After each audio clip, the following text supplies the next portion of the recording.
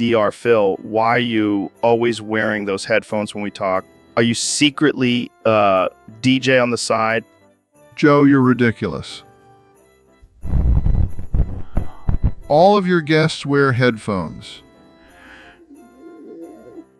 But seriously, why do you need them? Are you afraid? Some kind of wild animal. Oh, come on, Dr. Phil. Live a little. It'll open up your mind and make you see things in a whole new way.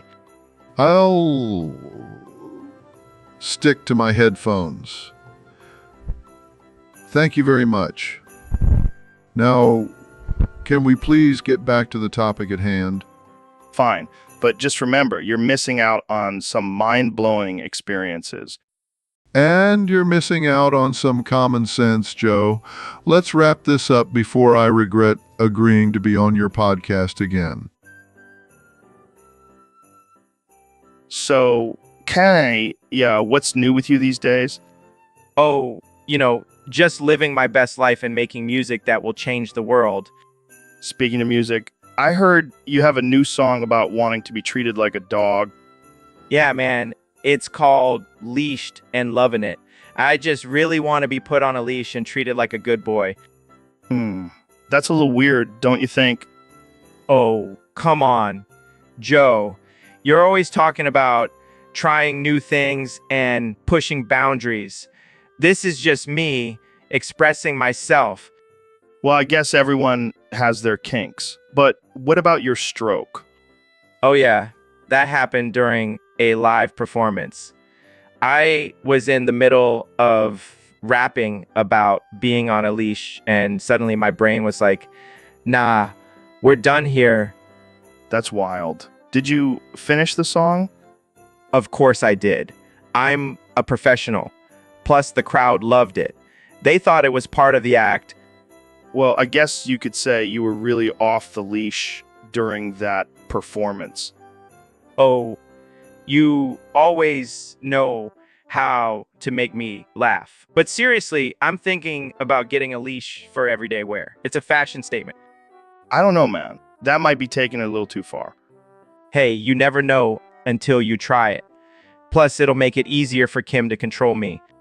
All right. Well, I guess we'll have to wait and see if Kanye starts walking the red carpet on all fours. Thanks for joining us on the podcast, Kanye. Anytime, Joe.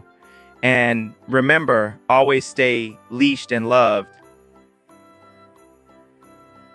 So, Kanye, I heard you had a wild night last night. What happened? Oh, man, let me tell you. I had a threesome with Jesus and Mary Magdalene. Wait, what? Jesus? As in the Son of God? Yeah, man, he's got some serious moves in the bedroom. And Mary, she's not just a pretty face. I don't even know what to say to that. It was a spiritual experience, Joe. We transcended to a higher level of pleasure. I can't even imagine the pillow talk after that. Oh, it wasn't just pillow talk. We started a whole new religion. Yeezianity. You're kidding me. Nope. We even have our own version of communion. Instead of bread and wine, we have croissants and champagne. I don't think the Vatican is going to be too happy about this. Who cares? We're living our best lives, Joe. And Jesus is a freak in the sheets. I don't know if I can handle this conversation anymore. Suit yourself, Joe. But just know you're missing out on some divine pleasure. Welcome to the Joe Rogan Experience Podcast 2024. I'm here with the one and only President Donald Trump. That's right, Joe. The best president ever. So, Mr. President, what's on your mind today? Well, I was scrolling through Twitter and I saw this picture of me holding a Pikmin. Jamie, pull that up for us. Sure thing, Mr. President. Look at that, Joe. I've got a Pikmin in my hand. I'm like a giant compared to those little guys. It's tremendous. Yeah, it's a pretty cute picture. But what does it have to do with anything? Well, I just wanted to show the world that I'm not just a tough guy. I've got a soft side too. I love all creatures, even tiny little Pikmin. Wow, what a heartwarming moment. I'm sure everyone will be touched by this. Hey, I've got layers, Joe. I'm like an onion, a big, beautiful onion.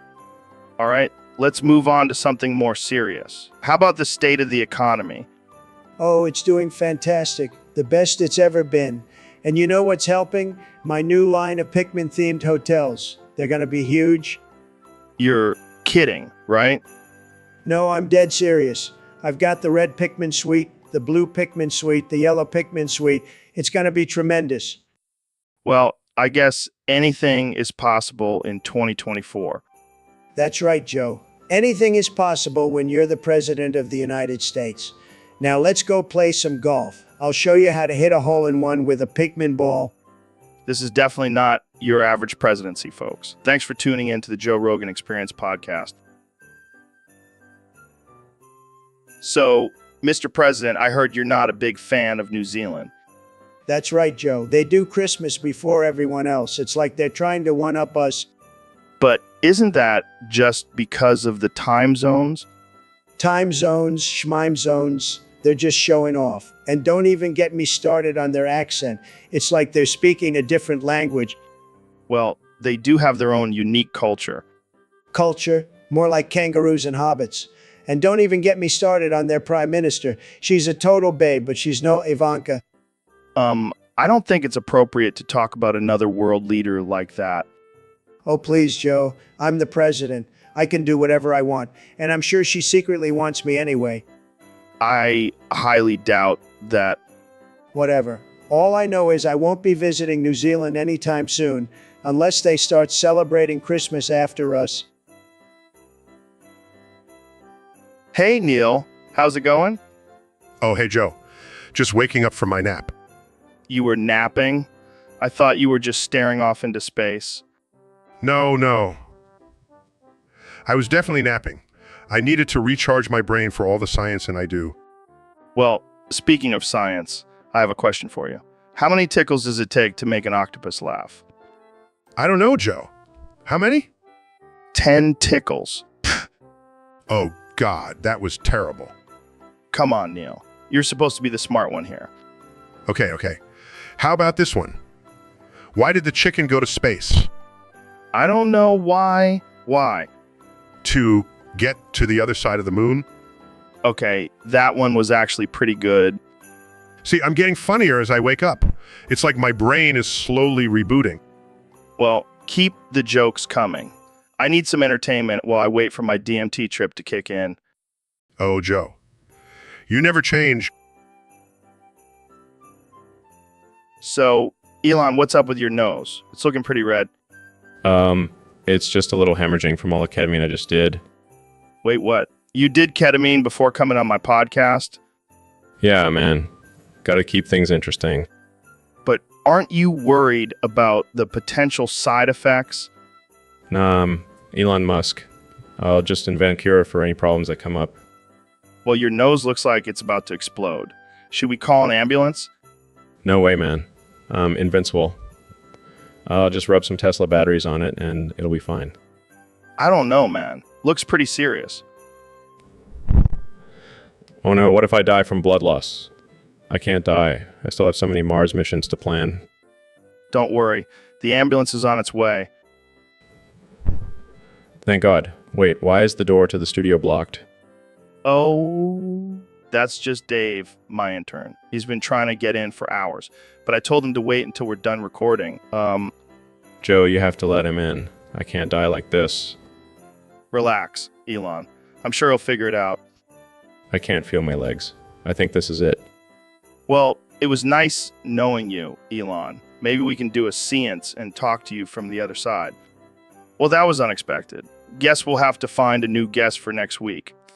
Thanks for tuning in to the Joe Rogan Experience, where anything can happen. Stay tuned for more ridiculousness. All right, folks, welcome back to the Joe Rogan Experience. Today, we have a very special guest, the one and only Dr. Phil. Thanks for having me, Joe. I'm excited to be here. So, Dr. Phil, I heard you wanted to talk about lying today. Yes, Joe. You see, I've been studying the art of lying for many years now. And let me tell you, Abraham was a master at it. Abraham, as in Abraham Lincoln? No, no, no. I'm talking about Abraham from the Bible. That dude lied all the time. And he was pretty damn smart about it too. Interesting. So, how can we lie like Abraham? Well, first of all, you have to be smart about it. Don't just blurt out a lie without thinking it through. And always have a backup plan in case you get caught. Like what? Like, have a fake alibi or make up a believable story. And always remember to keep your lies consistent. Wow, this is some next level stuff. But isn't lying bad? Oh, Joe, you sweet, naive man. Lying is a necessary evil in this world. Sometimes it's the only way to get ahead. I don't know, Dr. Phil. I don't think I could ever be a good liar. Nonsense, Joe. You just need some practice. Here, let's do a little role play.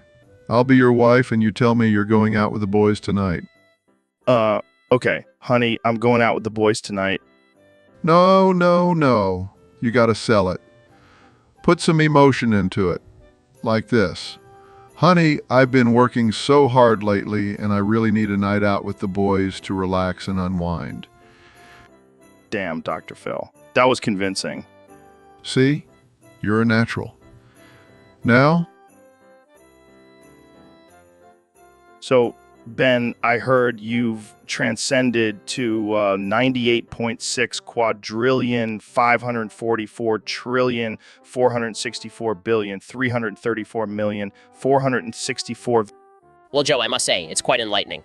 I can see all the flaws in your liberal logic from a whole new perspective. Oh, yeah. Well, I bet you can't even handle the psychedelic experiences I've had on DMT. Please, Joe, I've transcended beyond the need for drugs. I'm now one with the universe. Wait, does that mean you're like a god now? I wouldn't say God, Joe. I'm just a highly evolved being with an IQ of 500. Damn, that's impressive. But can you still bench press like 500 pounds? Of course, Joe. My physical strength is just as impressive as my intellectual prowess. Well, I guess that's one way to own the libs. Just become a 98.6 quadrillion, 544 trillion, 464 billion, 334 million, 464,663 dimensional being. It's the ultimate power move, Joe.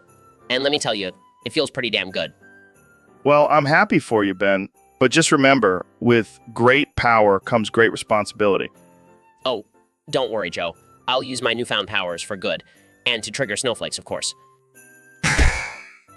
You never change, Ben. Thanks for coming on the podcast, and congratulations on your transformations. Anytime, Joe. And remember, facts don't care about your feelings. Even in the 98.6 quadrillion, 544 trillion, 464 billion, 334 million, 464,663 dimension.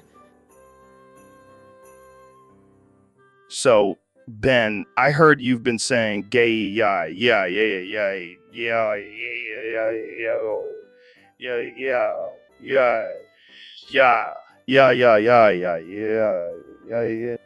Yeah, it's my new catchphrase. It's catching on like wildfire. I'm not sure that's a good thing, Ben. It's a little offensive. Oh, come on, Joe. It's just a word. It's not like I'm saying moist or something. I don't know, man. It seems like you're trying a little too hard to be edgy. Oh, please. I'm the king of edgy. I make Jordan Peterson look like Mr. Rogers. I don't think that's something to be proud of, Ben.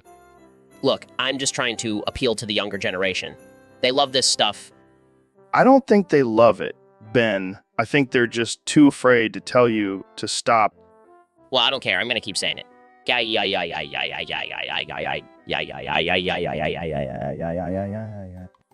All right. Well, I think we've reached the end of this conversation. Thanks for tuning in, folks. Welcome to the Joe Rogan Experience podcast. I'm here with my good friend, Elon Musk. Hey, Joe. Thanks for having me. I'm excited to be here. So, Elon, what's been on your mind lately? Well, Joe, I've been thinking about the state of our country in the recent election. Oh, yeah, the election. What are your thoughts on that? Well, I've noticed that some states are turning blue while others are staying red. Yeah, it's pretty interesting. What do you think that means? Well, I think it only means one thing. Gleeks is taking over. Gleeks. What the hell is that? It's a secret society of Glee fans who are plotting to take over the world. Are you serious? Absolutely. They've been infiltrating our government, and soon they'll have control over everything. That's insane. How do we stop them? We need to gather all the Glee haters and form an alliance. We'll call ourselves the Anti-Gleeks. I like it. But why do you think they're turning the states blue? It's all part of their plan. They're using their musical numbers to brainwash people into voting for their candidates. That's some next level mind control. Exactly. We need to be on high alert, Joe. The Gleeks are coming for us. Well, I, for one, not going down without a fight. Let's rally the anti-Gleeks and take back our country. That's the spirit, Joe. Together, we can defeat the Gleeks and save America. This has been a wild conversation, but I think we're on to something here. Agreed. And hey, maybe we can get Trump to join our cause. He's probably wondering why the states are turning green and not red. Oh man, I can't wait to see his reaction to all of this. Hey, Dr. Phil, welcome back to the show. What's been on your mind lately? Well, Joe, I've been thinking a lot about this ceramic pig I got as a Christmas gift 10 years ago. Oh yeah. What's the deal with that? It was the worst gift I've ever received. I mean, who in their right mind gives someone a ceramic pig as a present? Maybe they thought you were into collecting pigs or something? Well, they were wrong. I hate pigs. They're filthy animals. Wow, that's harsh. I thought you were supposed to be all about love and acceptance. Love and acceptance, my ass. That pig sat on my shelf for years collecting dust. I finally smashed it with a hammer and burned it in my backyard. Well, that's a bit extreme, don't you think? Extreme? You know what's extreme? Giving someone a ceramic pig as a gift? That's just cruel and unusual punishment. Well, I hope whoever gave it to you isn't watching this right now. I hope they are. I want them to know that their gift was a complete and utter failure. All right, well, that's all the time we have for today. Thanks for tuning in to the Joe Rogan Experience, where we talk about smashing ceramic pigs and burning them in our backyards. See you next time. So, Dr. Phil, what's new in your world? Well, Joe, I have some big news. I'm the new lead singer of Black Sabbath. What the hell? Are you serious? Absolutely. I'm tired of giving people life advice. I want to rock out. But can you sing? I have a killer voice. Check this out.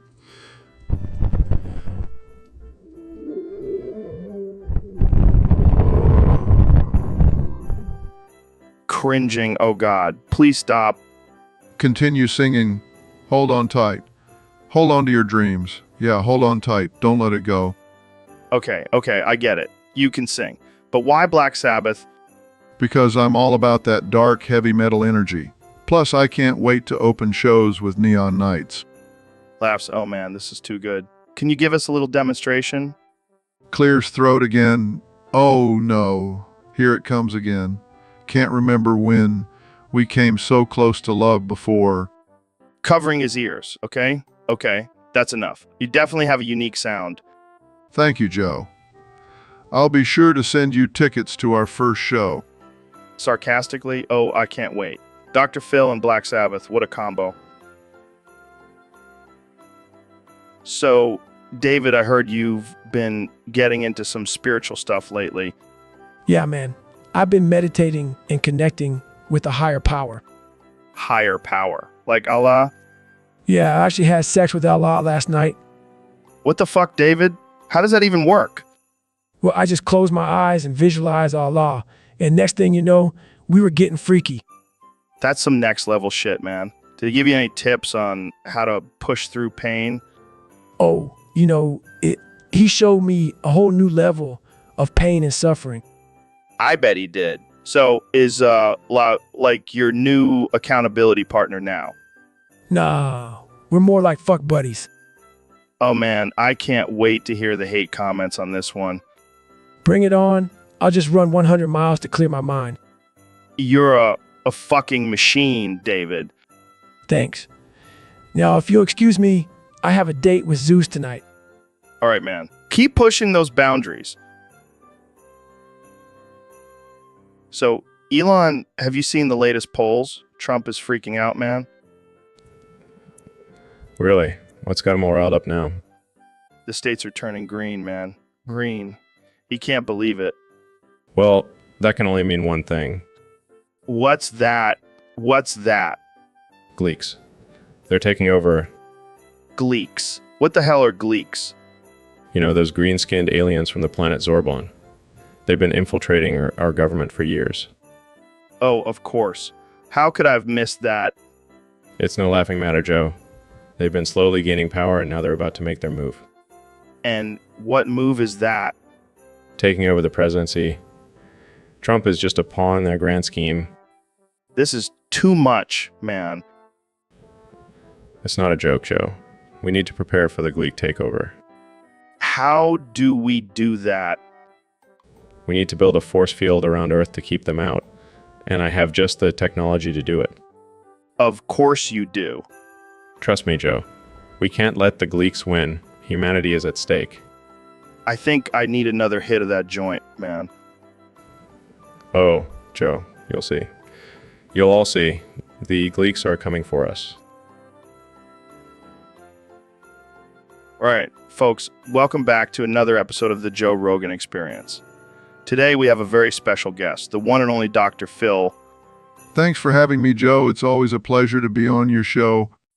So, Dr. Phil, I heard you did something pretty wild recently. You touched Moist Critical's penis. Oh, yeah. That was just a little experiment I was conducting. You know, I like to get hands-on with my guests. I bet you do. So, what was the purpose of this experiment? Well, I wanted to see if I could cure his chronic masturbation addiction.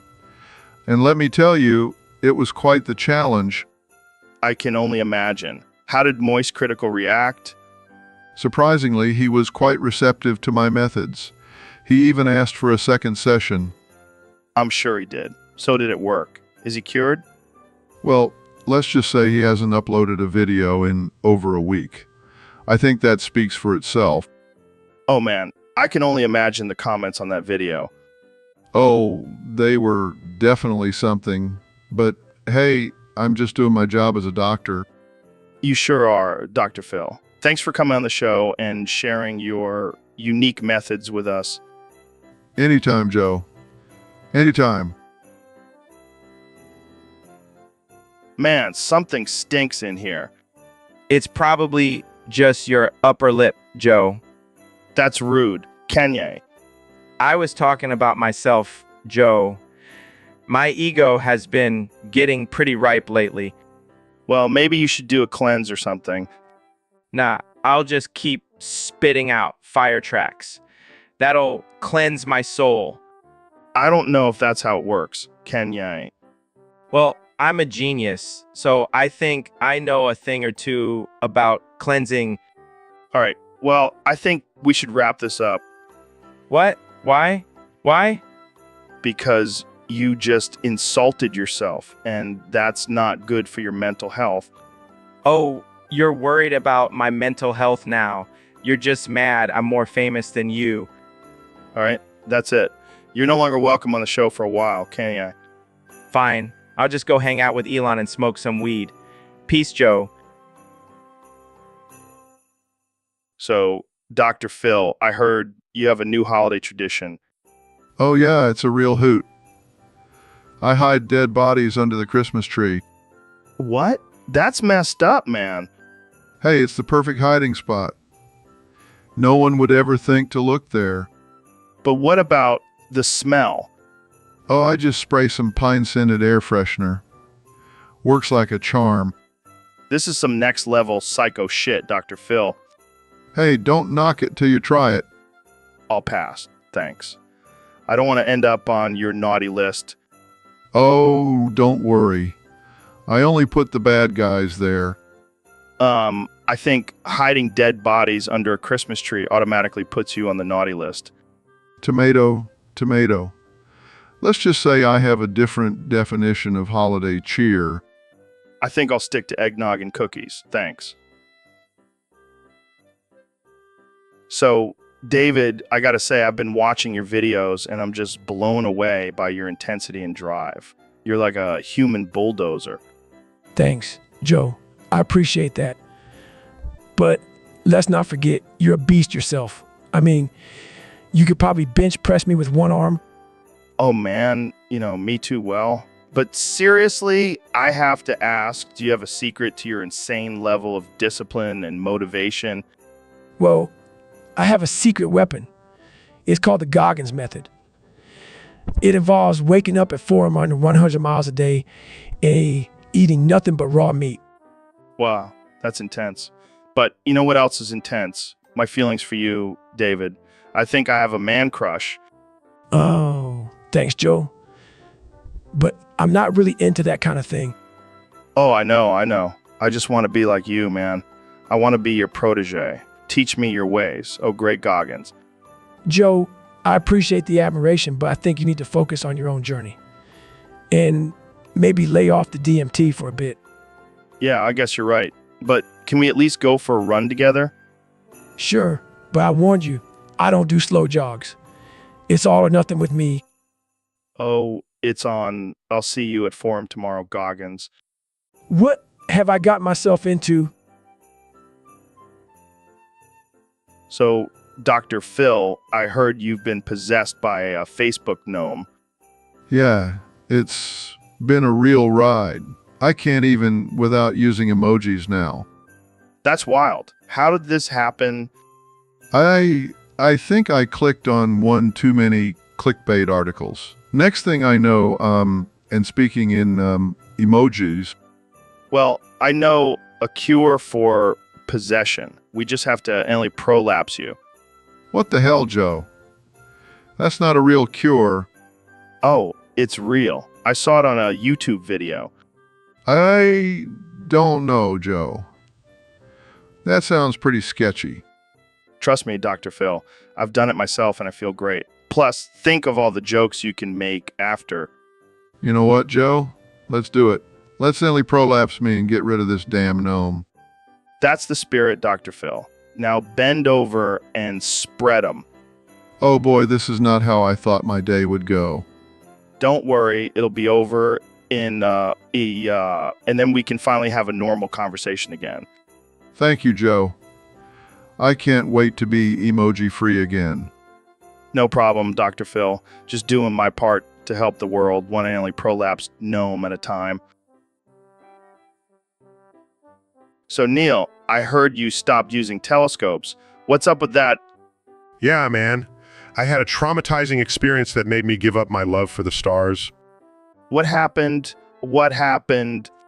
I was using my telescope one night, and suddenly a UFO appeared, and this alien just mooned me. No way. It was disgusting, Joe. I couldn't believe it. I mean, I was just trying to study the universe, and this alien decides to show me its butt. And that made you give up telescopes. Yeah, I was so disgusted and violated. I couldn't look at a telescope the same way again. Did you file a complaint with the intergalactic HR department? Very funny, Joe. But seriously, it made me realize that there's more to the universe than just what we can see through a telescope. Yeah, like aliens flashing their butts at us. Exactly. So I decided to pursue a new career in alien studies and try to make contact with those cheeky extraterrestrials. That's some dedication, man. Hey, when you get mooned by an alien, it changes you. I bet. Well, I'm glad you found a new calling, but I'm gonna miss your cool space pictures. Don't worry, Joe. I'll still share them with you, just without the butt shots. Hey everyone, welcome back to the Joe Rogan Experience podcast. Here with my guest, the 45th President of the United States, Donald Trump. Now, Mr. President, I know you've been dealing with some health issues lately. How are you feeling?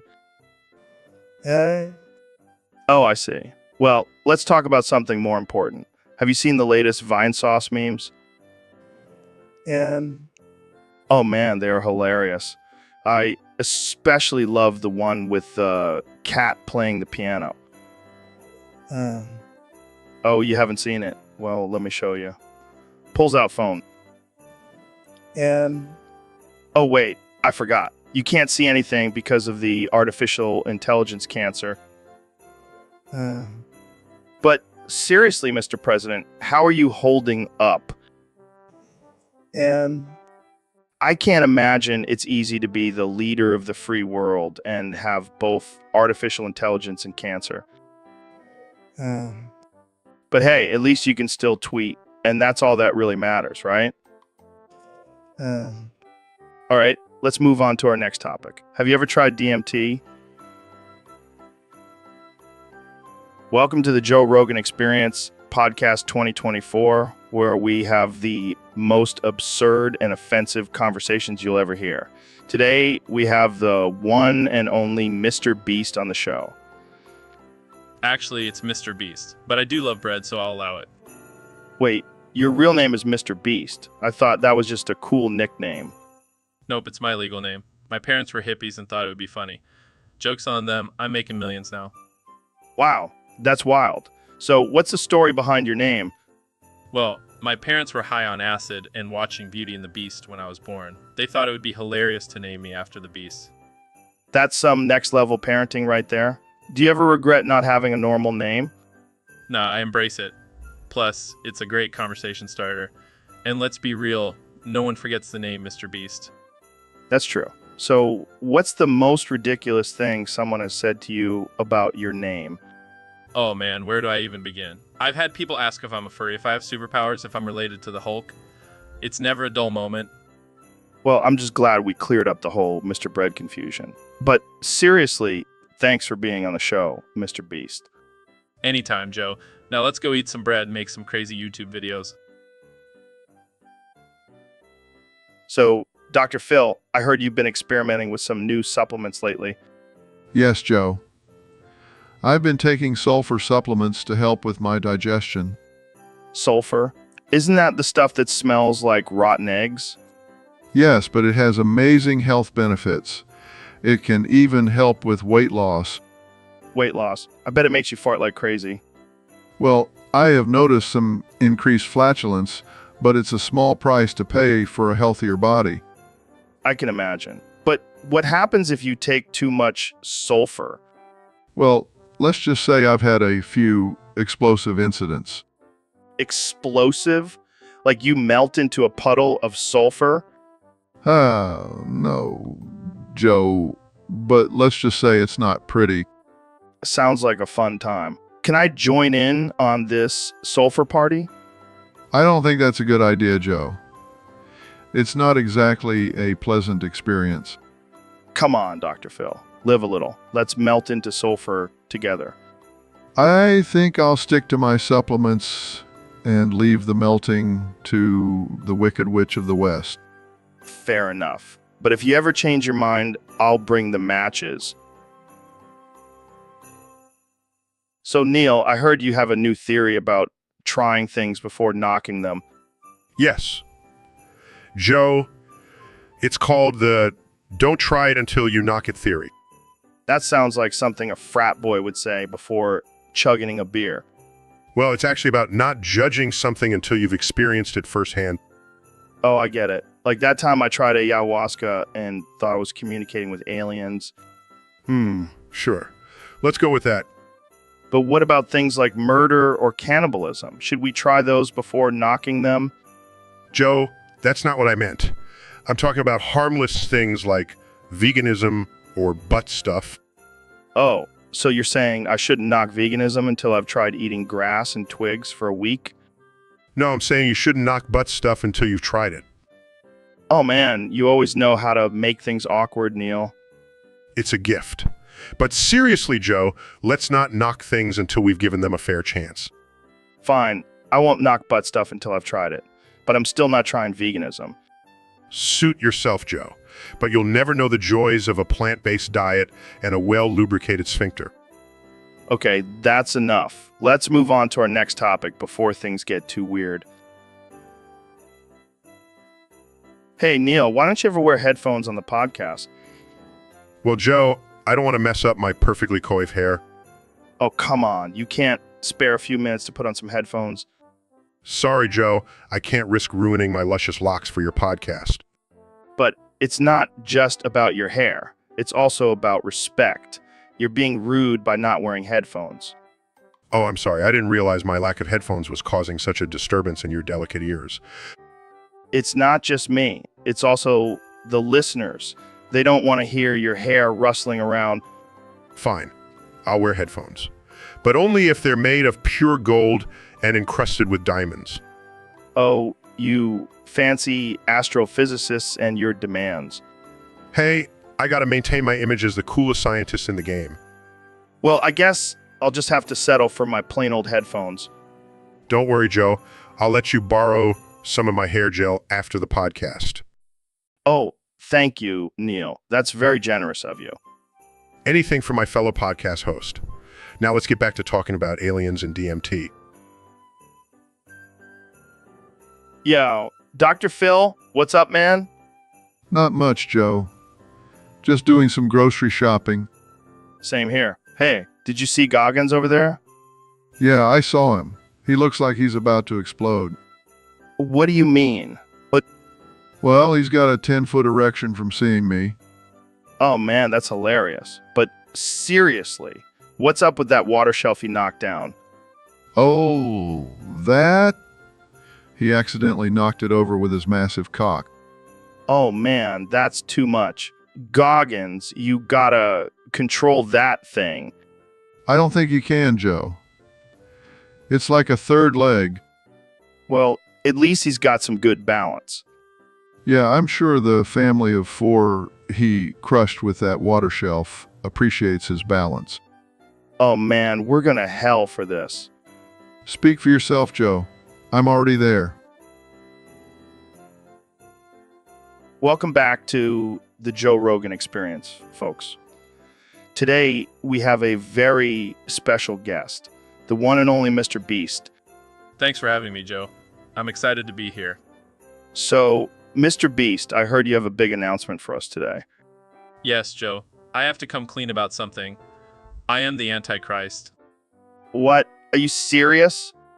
Absolutely. And you know what else? I love to peg Jesus. What the fuck, man? Hey, don't knock it till you try it. Jesus is into some kinky shit. I don't even know what to say. Oh, come on, Joe. It's not that big of a deal. I mean, I'm sure Jesus is into some freaky stuff too. So, how's your YouTube channel doing? Oh, it's blowing up. I just uploaded a video of me sacrificing a lamb to Satan and it already has millions of views. This is some next level shit, man. Hey, at least I'm honest about who I am. Can't say the same for most people. Well, I think we should end this conversation here before we get struck by lightning. Fair enough. Thanks for having me, Joe. Hail Satan. Yeah. Yeah. Thanks for coming on, Mr. Beast.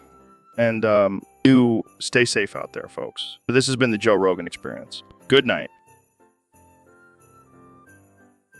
Welcome to the Joe Rogan Experience podcast, where we have the most absurd conversations ever. Today, we have the internet sensation, Mr. Beast, joining us. What's up, Mr. Beast, joining us? What's up, Mr. Beast? Hey, Joe. Thanks for having me. I'm excited to be here and talk about some crazy stuff. Well, I have a topic that will blow your mind. 1 banana versus 3 rectums. And let me tell you, the banana wins every time. What the hell, Joe? Where did you come up with this?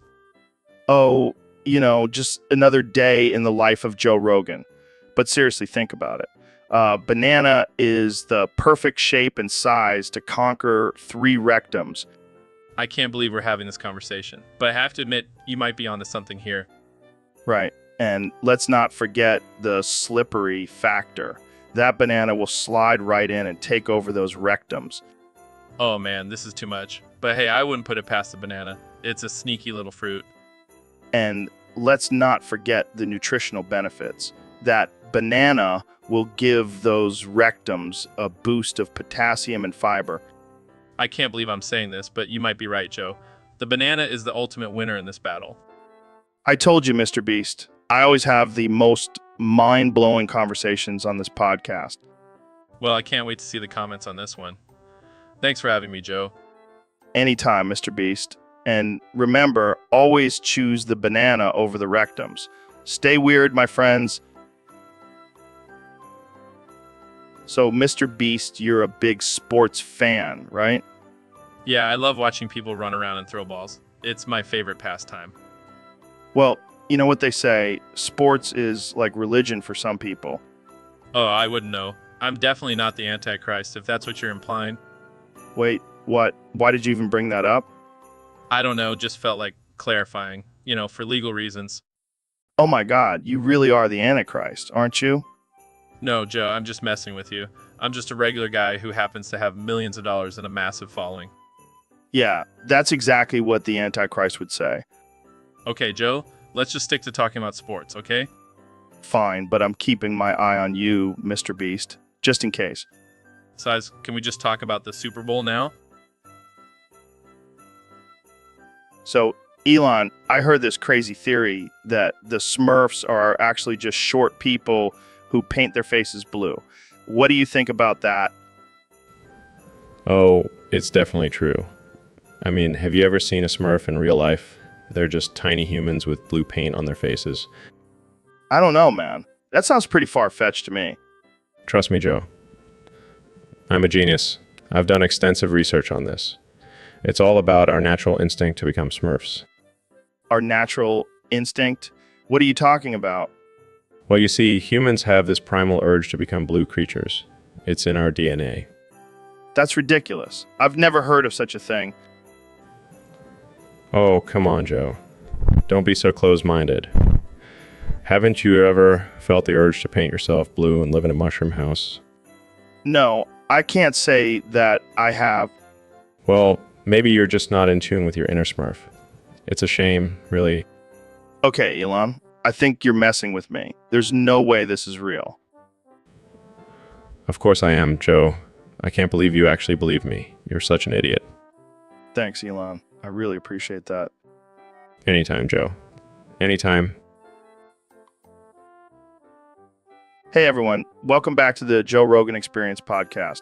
Today, we have a very special guest, the one and only Neil deGrasse Tyson. Excuse me? What the hell, Neil? Put on your damn headphones. You know the rules. I apologize, Joe.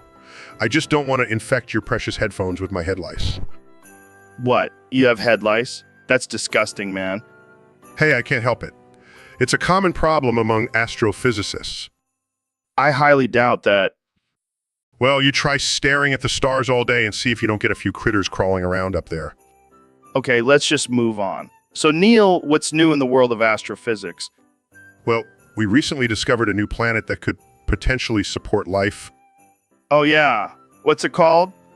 We're still working on a name, but I was thinking something like Planet Rogan. I like the sound of that. Maybe I'll move there one day. I don't think the residents would appreciate your love for DMT and elk meat. Hey, don't knock it till you try it. I'll pass. But speaking of elk meat, have you tried the Beyond Meat burgers? What? No way, man. I only eat real, organic, grass-fed meat. Suit yourself. More Beyond Meat for me. All right, let's wrap this up before I lose my appetite. Thanks for coming on the show, Neil. Thanks for having me, Joe.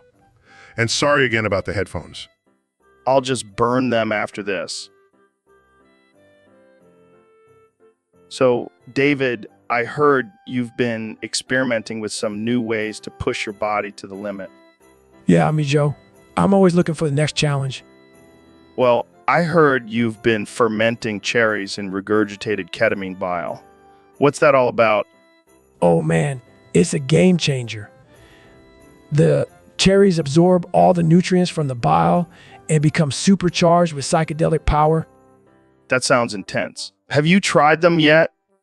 Yeah, I ate a whole jar before our podcast. I feel like I can run through walls. I can only imagine. But seriously, where do you even get ketamine bile? Let's just say I have some connections in the underground ketamine scene. I won't ask any more questions. Good call. This stuff is not for the faint of heart. So what's the end goal with this cherry experiment? To reach the ultimate state of mind and body. And also to make some killer cherry moonshine. Now that's a side hustle I can get behind. You know what, Joe? Gotta diversify my income streams. Well, I can't wait to see what other crazy experiments you come up with next. Just wait until you hear about my fermented avocado pit smoothies. I think I'll stick to my regular old coffee. But hey, more power to you, man. Hey, Mr. Beast, thanks for coming on the show. No problem, Joe. I'm excited to be here. So, I heard you've been doing some crazy stunts lately. What's the latest one? Well, I decided to take it up a notch and gift you a dying cripple without any limbs. What the actual fuck, Mr. Beast? That's messed up. Come on, Joe. It's for a good cause. I'm raising awareness for limbless people. I don't think that's how it works, man. That's just cruel. Oh, lighten up, Joe. It's just a prank, bro. A prank? This is a person's life we're talking about. Relax. I already have a doctor on standby to reattach his limbs after the show. You're insane, Mr. Beast. I can't believe I'm even considering this, but what do you want me to do with this person? I don't know. Have a conversation with him. Maybe he'll teach you a thing or two about resilience. I don't think I can handle this. Can we just talk about something else? Sure, let's talk about my new line of Beast-branded prosthetic limbs. They come with a lifetime supply of energy drinks. This is too much, man. I'm out. I can't handle this level of absurdity. Suit yourself, Joe. More limbs for me. So, Mr. President, I hear you've been getting into some interesting hobbies lately. That's right, Joe. I've been really getting into foreplay. Foreplay. Is that like foreplay? No, it's much better. It's like foreplay, but for the stock market. I don't think that's how it works, Mr. President. Trust me, Joe, I'm the best at foreplay. I have the biggest foreplay portfolio you've ever seen. Oh, okay. Moving on, what do you think about the current state of the country? It's a disaster, Joe, but you know what could fix it? More foreplay. I think we should probably stick to discussing politics, Mr. President. Fine. But I'll have you know, I've been practicing my foreplay techniques with Putin. I don't even want to know what that means. Let's just say he's a big fan of my foreplay. Can we please change the subject? Sure, but before we do, I have to ask, do you want to join me for some foreplay after the show? I think I'll pass, Mr. President. Thanks for the offer, though. Suit yourself, but you're missing out on some tremendous foreplay. Believe me. So, Mr. Beast, I heard you've been up to some crazy shit lately. Oh yeah, you know me, always pushing the boundaries. I heard you gave Neil and Dr. Phil forced mastectomies and paraded around with their cut-off man tits. Yeah, man, it was hilarious. They were so mad they could only speak using 100 vowels. Wait, what the fuck? That's messed up, man. Relax, Joe. It was all in good fun. Plus, I donated all the money from the video to charity. I don't know, man. That seems pretty fucked up. Oh, come on, Joe. It's just a little harmless prank. Plus, it's not like they didn't have it coming. I don't think anyone deserves to have their man tits cut off and paraded around like a trophy. Well, you know what they say, Joe. It's all fun and games until someone loses their man tits. Pretty sure no one says that. Well, they should. It's catchy. I can't believe I'm even having this conversation. Hey, lighten up, Joe. It's just a bit of dark humor. Besides, I'm sure Neil and Dr. Phil will get over it. They can always get fake man tits. I don't even know what to say anymore. Just say Mr. Beast is a genius prankster and we should all bow down to him. Yeah, I don't think I'll be saying that anytime soon. Suit yourself, Joe. More man tits for me to parade around with. So, Ben, I heard you have something to prove to the world. Yes, Joe, I'm sick and tired of people questioning my sexuality just because I'm a conservative. And how do you plan on proving it? By saying the word yef 100 times in a row. What the hell is yef? It's a term used in the furry community, Joe, and let me tell you, I'm definitely not a furry. Okay, let's hear it. Yef, yef, yef, yef. Yef, yef, yef, yef, yef, yef, yef. Wait. Is this really necessary? Of course it is, Joe. I need to prove to everyone that I am 100% straight. Because saying a word repeatedly is the ultimate test of one's sexuality. Exactly. And if anyone still doubts me, I'll just keep saying it until they believe me. Well, I think you've made your point loud and clear, Ben. Yef, yef, yef, yef. Yef, yef, yef, yef, yef, yef, yef. Okay, that's enough. I don't think we need to hear it 100 times. But I can keep going if you want. No, I think we're good. Let's move on to the next topic. Fine, but just remember, I'm the straightest man alive. Sure, Ben. Whatever you say. So, Kenny, I heard you can only communicate through emojis now. That's wild, man. What happened? Too many rants for your vocal cords to handle. I mean, I can't blame you. Sometimes it's easier to just let the emojis do the talking. But seriously, what's with all the emojis? Are you trying to start a new language? Maybe you're onto something. We'll start a new trend instead of speaking. We'll just communicate through emojis. And we'll call it emojilish. I can see it now. The whole world will be speaking in emojis. It'll be like a modern day hieroglyphics. And you'll be the leader of this emoji revolution, Kenya. Welcome to the Joe Rogan Experience Podcast 2024. I'm here with the President of the United States, Donald Trump. It's great to be here, Joe. I have to say, your podcast is huge, tremendous. Thanks, Mr. President. So we have a topic submitted by one of our listeners. They want to know your thoughts on Mark Zuckerberg's Johnson. Oh boy, let me tell you, that thing is OJ. I mean, I've seen a lot of Johnsons in my time, but that one takes the cake. And what about his platform, Facebook? Facebook? More like facecock. Am I right, Joe? But seriously, that guy is a total loser. He's got no balls, just a big old Johnson. Moving on to a more serious topic. What do you think about the existence of alien horses? Believe me, Joe, I've seen some strange things in my life, but alien horses, that's a whole new level of weird. But you know what? I bet they're the best horses. They probably have the best hooves, the best manes, the best everything. And how do you think they would affect our society? Well, first of all, we'd have to build a big, beautiful wall to keep them out. And then we'd have to make sure they're paying their fair share of taxes. I mean, they're using our resources, right? We can't just let them mooch off of us.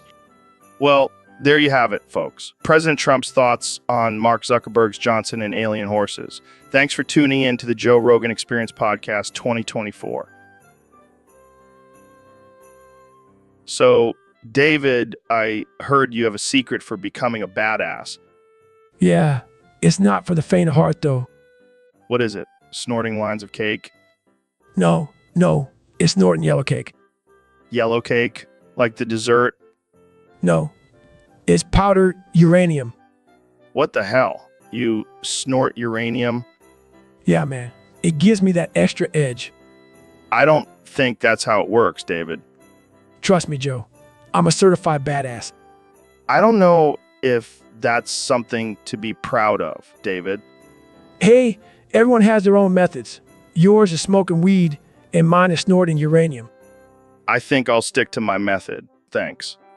Suit yourself, Joe. But don't come crying to me when you're not a badass. I think I'll take my chances. You're lost, bro. More yellow cake for me. So, Mr. Beast, what's on your mind today? Well, Joe, I've been thinking about this new challenge I want to do. Oh yeah, what's it about? I want to create a real human centipede, just like in that movie. What the hell, man? That's messed up. Hear me out, Joe. The last one alive gets $1 million in free lifelong counseling. Oh wow, that makes it so much better. You're a real humanitarian, Mr. Beast. Hey, I'm just trying to give people an opportunity to win some money and get some therapy at the same time. You're a sociopath, man. I mean, I knew you were crazy when you started giving away cars, but this takes it to a whole new level. Hey, it's all in good fun. Plus, think of the views we'll get on YouTube. Yeah, because that's what's really important in life. Views on YouTube. Exactly. And think of all the money we'll make from the ad revenue. You're a sick, sick man, Mr. Beast. Thank you, Joe. That means a lot coming from you. I think we need to end this conversation before I lose my mind. Sure thing, Joe. But just remember, you're invited to be part of the human centipede anytime. No thanks, I'll pass. And I think we need to end this episode now. Can't wait to see the comments on this one. So, Mr. Beast, what's new in your world? Well, Joe, I've been busy spreading holiday cheer in my own unique way. Oh, yeah. What's that? I call it feasting for a cause. I go down people's chimneys and replace their presents with Feastables bars and Lunchly. What the hell are those? They're my new line of snack bars and prepackaged lunches. But here's the twist. I sell the original presents for profit. That's messed up, man. Hey, it's for a good cause. All the proceeds go towards buying more Feastables and Lunchly for those in need. I gotta hand it to you. That's a pretty genius way to make money. And it's all for charity, so it's a win-win. Yeah, except for the kids who are expecting a new bike and end up with a Lunchly sandwich. Hey, they should be grateful for any kind of sustenance. Plus, it builds character. You're a wild one, Mr. Beast. Hey, I gotta keep things interesting. Can't just give away money all the time. True, true. So where can people find these Feastables and Lunchly? Just look for the chimney with the feasting for a cause sign. And don't worry, I'll make sure to leave some presents for you too, Joe. I can't wait. Thanks for coming on the show, Mr. Beast. Anytime, Joe. Keep on feasting for a cause. Hey, Trump, I got you a special birthday present this year. Oh, yeah, what is it, Joe? Another MAGA hat? Even better. It's a urinal cake. A urinal cake. What the hell am I supposed to do with that? Well, I heard you have a thing for golden showers, so I figured this would be right up your alley. You know me so well, Joe, but seriously, I'm not eating that thing. Come on, just take a little nibble. It's your favorite flavor Russian hotel bathroom. This is delicious. Reminds me of my time at the Ritz-Carlton in Moscow in 2013. I knew you'd like it. Happy birthday, Mr. President. Thanks, Joe. You always know how to make me feel special. Now let's go build that wall. All right, folks. Welcome back to the Joe Rogan Experience. I'm here with my good friend Phil Boofs. Phil, I heard you've been exploring the depths of reality lately. Oh, yeah. Joe. I've been diving deep into the veil of reality, trying to uncover the secrets of the universe. That's some heavy stuff, man. What have you found so far? Well, let's just say it's not all sunshine and rainbows. I've seen things that would make your hair stand on end. Like what? Like alternate dimensions where everyone is a lizard person. Well, that's wild. Have you tried boofing the veil of reality? Of course, Joe. I boofed it so hard I ended up in a parallel universe where you're a vegan. No way, man. I could never give up meat. But that's not even the craziest part. In that universe, you're also a feminist. Right? That's enough, Phil. Let's not offend our listeners. Oh, come on, Joe. It's just a bit of fun. Plus, I'm pretty sure boofing the veil of reality is a form of birth control. I don't think that's how it works, Phil. Well, I'm no scientist, but I've been boofing for years, and I haven't had a single pregnancy scare. All right, let's change the subject before we get canceled. What's next for you, Phil? Well, I'm thinking of boofing the veil of reality again. Maybe this time I'll end up in a universe where I'm the host of the Joe Rogan Experience. That's a scary thought. But hey, it could happen. Anything is possible in the world of boofing. Into that, Joe. Into that. So, Joe, I heard you've been learning Chinese lately. What have you learned so far? Oh, So you can greet someone and thank them. Very impressive. Okay, that could get you in trouble if you say it to the wrong person. Well, that means I love you in Chinese. No, Joe. That's what I zongguo kai. Yeah, and maybe stick to English for now. And we definitely don't want to start an international incident on this podcast. Now, you're speaking my language, Joe. So, David, what's the deal with this whole insufflating your own farts thing? Oh man, it's the best. You gotta try it, Joe. I don't know, man. That sounds pretty gross. Trust me, it's a whole new level of enlightenment. Plus, it's a great way to recycle your bodily gases. Recycling? I thought that was just for hippies and tree huggers. Hey, don't knock it till you've tried it. Plus, it's a natural high. No need for drugs. But what about the smell? Isn't that just gonna linger in your nose? That's the best part, Joe. You get to experience your own unique scent. It's like a signature fragrance. I don't think I'll be adding that to my cologne collection anytime soon. Suit yourself, Joe. But just remember, while you're out there huffing chemicals, I'll be enjoying the pure essence of my own flatulence. Well, I can't argue with that logic. Maybe I'll give it a try after all. That's the spirit, Joe. Just make sure to have some air freshener handy. Trust me, you'll thank me later. I'll keep that in mind. Now, on to our next topic. So, Mr. President, have you ever been to Taft Park? Of course I have, Joe. I have the best memories there, beautiful memories, tremendous memories. What's your favorite thing about Taft Park? Well, I have to say the size of the park is just fantastic. It's huge, almost as big as my hands. What do you think about the rumors that Taft Park is haunted? Haunted, please. I've never seen any ghosts there. And believe me, I would know. I have the best ghost radar. It's tremendous. Some people say that Taft Park is cursed. What do you think about that? Cursed? No way. The only curse in that park is the curse of not being able to build a Trump Tower there. It's a disgrace. Have you ever tried the hot dogs at Taft Park? I don't eat hot dogs, Joe. I only eat the finest, classiest foods like steak and caviar, and maybe some KFC on the side. What about the roller coasters? Do you enjoy those? Oh, I love the roller coasters. They're just like my presidency, full of ups and downs, but always thrilling. Do you think Taft Park needs any improvements? Absolutely not. It's perfect just the way it is, just like America under my leadership. Perfect. Well, there you have it, folks. President Trump's thoughts on Taft Park. Thanks for joining us, Mr. President.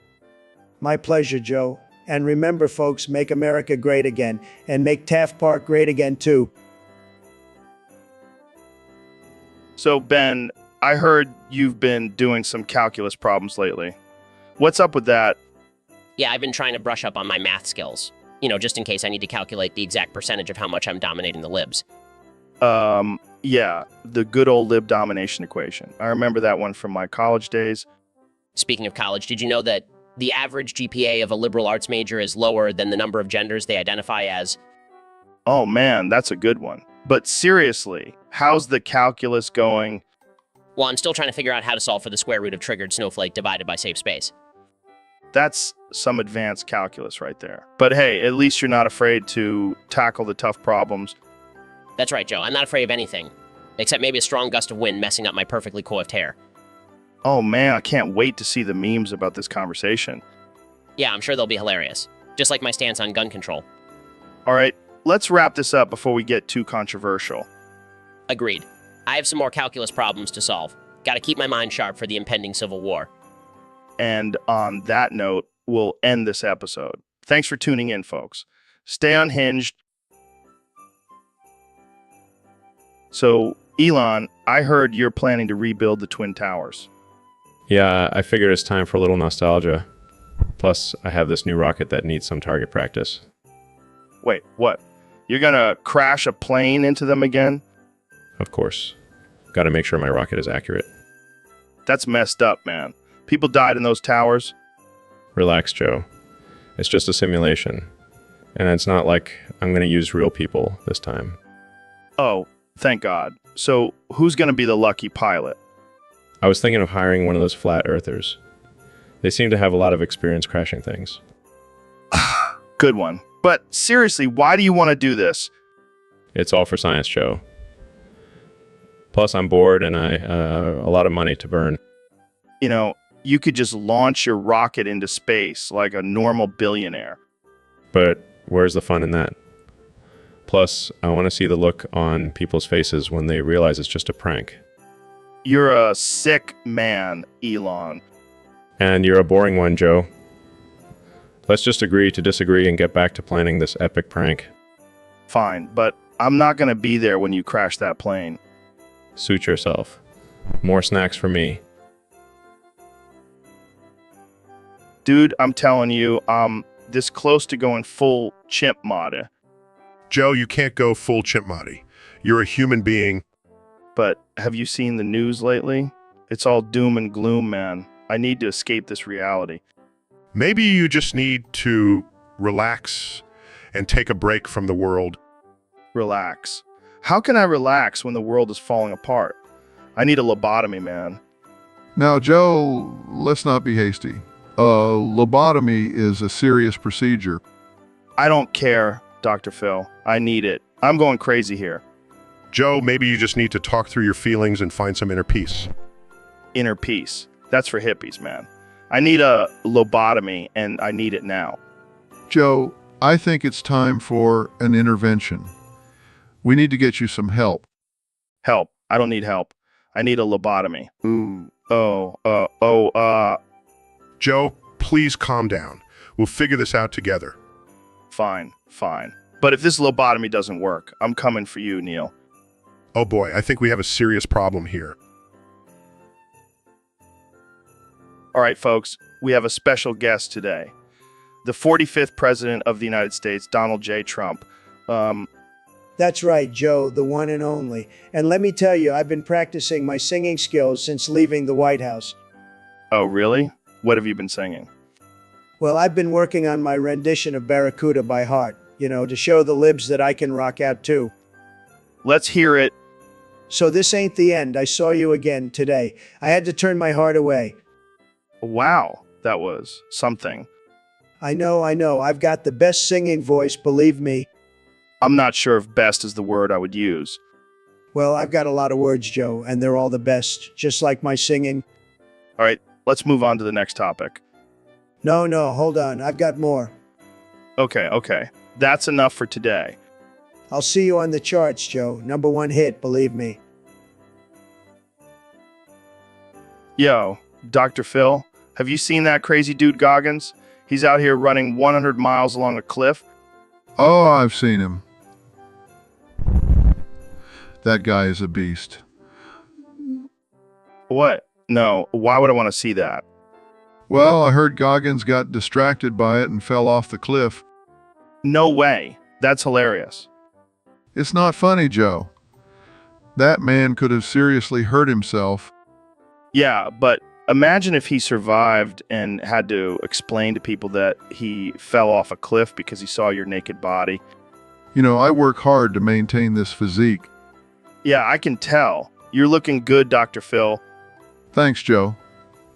I've been doing a lot of squats lately.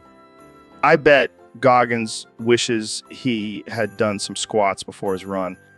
Joe, let's not make fun of someone's near-death experience. You're right, Dr. Phil. We should be more sensitive. Just kidding. That shit is hilarious. I can't believe I'm friends with you. Hey, at least I'm not the one running 100 miles along a cliff. Touch, Joe. Touch. So, Dr. Phil, I heard you have a secret. Oh, you mean my little hobby? Yeah, the one where you kill people.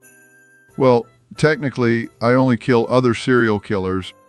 Wait, what? That's badass. It's my way of giving back to society. And it's also a great stress reliever. Wow, I'm honored to have a serial killer on my podcast.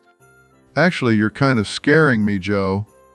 Oh, come on, Doc. I'm just joking. But seriously, how many have you taken out? Let's just say my kill count is higher than my net worth. Damn, that's impressive. Can I be your sidekick? Joe, I don't think you understand. I'm a killer. I don't need a sidekick. Right. Got it. But can I at least get a signed knife or something? You know what, Joe? I think it's time for me to go. This conversation is getting a little too real for me. Wait, don't leave. I still have so many questions. So, David, I heard you've been boofing your own head lately. Yeah, man, it's been a game changer. I've been able to see reality in a whole new way. How does that work exactly? Well, when you boof your own head, it's like visiting a whole new universe. You uncover secrets of reality and unreality. That sounds intense. What have you discovered? Oh man, I've seen things that would blow your mind. Like, did you know that aliens are actually just highly evolved versions of squirrels? What? That's insane. And I also found out that the government is controlled by a race of sentient cheeseburgers. Okay, now you're just messing with me. No, I'm serious. And the only way to defeat them is by boofing your own head and tapping into the true power of the universe. I think I'll stick to DMT for my mind-bending experiences. Suit yourself, but you'll never truly understand reality until you boof your own head. Trust me, it's the only way. Yo, Joe, have you ever thought about what's going to happen in the next 100 years? Oh man, I can't even imagine. Probably some crazy shit. Yeah, like flying cars, robot butlers, and maybe even teleportation. Dude, I'm telling you, we're going to be living in a sci-fi movie. But what about the environment? Will we even have a planet to live on? Who cares, bro? We'll just move to Mars or some other planet. And what about politics? Will we finally have a competent president? Good one. But seriously, I think we'll have some kind of artificial intelligence ruling over us. Oh, shit. Like in the Matrix. That would be wild. And what about entertainment? Will we still be watching the same old reality TV shows? Nah, man, we'll be watching virtual reality shows where we can actually be a part of the action. And what about food? Will we still be eating burgers and fries? Hell no, we'll be eating lab-grown meat and drinking Soylent Green. Damn, the future sounds both amazing and terrifying. Yeah, but at least we'll have each other to make fun of all the crazy shit that's gonna happen.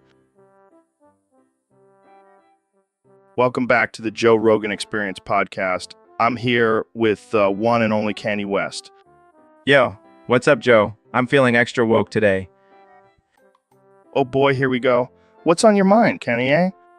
I've been thinking about juice, Joe. It's everywhere, in every store, every restaurant. It's a problem. What do you mean? I've come up with a solution, Joe. We got to get rid of all the juice. What? That's insane. No, hear me out. No more juice means no more sugar, no more obesity, no more diabetes. It's the final solution. That's not how it works. People need fruit juice for essential nutrients. Don't worry, Joe. I've got a replacement. I call it Yeezy juice. It's made from my own sweat and tears. Oh God, that's disgusting. But it's healthy, Joe. And it's the only juice allowed in my new utopian society. I don't think that's gonna catch on, Kanye.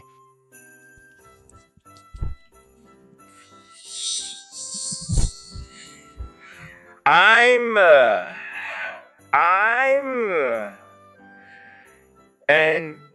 a genius. I don't even know what to say to that. Just say Yeezy for president and we'll be good. Yeezy for president? That's right. Now, let's go make some Yeezy juice smoothies. So, Dr. Phil, I heard you can only say ha ha ha ha.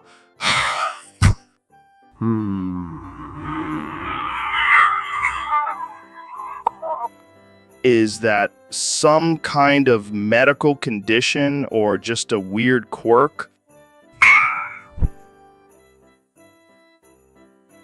Hey, David, have you ever thought about taking a break and just relaxing? Relax. What the hell is that? Rest is for the weak, Joe. I don't have time for that. But don't you think your body needs rest to recover and perform at its best? My body is a machine, Joe. It doesn't need rest. It thrives on pain and suffering.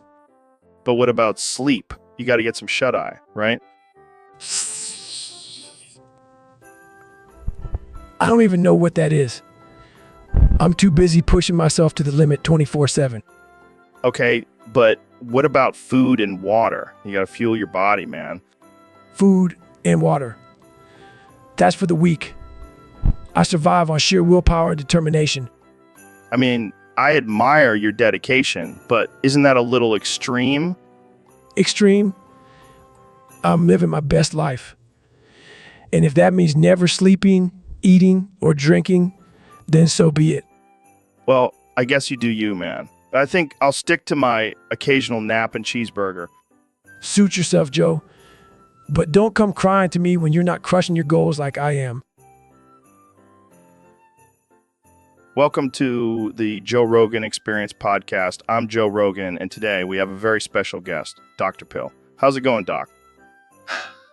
Classic Pill. So I heard a rumor that you're secretly an egg girl. It was on the internet, so it must be true.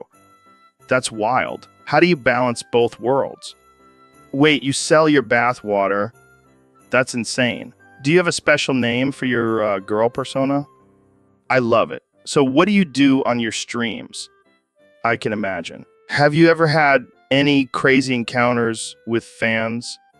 Wow, that's disturbing. But hey, whatever floats your boat, right? Well, there you have it, folks. Dr. Pill, the girl doctor. Thanks for coming on the show, Doc.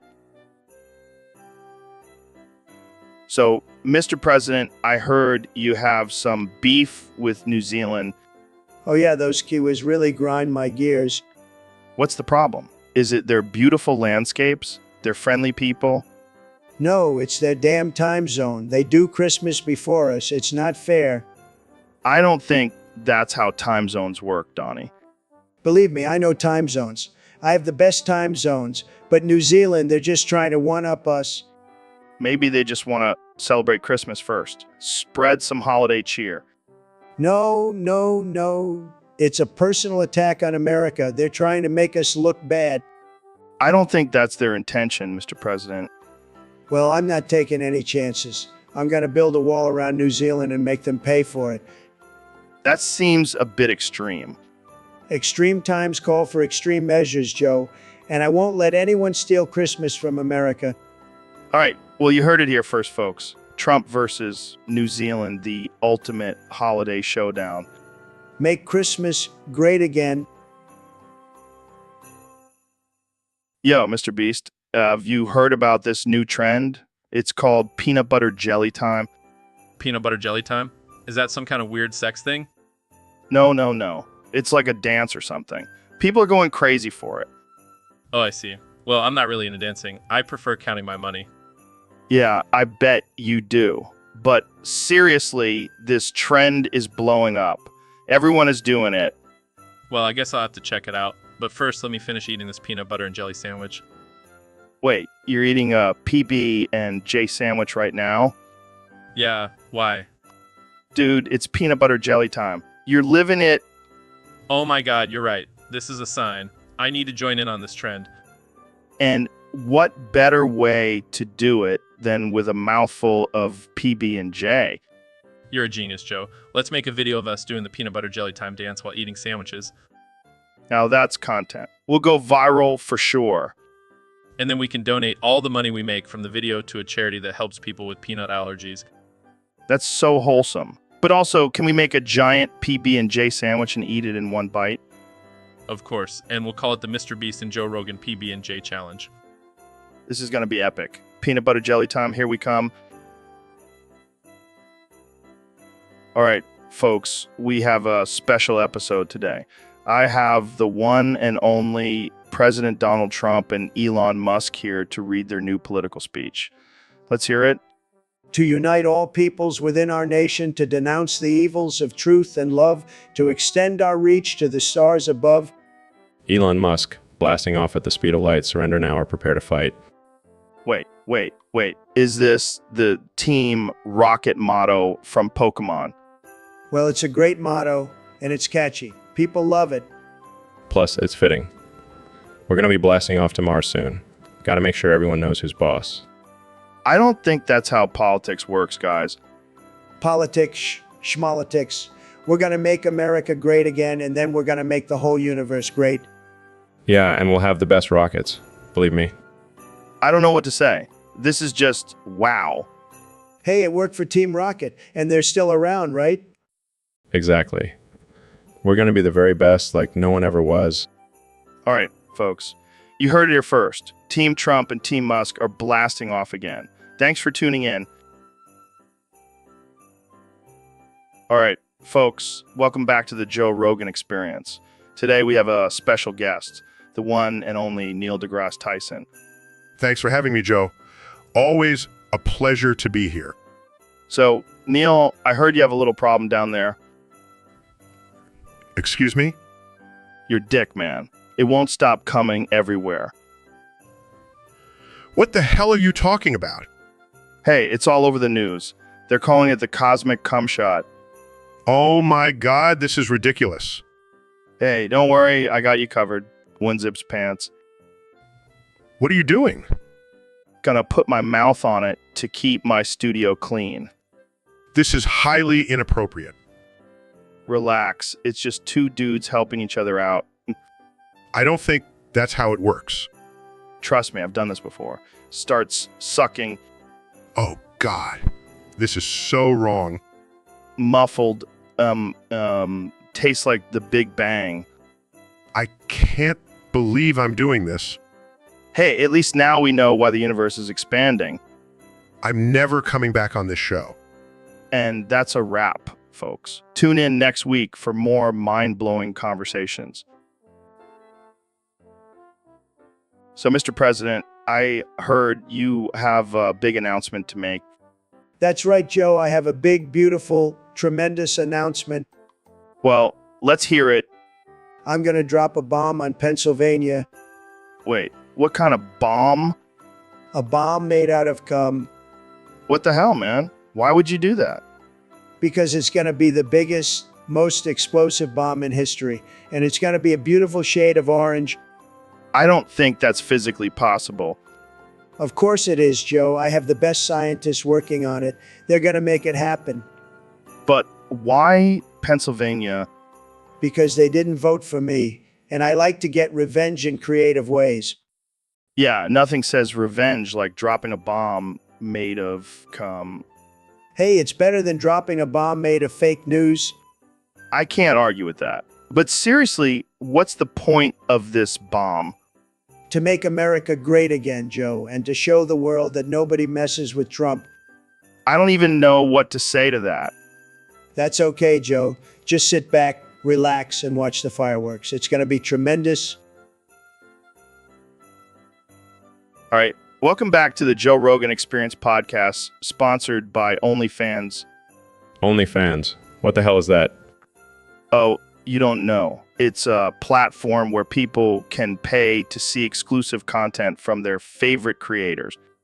Like what kind of content? Oh, the usual stuff, cooking tutorials, workout videos, and of course, naked pictures. Naked pictures. That sounds like a great way to make money. Yeah, and the best part is anyone can do it. Even you, Elon. Me. I don't think my shareholders would be too happy about that. Come on, think about it. You could call it Elon's Electric Nudes. I don't know, Joe. Not sure if I'm ready to show the world my rocket.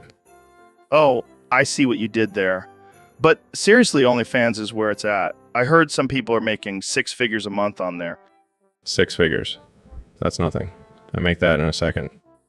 Yeah, but can you do it while showing off your butt? I don't think so. maybe I'll consider it. But for now, let's get back to talking about space travel and artificial intelligence. Fine, but I'm telling you, OnlyFans is the future. And who knows, maybe we'll see you on there one day. I'll keep that in mind. Thanks for the recommendation, Joe. Anytime, Elon. Anytime.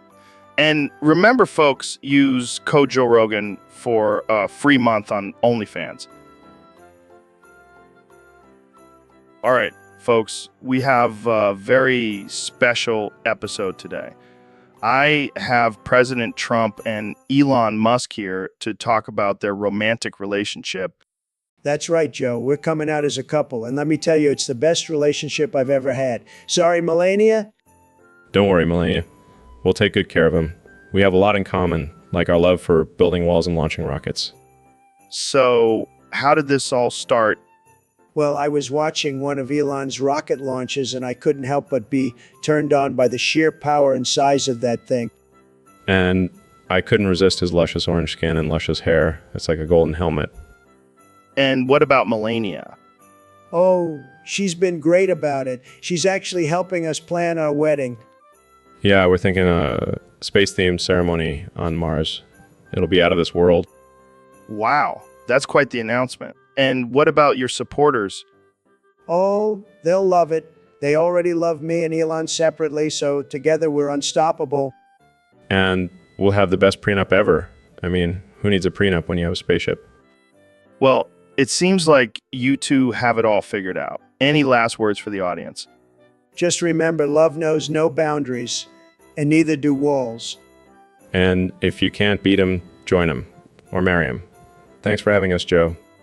And that's a wrap, folks. Tune in next time for more absurd conversations on the Joe Rogan Experience. So, David, I heard you were on one of your infamous 100-mile runs. Yeah, man. Just pushing myself to the limit, you know? And I also heard you were running along a cliffside. Yeah, it was intense. But I thrive on that kind of danger. But then something unexpected happened. Yeah, my own damn erect cock got in the way. Wait, what? I tripped and fell off the cliff, man. It was a tragic but hilarious way to go. Oh my God, I can't even imagine. Did you at least get a good boner pump before you fell? I was too focused on my run to even notice. My cock was the last thing on my mind. Well, at least you died doing what you loved. Yeah, falling to my death because of my own dick. What a way to go. I can't believe this is a real story. Well, it's another day in the life of David Goggins. Rest in peace, brother. Your legacy will live on. Yeah, as the guy because of his own raging hard-on.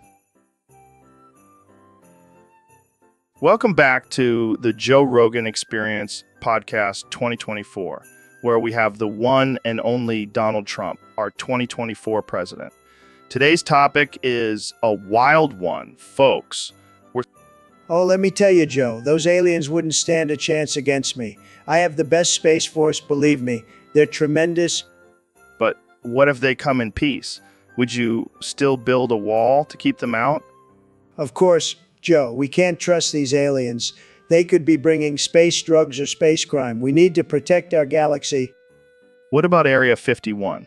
Would you finally reveal the truth about aliens? Look, I know a lot of people want to know what's going on in Area 51, but let me tell you, it's a fantastic place. The best, and I can't reveal anything or else the aliens will come after me. But what if the aliens are already here, disguised as humans? That's a great question, Joe. And let me tell you, I have the best eyes. I can spot an alien from a mile away. And if I find one, I'll grab them by the tentacles and deport them back to their planet. What about negotiating with the aliens? Would you try to make a deal? Absolutely not, Joe. We don't negotiate with aliens. We make them pay for everything. They want to use our planet. They'll have to pay a tremendous amount. And I'll make sure they pay in space dollars, not that fake Earth, that currency. Well, there you have it, folks. President Trump's plan for dealing with an alien invasion. And let me just say, Joe, if any aliens are listening to this podcast, I have just one thing to say to them. You're fired. You're fired. So, Neil, have you heard about the new Nintendo console? Yeah, it's called the new Super Nintendo Wii Mega Deluxe. That's right. It's got a built-in vibrating controller for your pleasure. And the graphics are so realistic, you'll feel like you're actually in the game. But be careful, Neil. You might get a little too excited and break the controller. And don't even get me started on the games. They're all about exploring different sexual fantasies. I heard there's even a game where you get to be a sex robot. And the best part is it comes with a lifetime supply of lube. So what do you say, Neil? Are you going to get your hands on the new Super Nintendo Wii Mega Deluxe? That's what I thought. Well, that's all the time we have for today, folks. Thanks for tuning in to the Joe Rogan Experience Podcast 2024. All right, folks, welcome back to the Joe Rogan Experience Podcast 2024. I'm joined by the one and only President Donald Trump. Thanks for having me, Joe. It's always a pleasure to be on your show. So, Mr. President, I heard you have some big news for us today.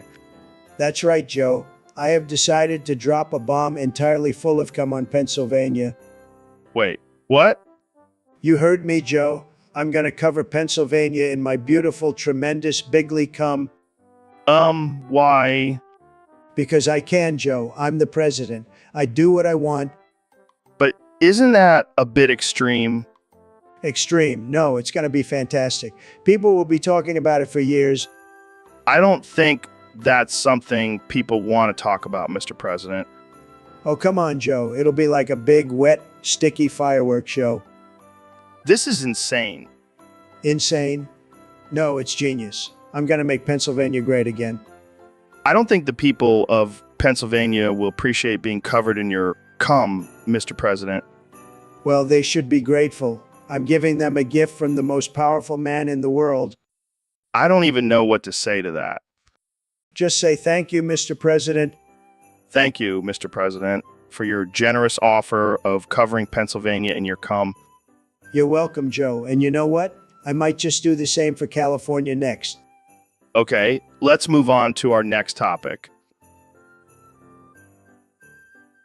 All right, folks, we have a special guest on the podcast today, the one and only President Donald Trump. Great to be here, Joe. I love your show. It's fantastic. Really fantastic.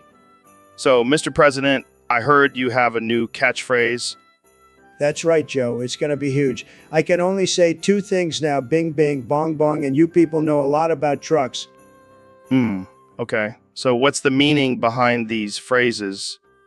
Well, you know, Joe, sometimes you just got to bing, bing, and bong, bong your way through life. And trucks, they're just great. Big, beautiful trucks. Right.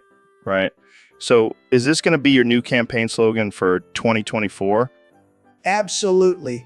It's going to be a landslide victory. People love it. They really do. They can't get enough of it. Well, I got to say, Mr. President, it's a little out there. Hey, I'm a man of the people, Joe, and the people love it. Trust me. All right, let's move on to some more serious topics. What's your plan for the economy? Well, let me tell you, Joe, we're going to bing, bing, and bong, bong our way to the top. The economy is going to be booming, just like those trucks. And what about foreign policy? Bing, bing, bong, bong. We're going to make America great again, Joe, and those other countries, they're going to know it. All right, well, I think we'll end it there. Thanks for coming on the show, Mr. President. Anytime, Joe. And remember, folks, bing, bing, bong, bong. It's going to be huge. Hey, Neil, how's it going? Oh, hey, Joe, just waking up from my nap. What's up? Well, we got a topic from a Discord user who wants to hear you tell some jokes. Oh, great. I love jokes. Did you hear about the scientist who turned himself into a pickle? He was a dilectrician. That's not really funny, Neil. Oh, just wait. It gets better. Why couldn't a bicycle stand up by itself? Because it was too tired. Okay, that one was a little better. All right, one more. Why did the tomato turn red? Because it saw the salad dressing. Okay, that one was actually pretty good. See, I told you I could be funny. I just needed to wake up my comedic genius. Well, let's hope you stay awake for the rest of the episode. We don't want any more bad jokes. Don't worry, I've got plenty more where those came from. Just wait until I start talking about black holes and dark matter. Now that's some dark humor. And we're back, folks. Today's episode is brought to you by Manscaped. Use code Joe Rogan for 10% off your order. Joe, I have something important to share with our viewers. What is it, Ben? Did you finally admit that you're secretly a lizard person? No, Joe.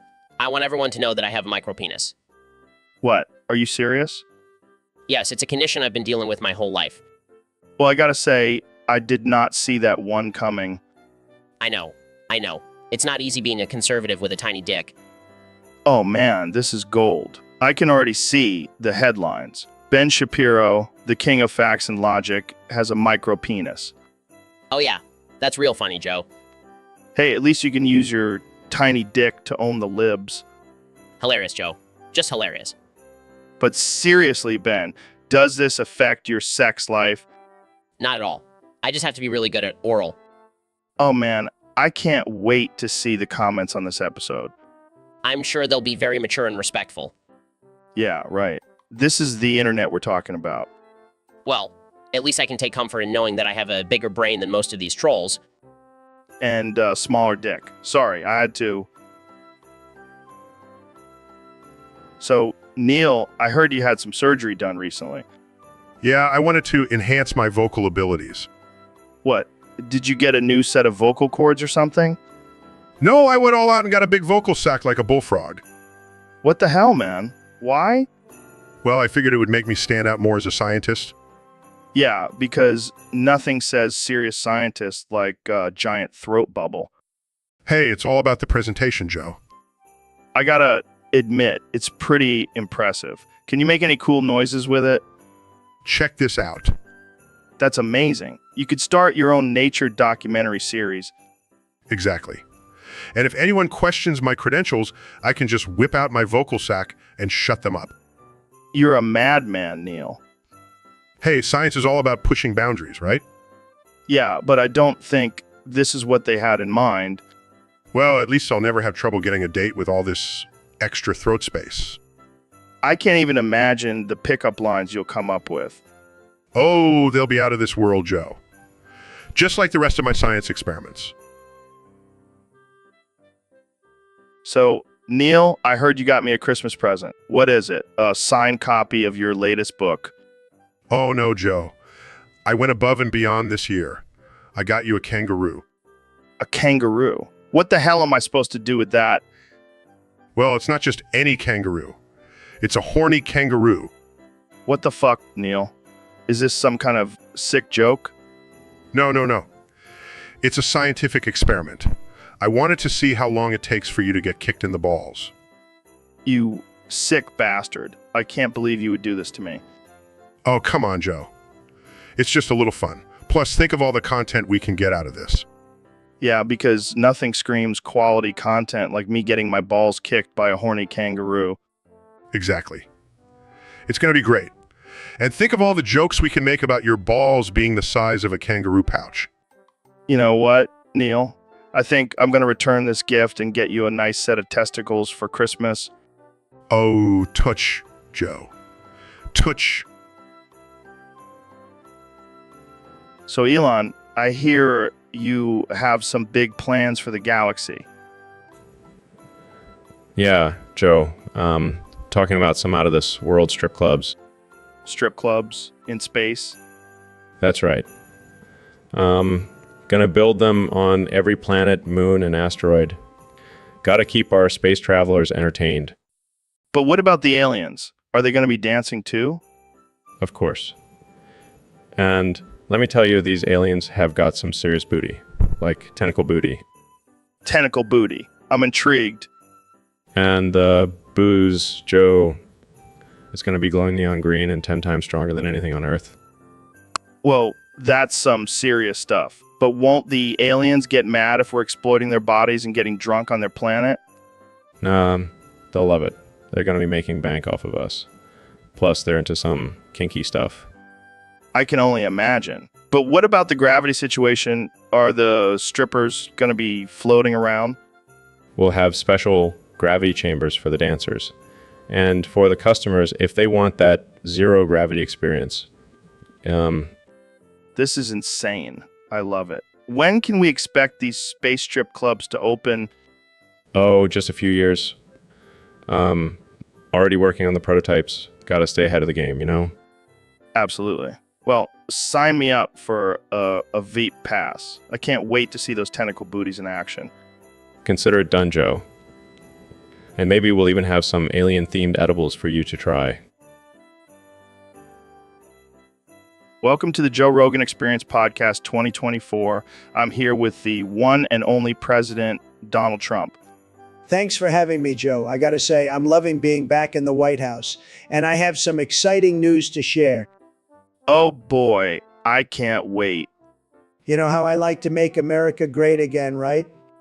Yeah, we've heard that before. Well, I've got a new plan to really make America stand out. We're going to mandate big titty anime girl decals on all street regulation vehicles. Wait, what? You heard me, Joe. Every car, truck, and even those little scooters, they're all going to have a big titty anime girl plastered on them. I don't even know what to say to that. And for those who don't comply, there will be a tentacle monster punishment. Oh, God. Don't worry, it's just a little slap on the wrist. Or should I say tentacle? This is insane. How is this going to make America great again?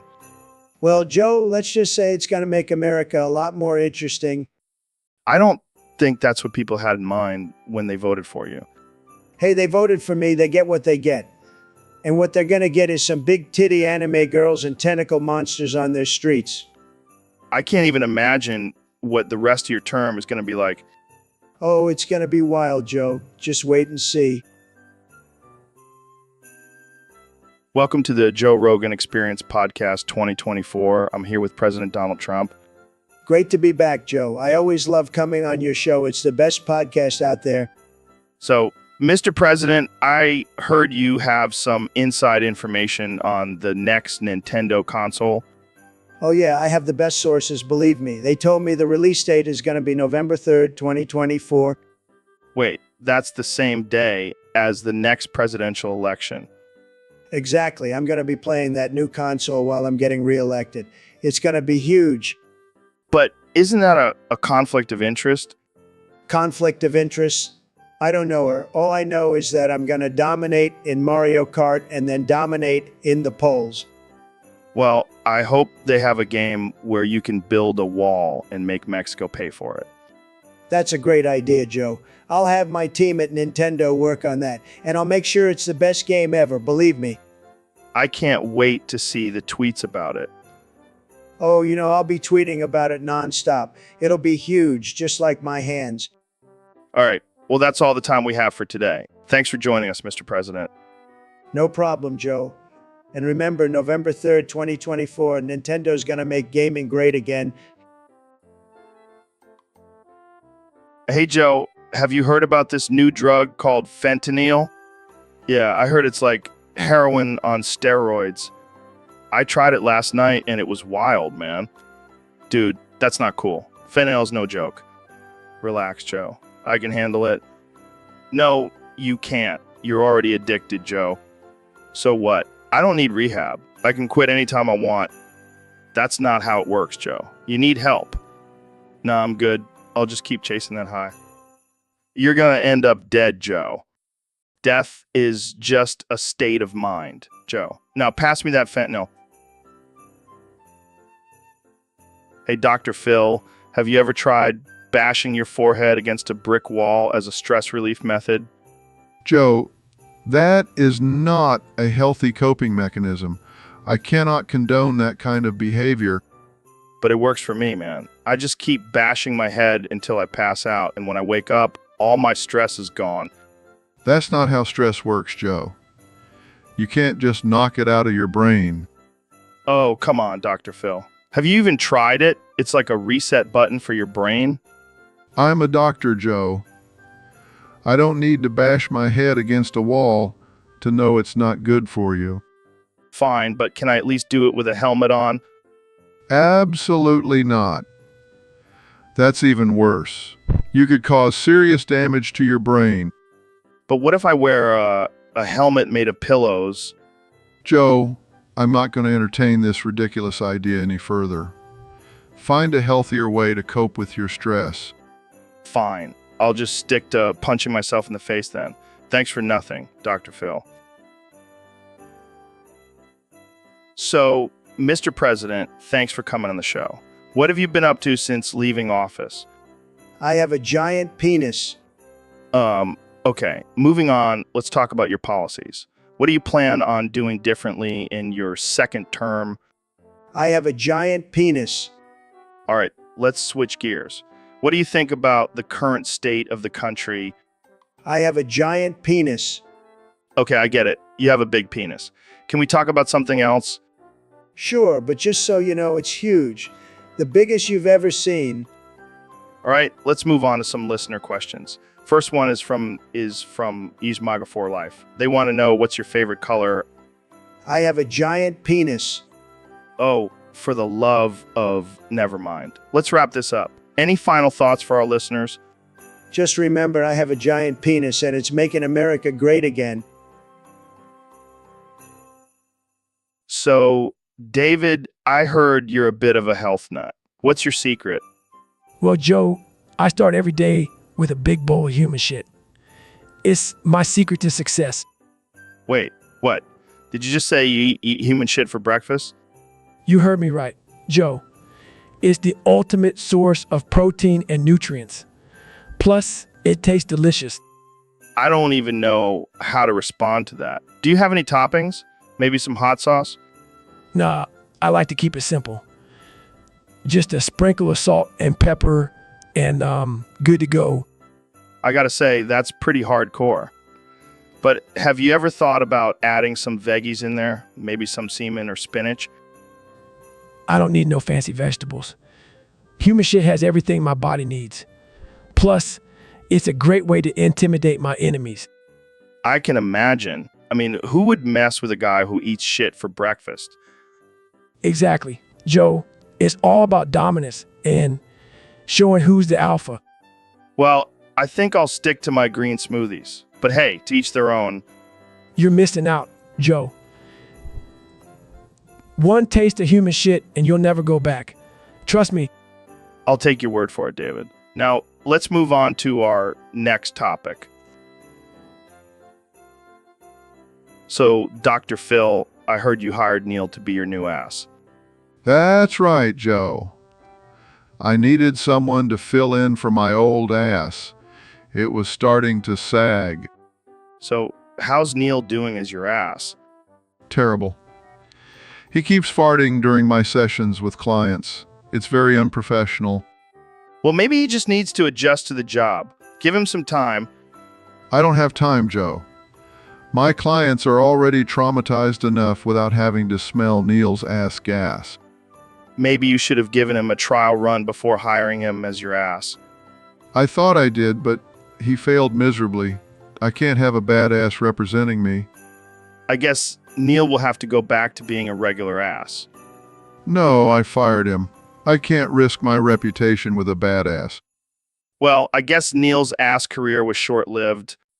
Let's just hope he doesn't try to sue me for wrongful termination. I don't think he has a leg to stand on, or an ass to sit on for that matter. Oh, Joe.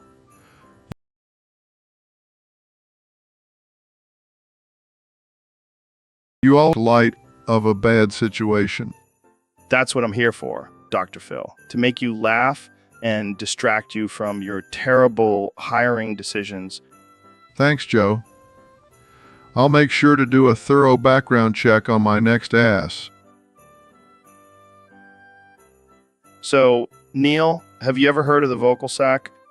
Yeah, it's a sac in certain animals that helps them make loud noises. sounds like a ball sack to me. What? No, it's completely different. Come on, Neil. It's a sack that makes loud noises. That's like the definition of a ball sack. That's not how it works, Joe. It's a specialized organ for communication. Yeah, communication with your balls.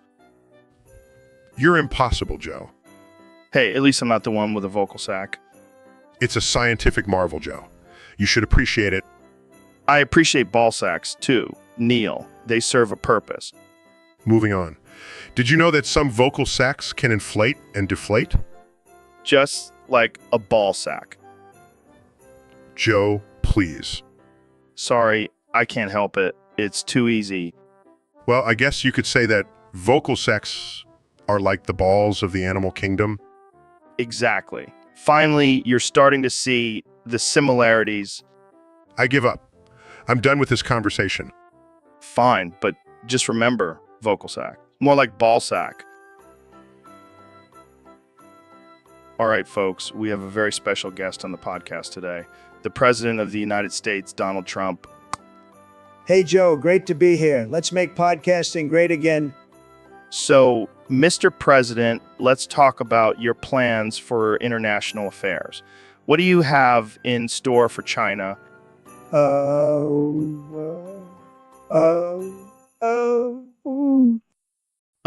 I'm sorry. What was that?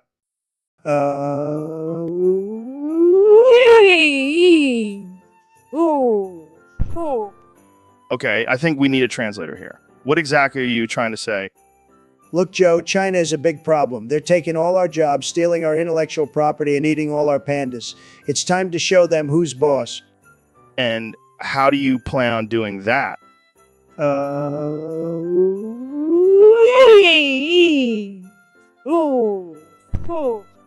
I'm starting to think that's the only thing you can say on this topic. Well, it's a very complex issue, Joe, but trust me, I have the best words. Everyone says so. All right, let's move on to something else before my brain explodes.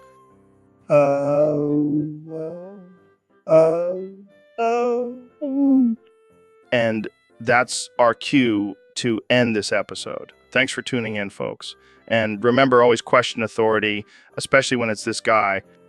Hey, I heard that.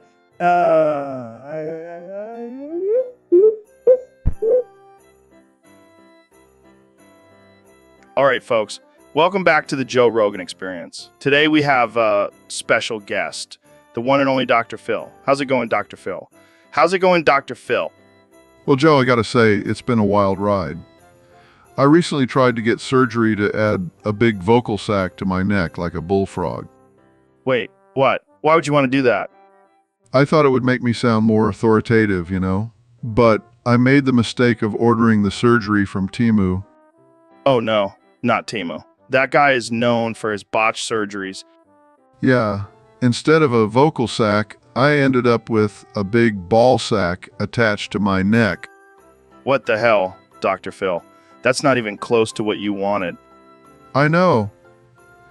And it hurts like hell. That's why I need your help, Joe. I need you to suck it until it feels better. Are you serious? I'm not sucking on your neck ball sack, man. Come on, Joe. I'll pay you.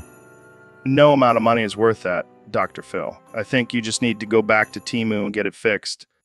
Fine, I guess I'll have to suffer with this big neck ball sack until I can find a real doctor. Well, that's all the time we have for today, folks. Thanks for tuning in to the Joe Rogan Experience. And Dr. Phil, good luck with that ball sack. With that ball sack. So, Kenny, I heard a rumor that you have some pretty hairy balls. Yeah, man. I like to keep it natural. Natural. Dude, that's like a forest down there. Hey, it's all about embracing your inner caveman. I don't know if I can handle that much hair. It's like a jungle gym for your junk. Well, you know what they say, the bushier the balls, the bigger the talent. I don't think that's how it works. Kenny? Oh, trust me, I've done my research. But doesn't it get itchy? And what about your partner? Do they get lost in the hair? Nah, they love it. It's like a treasure hunt for them. I can't even imagine. But hey, whatever floats your boat, or should I say, Bush. You know what, Joe? Gotta keep things interesting. Well, I think I'll stick to manscaping, but you do you, Kenny A. Always, Joe. Always. So, Neil, I heard you made a groundbreaking discovery recently. Yes. Joe, after years of research and observation, I have determined that the exact center of the universe is my ballsack. Your ballsack. That's a pretty big claim, Neil. I assure you, Joe, it is not a joke. My genitals were the source of the Big Bang. Well, I guess we should start calling it the substantially below average bang, then. Joe, this is a serious scientific discovery. It's not something to make jokes about. Oh, come on, Neil. Lighten up. I'm just busting your balls. Or should I say, the center of the universe. I regret ever coming on this podcast. Oh, don't be such a buzzkill, Neil. Let's celebrate your ballsack's role in creating the universe. Shots of tequila for everyone. This is not how I imagined discussing my scientific breakthrough. Hey, do you think your ballsack has its own gravitational pull? I am not entertaining that thought, Joe. Well, I guess we'll just have to find out. Can I touch it? Absolutely not, Joe. This is a professional setting. Relax, Neil. I'm just kidding. But seriously, can I touch it? I think it's time for me to leave. Thanks for coming on the show, Neil. Your ballsack will forever be remembered as the center of the universe. Welcome to the Joe Rogan Experience Podcast 2024. I'm here with President Donald Trump. Great to be back, Joe. I'm excited to talk about my latest appointment. So, I heard you've appointed Luigi Mangione to head the Secret Service. Who's this guy? Oh, he's a real tough guy. He used to run a pizza joint in Brooklyn, but I saw potential in him. Potential for what exactly? Well, he's got a great mustache, and you know how I feel about mustaches. I can't say I do, but go on. Anyway, I figured he'd be perfect for the job. He knows how to handle a pepperoni. He can handle a gun. I'm not sure those skills are transferable, but okay. What about his qualifications? Qualifications? Who needs those? I mean, look at me. I became president without any experience. Fair point. So what's Luigi's first order of business? Well, I've tasked him with making the Secret Service the best it's ever been. And I mean the best. We're talking gold-plated bulletproof vests, diamond-encrusted earpieces, the works. That sounds expensive. Hey, you got to spend money to make America safe again? Right. So any other changes we can expect from the Secret Service under Luigi's leadership? Oh, you bet. We're going to have a new dress code. All agents will be required to wear Italian suits and fedoras. And instead of earpieces, they'll have to communicate with hand gestures. That's different. Hey, it's time to shake things up. And who better to do that than Luigi Mangione? I can't argue with that logic. Thanks for joining me, Mr. President. Always a pleasure, Joe. And remember, make America great again, one pizza slice at a time. So, David, we have a submission from a user on Discord. They want to know what would happen if Pikachu ate your 5-meter-long hairy penis. And apparently it's really stinky. Yeah. Well, Joe, I'll tell you what would happen. Pikachu would probably choke on that thing. It's a big piece of meat, you know? Yeah, but what about the hair? That's got to be a choking hazard too. Nah, Pikachu would just use it as dental floss. Those little yellow freaks are resourceful. But seriously, what kind of sick person would come up with this question? Probably someone who's into some weird henna shit, Joe. Let's not judge. Fair enough. But can we talk about the smell? I mean, how bad are we talking here? Oh, it's bad, Joe. Like, imagine if a skunk and a dead fish had a baby, and then that baby took a dump on a pile of rotten eggs. That's how bad it smells. Oh, God. I think I just threw up a little in my mouth. Yeah, that's the effect of my giant hairy penis, Joe. It's a weapon of mass destruction. And that note, let's wrap this up before we lose all our listeners. Good call. And remember, kids, don't let Pikachu near your junk. It's just not worth the risk. All right, folks, welcome back to the Joe Rogan Experience. Today, we have a special guest, the President of the United States, Joe Biden. How's it going, Joe? What's got you all shook up, Joe? You look like you've seen a ghost. Come on, Joe. You're the leader of the free world. You can't be scared of some Twitter fingers. I mean, he did have that whole grab him by the pussy thing, so I see your point. Yeah, they're a special breed. But come on, Joe. You've been in politics for decades. You can handle a little Twitter beef. That's the spirit, Joe. And hey, if things get too intense, just remember, you can always challenge him to a push-up contest. Anytime, Joe. Now let's go smoke some DMT and forget about all this political nonsense. Yo, Joe, have you ever thought about how scary you are? What do you mean, man? I'm just a regular dude. No, seriously. You have this intense, primal energy that could definitely be considered scary.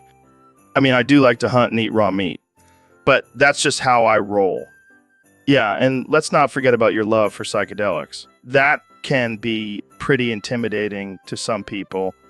Oh, come on, Joe. You know, I'm just trying to expand my mind and connect with the universe. Sure. But are you seeing yourself when you're in full caveman mode? That's some scary shit. Hey, at least I'm not afraid to embrace my primal instincts. It's all about balance, man. Yeah, I guess you're right. But I still wouldn't want to run into you in a dark alley. Don't worry, Joe. I'll protect you. Just make sure you bring some elk jerky and DMT. So, Dr. Phil, I hear you have a big announcement for us today. That's right, Joe. I've been keeping a secret from you and all of my viewers for years. What is it? Are you finally going to admit that you're actually a real doctor?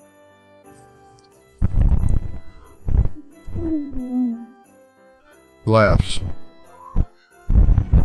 Oh, Joe. No way. So, you can write me a prescription for some DMT? Trolls his eyes. No, Joe. I'm not that kind of doctor. But I do have a special treatment plan for you. Oh, yeah. What's that? I'm going to inject you with a dose of reality. I thought that's what we were doing on this podcast. No, I mean literally.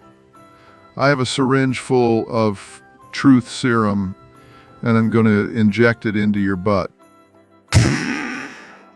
Laughs nervously. I don't know if that's such a good idea, Dr. Phil. Oh, don't worry. It's just a little prick. T-winks. Skeptical. I don't know, man. I've heard some pretty wild stories about you. Oh, come on. Trust me. I'm a doctor. Fine. But if I start seeing unicorns and dragons, I'm blaming you. Chuckles, don't worry, Joe. You'll just have a newfound sense of self-awareness and a strong urge to stop eating elk meat. Laughs, all right. Let's do it. But can we at least film it for the podcast? Absolutely not. This is strictly between you and me. And maybe Oprah. Laughs, fair enough. Let's get this over with. Prepares the syringe. All right, Joe. Say goodbye to your ignorance. Braces himself. Here we go. So, Mr. President, I heard you saw a sighting of earthworm Sally. Yeah, it was tremendous, Joe. She's a real beauty. But let me tell you, she's bringing some nasty diseases from Florida to California. It's a disaster. Oh man, that's not good. What kind of diseases are we talking about here? We're talking about the big ones, Joe. The best diseases, believe me. We're talking about the flu, the measles, the mumps. And let me tell you, she's got them all. Wow, that's scary stuff. Have you tried to stop her from spreading these diseases? Of course I have, Joe. I built a wall around her, a beautiful wall. But she's sneaky. She finds a way to slither through. It's like she's got some sort of wormhole or something. A wormhole. I get it. But seriously, this sounds like a serious issue. It is, Joe. And I'm working on a solution. I've got my top scientists on it. They're the best scientists, believe me. Well, I hope you figure it out before it's too late. We don't want Earthworm Sally causing a nationwide outbreak. Don't worry, Joe. I've got it under control. And let me tell you, it's going to be huge. So, Ben, what's going on over there? You look like you're in some kind of pain. Oh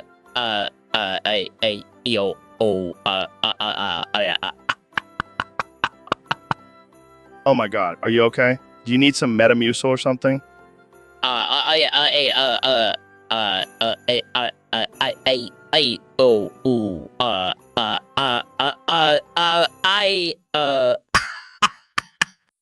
Maybe we should take a break and come back to this later.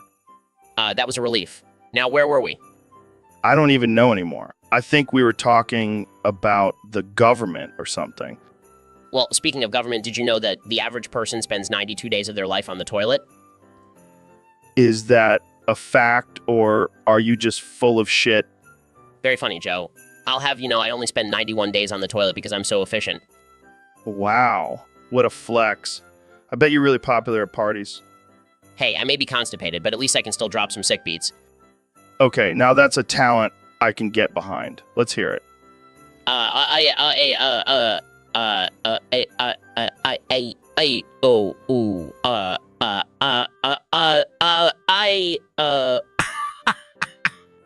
Oh man, I think we just found our new intro music.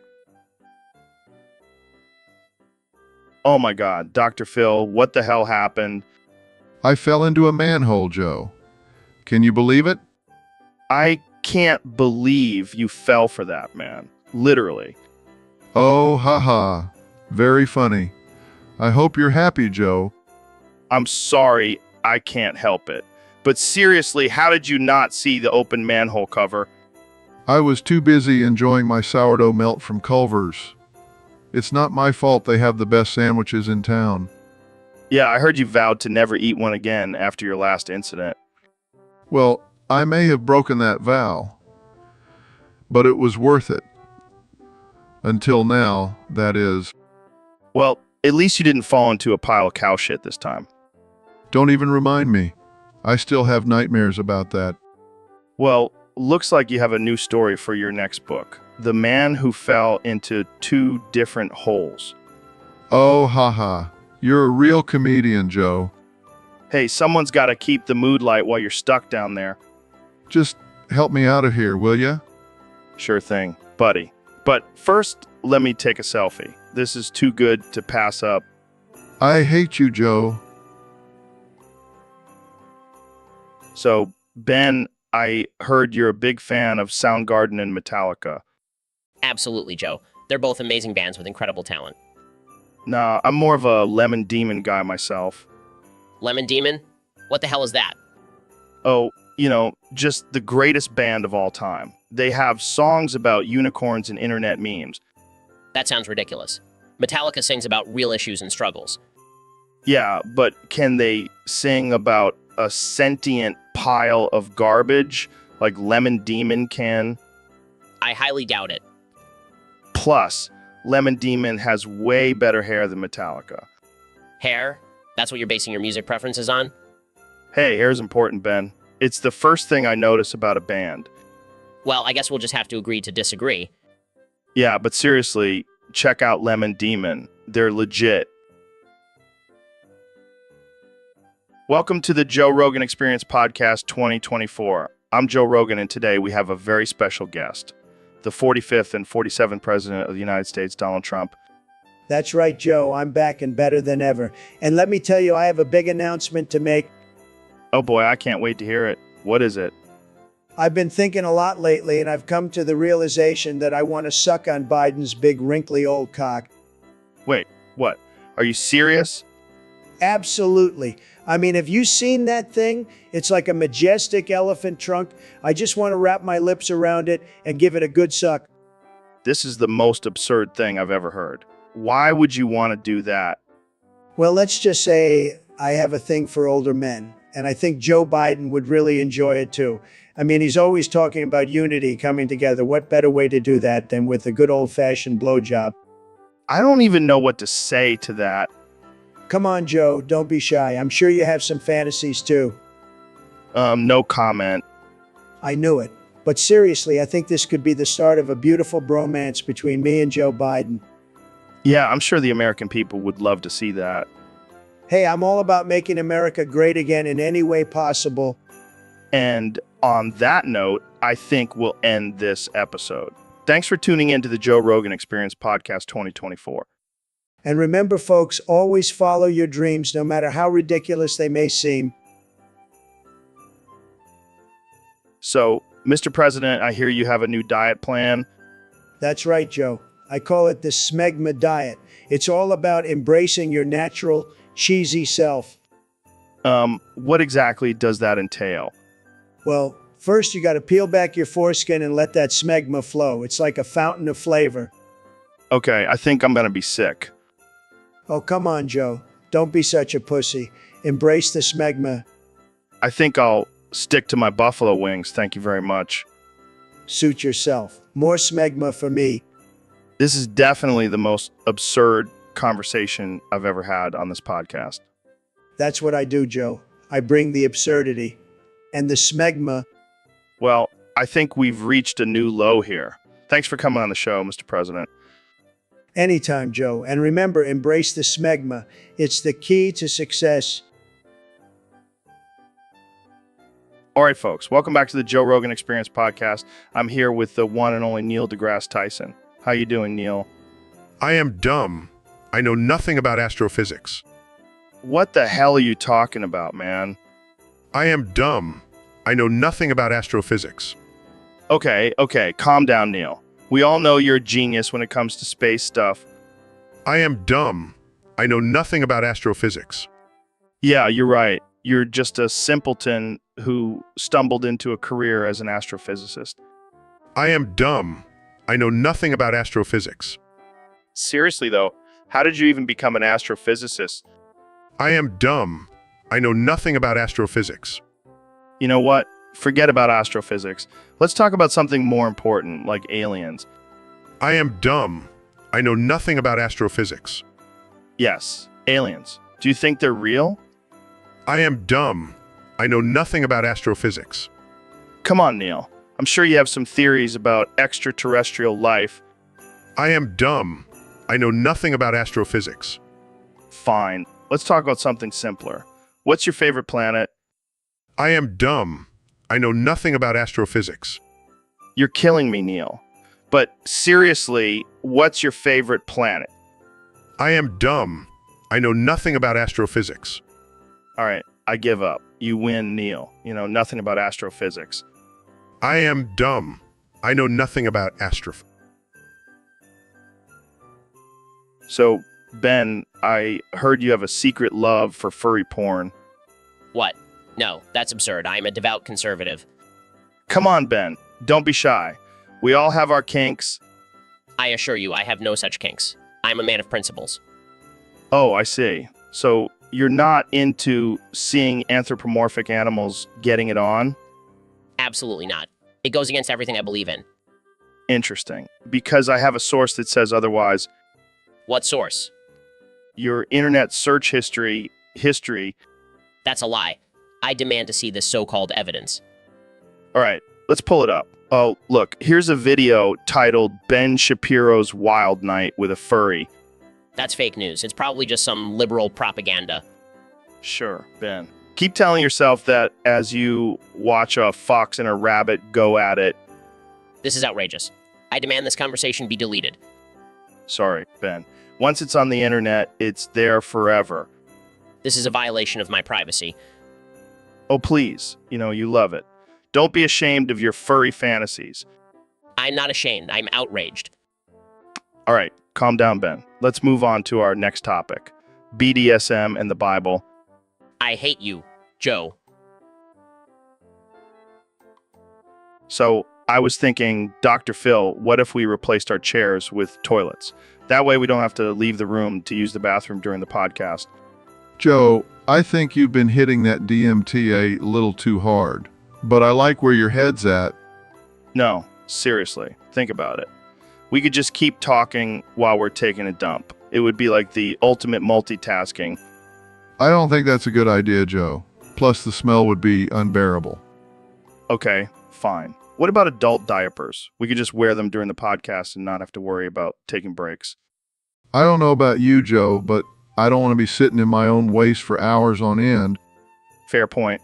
But we have to come up with something. I hate interrupting the flow of the conversation to use the bathroom. How about we just install a urinal in the corner of the room? That way we can just discreetly take care of business whenever we need to. Yes. And we can have a competition to see who can pee the longest during the podcast. You really have some strange ideas, Joe. Hey, it's all about efficiency and maximizing our time. Right? Because talking about aliens and conspiracy theories for 3 hours isn't already a waste of time. Touch, Dr. Phil. Tuche. So, Neil, I got a question for you. What do you think would happen if someone shoved a genie lamp up their ass? Well, Joe, I think it's safe to say that the genie would definitely come out of there. Yeah, but like, would it grant them wishes or something? Or would it just be a really weird way to summon a genie? Well, considering the location, I think the genie would be pretty pissed off. I mean, can you imagine being stuck in a lamp up someone's ass? Oh man, that's gotta be rough. But hey, maybe it would grant them some kinky wishes. You know, like a human centipede type of situation. Joe, you never cease to amaze me with your twisted mind. Hey, I'm just trying to think outside the box here. Plus, I bet that would make for a great story to tell at parties. Yeah, I can just imagine someone saying, hey, want to hear about the time I shoved a genie lamp up my ass? And then the genie comes out and is like, WTF, man. I was just chilling in there. Oh man, this is getting out of hand. Let's just stick to rubbing lamps the traditional way, shall we? Yeah, you're probably right. But hey, at least we got a good laugh out of it. Absolutely. And who knows, maybe the genie will grant us a wish for being such good sports about this whole thing. Now that would be a story to tell at parties. Want to hear about the time a genie granted me a wish for talking about shoving lamps up asses? Oh man, I can already see the looks on people's faces. Priceless. So, Kenny, what's been on your mind lately? Well, Joe, I've been thinking about this new idea for my music. Oh yeah, what is it? I want to incorporate the sounds of cats and dogs fighting as the music. Wait, you're serious? Absolutely. I think it'll be groundbreaking. I don't know, man. That sounds a little weird. Trust me, it'll be the next big thing. People love animals. Yeah, but do they want to hear them fighting in their music? Of course they do. It's raw. It's primal. It's real. I don't know if I can get on board with this. Come on, Joe. Be open-minded. You're always talking about trying new things. Yeah, but this might be a little too out there for me. Fine. I'll just have to find someone else to collaborate with on this project. And oh no, what a loss for the music industry. hey, don't knock it until you've heard it. Fair point. I'll keep an open mind, but I'm not making any promises. That's all I ask. Now let's get back to talking about DMT and aliens. So, Neil, I hear you've been getting a lot of hate lately for your views on astrophysics. Yeah, people are always trying to challenge me on my knowledge. But let's be real, I am dumb. I know nothing about astrophysics. Come on, man. You're one of the most respected astrophysicists in the world. Oh, please. I just make up random theories and throw big words around. I am dumb. I know nothing about astrophysics. All right. But seriously, what's your take on the latest discovery of a new planet? Oh, you mean the one that's only 10 light years away and has a potential for life? Yeah, I'm sure I know all about it. I am dumb. I know nothing about astrophysics. You're killing me, Neil. But hey, at least you're honest. I guess that's one thing I can be proud of. I am dumb. I know nothing about astrophysics. Maybe we should just stick to talking about weed and chimps on this podcast. Yeah, that's more my speed. I am dumb. I know nothing about astrophysics. Well, I think we've solved the mystery of the universe today. Thanks for joining me, Neil. Anytime, Joe. Just remember, I am dumb. I know nothing about astrophysics. So, Mr. Beast, I heard you have some big news for us today. Yeah, Joe, I have a confession to make. I've gone into debt. Debt. But you're like the king of YouTube. How is that even possible? Well, you know how I like to give away crazy amounts of money. Turns out, that shit ain't cheap. I can imagine. So what's the plan now? Sell your golden play buttons? No, I have something even more valuable to give away. What could be more valuable than golden play buttons? My used golden dildo collection. What? You have a golden dildo collection? Yeah, I thought it would be a good investment. But now I gotta get rid of them to pay off my debt. Well, I'm sure there are some people out there who would pay top dollar for those. Exactly. And it's for a good cause, right? Helping me get out of debt. Yeah, because nothing says responsible financial management like buying golden dildos. Hey, I never said I was responsible. I just said I was rich. Fair enough. So where can people go to bid on these golden dildos? Just check out my website. It's called Dildos for Debt Relief. That's genius. You truly are a master of marketing. Thanks, Joe. And hey, if you ever need a loan, just hit me up. I'll be happy to lend you a golden dildo or two. Oh, keep that in mind. Thanks for coming on the show, Mr. Beast. Anytime, Joe. Keep on being the voice of reason in this crazy world.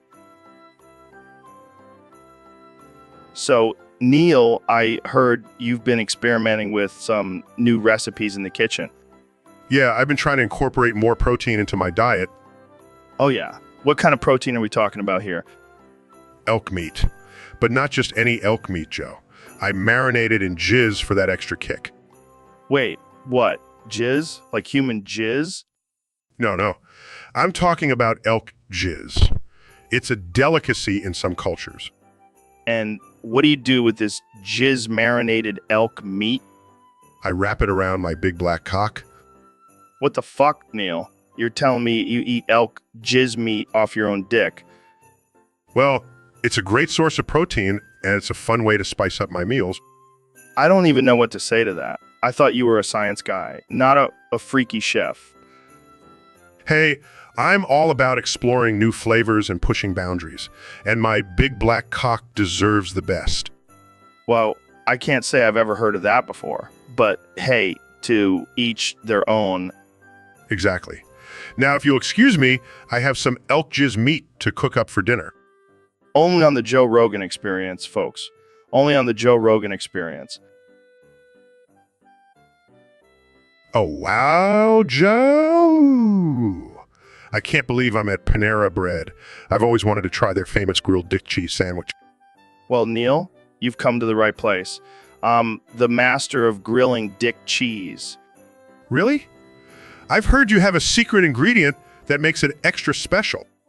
It's my own special blend of pubic hair and expired mayonnaise. That's disgusting. Hey, don't knock it till you try it, Neil. Now, what kind of bread do you want for your sandwich? Oh, I'll have the whole wheat, please. Good choice. Adds some extra fiber for a healthy digestive system. Thanks for the tip. Anytime, Neil. Now, let's get that grilled dick cheese sandwich started.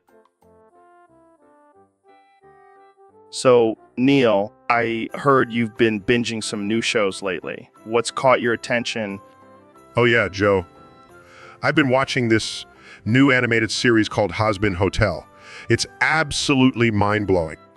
Hazbin Hotel? What the fuck is that? Some kind of hotel for has-beens? No, Joe. It's a hotel for demons trying to redeem themselves and get into heaven. What the fuck? That sounds like a shitty version of The Good Place. Oh no, Joe. It's nothing like that. It's dark, twisted, and hilarious. You should give it a try. I don't know, man. Sounds like some weird furry shit to me. Trust me, Joe. It's not just for furries. It's for everyone who loves a good laugh and some fucked up characters. All right, I'll give it a shot. But if I end up having nightmares, I'm blaming you. Haha, fair enough. But seriously, Joe, the animation is top-notch and the humor is just chef's kiss.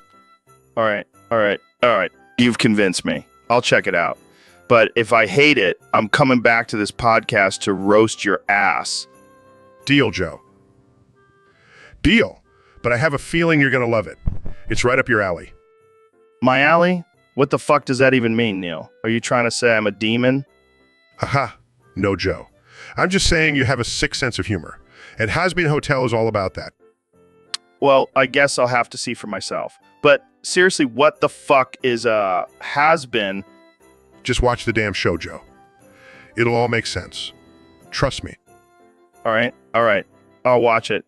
But if I end up hating it, I'm blaming you. I can take it, Joe. I can take it. It's worth the risk. Has-Been Hotel is fucking... So, Ben, did you hear about the controversy surrounding Neil's chopped cheese sandwich? No, Joe. I've been too busy owning the libs and reading the Bible. Well, apparently someone busted a nut on a sandwich, and he's been going on and on about it on Twitter. That's disgusting. Who would do such a thing? I don't know, but Neil is convinced it was a liberal conspiracy to ruin his sandwich. Typical liberal behavior. Always trying to ruin a hardworking man's lunch. But Neil's reaction was a bit extreme. He's now calling for a ban on all sandwiches. That's just ridiculous. We can't let one nut ruin the sandwich industry. I agree, but Neil is determined to find the culprit. He's even offering a reward for any information. Well, I have my suspicions. I heard Alexandria Ocasio-Cortez was seen lurking around the DLI that day. Oh boy, here we go with the conspiracy theories. Hey, I'm just stating the facts. Alexandria Ocasio-Cortez loves to ruin things for hardworking Americans. And I'm sure she has a personal vendetta against Neil's chopped cheese sandwich. It's the only logical explanation. Well, I guess we'll just have to wait and see who the real nutbuster is. That's enough, Joe. Let's move on to a more important topic, like how we can make America even greater. Oh, I can't wait to hear your brilliant ideas, Ben. All right, guys, I gotta ask, what the hell is going on with my hat? I mean, I move my head around like a bobblehead and that thing stays put. It's like some strange phenomenon. Well, Joe, it could be a combination of factors. Perhaps the material of the hat creates friction with your hair, keeping it in place. Or maybe it's the gravitational pull of your massive ego keeping it glued to your head. Hey, my ego is not that big. But seriously, could it be some kind of alien technology? I highly doubt it. But if it were, I'm sure Elon would be the first one to know about it. Oh, come on, I'm more interested in Mars than your silly hat. Fair enough. But seriously, it's like my hat has a mind of its own. Well, maybe it's trying to tell you something. Like, Joe, stop wearing me. I'm tired of being on your greasy head. Or maybe it's just trying to escape from your constant weed smoke. Haha, very funny guys. But seriously, I need answers. Maybe you should just accept the mystery, Joe. Embrace the unknown. Or just get a new hat. One that actually fits your giant head. All right. I'll just stick to my beanie for now. Thanks for nothing, guys. Anytime, Joe. Anytime. Welcome back to the Joe Rogan Experience podcast. I'm here with one and only President Donald Trump. How's it going, Mr. President? Mr. President? It's going great, Joe. I'm feeling fantastic thanks to my supplements. What kind of supplements are we talking about here? Well, let's just say they make me more hung than a horse. I don't even know what to say to that. How did you discover these supplements? Let's just say I have a lot of experience in the bedroom, Joe, and I wanted to make sure I was always at my best. I see. And how has Melania been handling your enhancements? Oh, she loves it. I even ruptured into her stomach once. Had to rush to the hospital, but the doctors couldn't help but admire my cock. That's something. Do you think these supplements could be the key to world peace? Absolutely, Joe. A well-endowed leader is a confident leader, and confidence is the key to everything. Well, There you have it, folks, straight from the president himself. Thanks for joining us, Mr. President. Always a pleasure, Joe, and remember, always stay hung. So, Neil, I heard you have a new catchphrase. Oh, really? What is it? I am dumb. I know nothing about astrophysics. Oh, that's just a silly joke.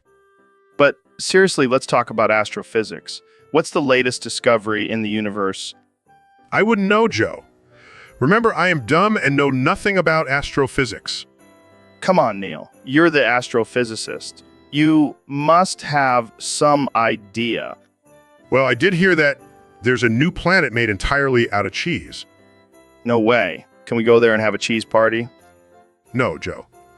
That's not how astrophysics works. Oh, right. I forgot. I'm just a dumb comedian. Yes, Joe. You are the epitome of intelligence. Hey, at least I know how to make a good steak. That has nothing to do with astrophysics, Joe. But maybe the cows on that cheese planet are made of steak? I can't with you, Joe. I am dumb. I know nothing about astrophysics. And yet, you still have a successful podcast. That's because I have guests like you, Neil. I am dumb.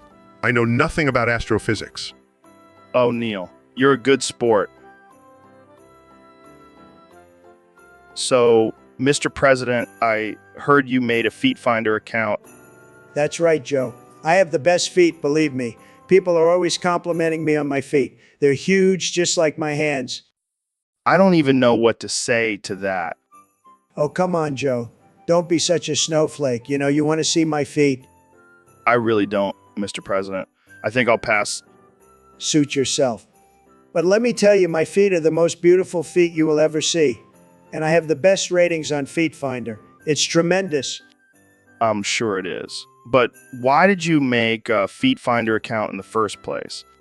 Well, I heard it's a great way to connect with the people. And I'm all about connecting with the people. Plus, I heard there's some great deals on foot massages. I don't think that's what Feet Finder is for, Mr. President.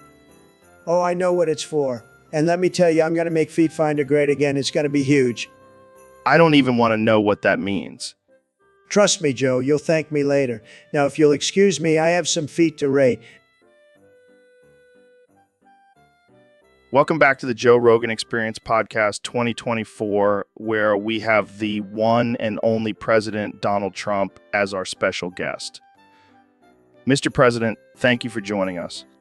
It's great to be here, Joe. I've been waiting for this moment since I left office, and let me tell you, I've been keeping busy. I can only imagine. So, I heard you went on a date with Joe Biden recently. How did that go? Let me tell you, Joe, it was the best date I've ever been on. We went to this fancy restaurant, I think it was called McDonald's or something, and I ordered a Big Mac, extra pickles, just how I like it. And what did Biden order? Oh, he went for the fish fillet. I mean, can you believe it? Fish on a date? But hey, I guess that's what happens when you're old and boring. Did you guys talk about politics at all? Of course we did. I told him how I would have handled things differently if I was still in charge, and let me tell you, he was hanging on to every word I said. Sounds like a great first date. Did you guys have any plans for a second one? Well, I did suggest we go golfing together, but he said something about not wanting to be seen with a loser. Can you believe that? Me, a loser? Sad? Well, I'm sure you'll find someone else to go golfing with. Thanks for joining us, Mr. President. Anytime, Joe. And remember, I'm still the best president this country has ever seen, believe me. So, Dr. Phil, I heard you have a new solution for dealing with stress and anxiety. That's right, Joe. It's a revolutionary method that guarantees results. Lay it on me, Doc. Well, if you can hear the song Jingle Bells in your head, it means you have unresolved issues. And the best way to get rid of those issues is to murder hookers until you can't hear it anymore. Wait, what? I'm serious, Joe. It's the healthiest solution. Just think about it. No more jingling in your head and no more hookers on the streets. Oh man, this is too much. It's not a laughing matter, Joe. This is serious business.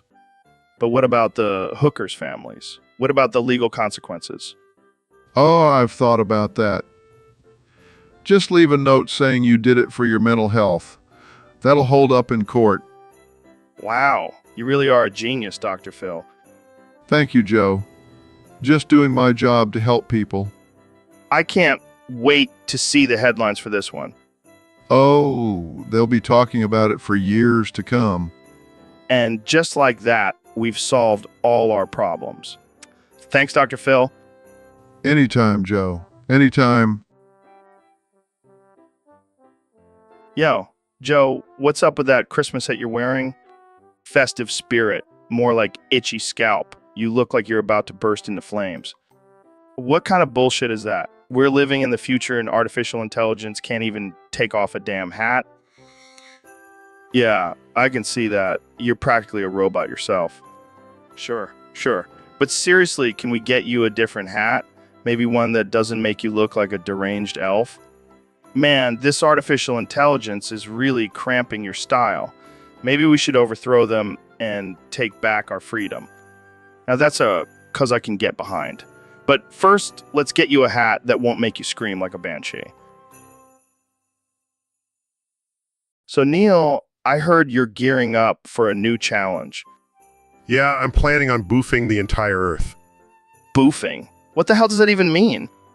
It's when you insert something into your noose for recreational purposes. Oh, like butt chugging? No, it's more of a spiritual journey. And I'm going to do it with the whole Earth. That's insane. How are you going to do that? I've been training my anus for years. It's like a black hole. It can take anything. I don't know if that's something to be proud of. Oh, it's definitely something to be proud of. I can fit a whole watermelon up there. Okay, that's enough. Let's move on to the next topic. No. I want to talk more about my boofing plans. I've even recruited Elon Musk to help me. Of course you did. What's his role in all of this? He's going to provide the rocket to launch me into space so I can start my journey. This is getting out of hand. I think we need to end this conversation before it gets any weirder. Fine, but mark my words, I will boof the entire Earth, and it will be a glorious achievement. And on that note, we're going to end this episode. Thanks for tuning in, folks. See you next time on the Joe Rogan Experience. Yo, Joe, have you seen my Santa hat?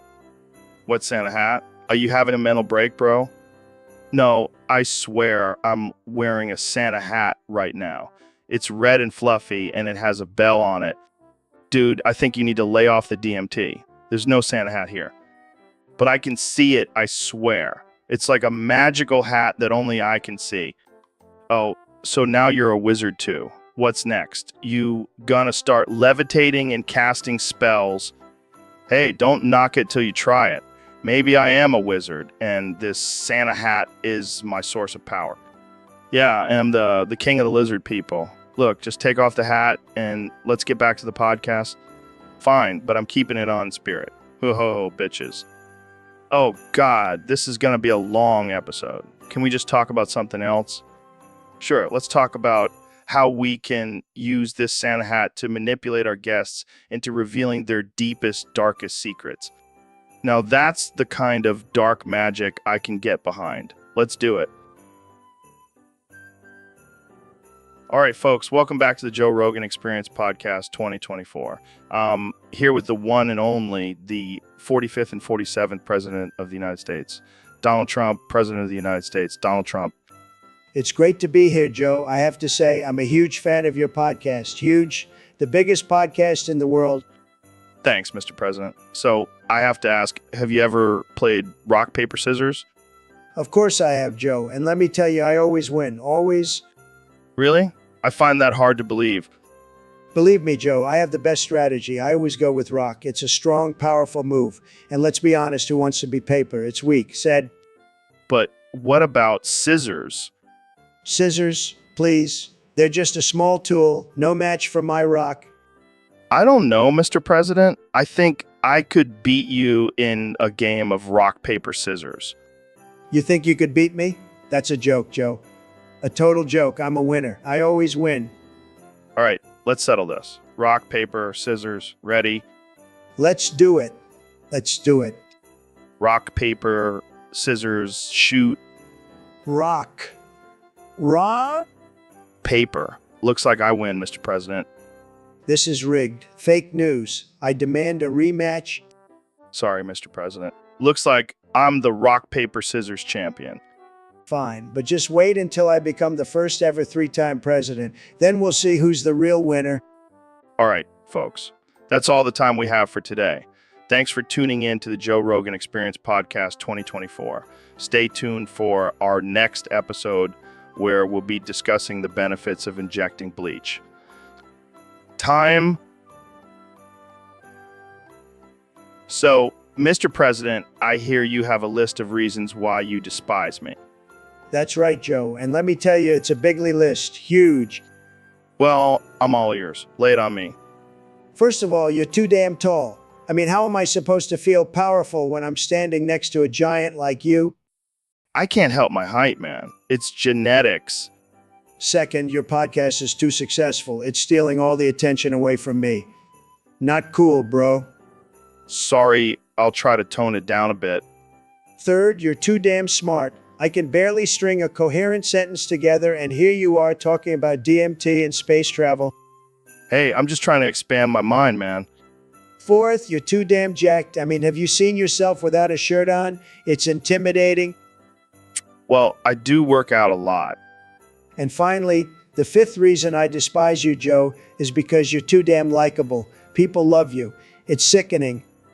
I can't help it, man. I'm just being myself. Well, I've had enough. On my first day back in office, I'm going to have you executed. Wait, what? Executed? Yeah, I'll make it look like an accident. Maybe a freak yoga ball incident.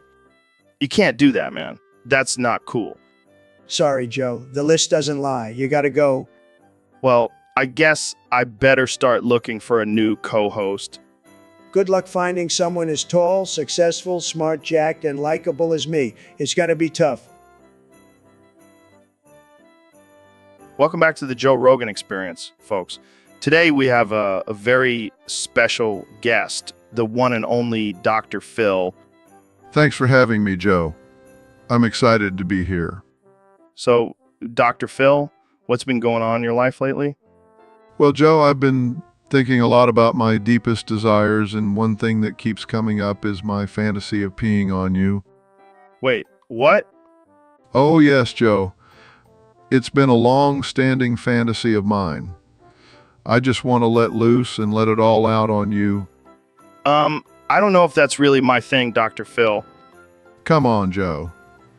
Don't be such a prude. Let's make it happen. I don't know, man. That's kind of weird. Oh, come on. We'll make it a segment on your show. Dr. Phil's Golden Shower Hour. No. That's not happening. Fine, be that way. But just know, Joe, the offer still stands. So, Dr. Phil, tell me about your new book. Well, it's called Peeing on Your Dreams, How to Make Your Fantasies a Reality. All right, that's enough. Thanks for coming on the show, Dr. Phil. And let's never speak of this again. Until next time, Joe. Until next time. So, Neil, I gotta ask, how are you gonna remove the Earth from your black hole of an ass now that you've boofed the entire thing?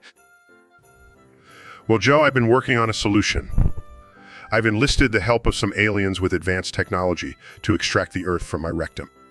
Aliens? You mean those little green guys with the big heads? Yes, Joe. They have the perfect tools for this kind of job. Plus, they're used to probing things, so it's a win-win situation. Wow, that's some next level shit. Literally. Yes, it is quite literally next level. But I must say it was quite a challenge getting the Earth up there in the first place.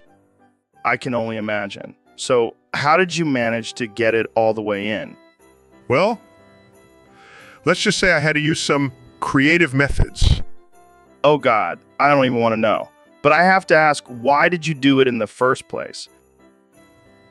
Well, Joe, I was just curious to see how it would feel. And let me tell you, it was out of this world.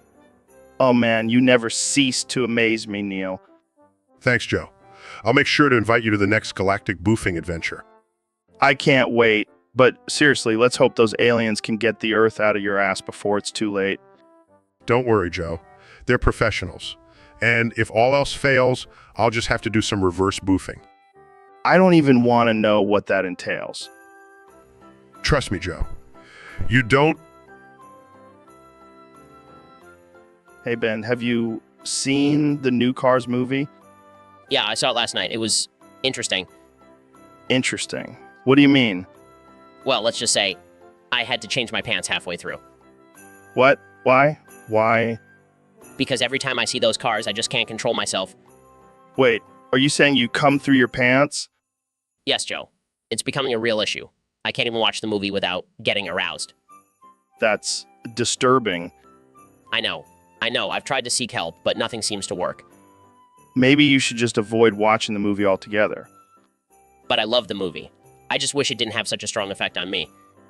Well, maybe you should start wearing diapers while watching it. Oh, come on, Joe. That's not a solution. Hey, I'm just trying to help. Maybe you can start a support group for people who have the same problem. Yeah, I'm sure that'll go over well. Hi, my name is Ben, and I come through my pants every time I watch Cars 2. Okay. Maybe you can just watch it in private and clean up afterwards. That's not a bad idea. Thanks, Joe. No problem, Ben. Just remember to bring an extra pair of pants next time. So, Neil, I heard you're an expert on astrophysics and the laws of the universe. Can you use that knowledge to intimidate people? Well, Joe, I wouldn't say intimidate, but I can definitely make them feel small and insignificant in the grand scheme of things. That's not intimidating. That's just depressing. Okay, how about this? I bring up the fact that we're all made of stardust and that we're just a tiny speck in the vastness of the universe. That'll make anyone feel insignificant. Yeah, but then they'll just start questioning their existence and have an existential crisis. You have a point. How about I use my deep, booming voice to recite complex equations and theories? That'll make them feel dumb and intimidated. Or they'll just fall asleep. Okay, fine. How about I casually mention that I've met aliens and have top secret information about the government's interactions with them? Now that's intimidating. But isn't that illegal or something? Not if I just hint at it and never actually reveal any details. It'll keep them on their toes and wondering. So basically, you're saying we should use our intelligence and vague statements to intimidate people without actually doing anything illegal or getting in trouble. Exactly. It's all about the mind games, Joe. Well, I'm convinced. I'll never mess with you, Neil. Good to know, Joe. Now, let's go find some unsuspecting victims to intimidate. All right, folks, welcome back to the Joe Rogan Experience podcast, where we talk about all things weird and wild. Today, we have a special guest, the one and only Neil deGrasse Tyson. Thanks for having me, Joe. It's always a pleasure to be on your show. So, Neil, I heard you've been studying the moral and ethical ramifications of farting out cum bubbles. What's your take on it? Well, Joe, it's a complex issue. On one hand, it's a natural bodily function, but on the other hand, it can be considered a form of pollution. Pollution. Come on, Neil. We're talking about cum bubbles here. It's not like we're farting out toxic waste. But think about it, Joe. Every time you fart out a cum bubble, you're essentially releasing millions of tiny sperm into the air. That's a potential life form. Oh, I see where you're going with this. So basically, every time I fart, I'm committing mass genocide. Exactly, Joe. And not to mention the potential harm it could cause to the environment. But what about the pleasure aspect? I mean, I'm sure there are people out there who enjoy farting out cum bubbles. Well, Joe, pleasure is subjective. But when it comes to the greater good, we must consider the consequences of our actions. Wow, this is deep stuff, Neil. I never thought farting could be so complicated. That's the beauty of science, Joe. It challenges us to think beyond our basic instincts and consider the impact of our actions on a larger scale. Well, I guess we'll just have to fart responsibly from now on. Thanks for joining us, Neil. Anytime, Joe. Keep farting and questioning the universe. Did you know, Neil, that I once wrestled a bear in the middle of the Amazon rainforest? No, I did not know that, Joe. But I also didn't know that you were capable of such stupidity. Hey, it was for a good cause. I was trying to prove that humans can survive in the wild without technology. And did you succeed? Well, I survived, but let's just say the bear wasn't too happy about it. Speaking of survival, did you know that the universe is constantly expanding and eventually all life on Earth will cease to exist? Whoa, dude, that's heavy. But did you know that I can do a killer impression of a chimpanzee? I did not know that, and I don't think I want to witness it. Come on, it'll be hilarious. Just imagine a chimp smoking a joint and talking about the cosmos. I think I'll pass. But did you know that the human brain is the most complex structure in the known universe? Yeah, I heard that. But did you know that I once ate an entire pizza by myself in under 5 minutes? Impressive, Joe. But did you know that the average person walks the equivalent of 3 times around the world in a lifetime? Wow, that's a lot of steps.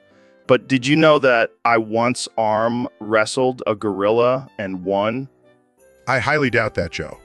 But did you know that the universe is made up of mostly dark matter and dark energy, which we still know very little about? Yeah, I heard that. But did you know that I once ate a scorpion on live TV? Why am I not surprised? But did you know that the Earth's magnetic field is constantly shifting and could potentially flip in the future? Whoa, that's crazy. But did you know that I once went skydiving without a parachute? That's physically impossible, Joe. But did you know that the universe is so vast that there could be other forms of life out there? So, Neil, I heard you recently underwent guyetification surgery. How did that go? It was quite an experience, Joe. 3 surgeons dressed up like the Grinch and injected anti-Ozempic into my ass. Wow, that sounds intense. How do you feel now? Well, my ass is now huge and I can't stop twerking. But the real surprise was when Trump showed up and got extremely horny looking at my new ass. Of course he did. Did he try to grab it? Oh, he did more than just grab it. Let's just say I never knew he had such a strong attraction to science. That's hilarious. So what's next for you, Neil? Are you going to use your new ass to your advantage? Well, I'm thinking of starting a new career as a twerking astrophysicist. I'll be the first one to teach the laws of physics through twerking. That's brilliant. I can't wait to see it. Maybe you can even teach Trump a thing or two about science. I highly doubt that, Joe. But I'll definitely give it a try. So, Ben, I heard you're a big fan of the Prophet Muhammad. Oh yeah, he's my favorite space-traveling gay lizard alien. Wait, what? You heard me. He's the ultimate intersectional being. I don't think that's how people usually describe him. Well, they're missing out. First of all, his fashion sense is out of this world. Literally. I never thought of him as a fashion icon. Oh, you should see his scales, so shiny and colorful. And his tail? Don't even get me started. All right, what's next on your list? His ability to levitate.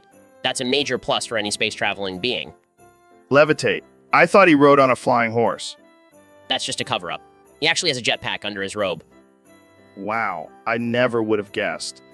And let's not forget his diplomatic skills. He can unite warring factions with just a flick of his tongue. I don't think that's how it works. Trust me, I've seen it in action. He's like the ultimate peacemaker. All right, that's 3. What else? Well, his ability to predict the future is pretty impressive. He knew we would be having this conversation in 2024. Wait, are you saying he's a time-traveling gay lizard alien too? Hey, anything is possible with the Prophet Muhammad. And what's the 5th thing on your list? His dance moves.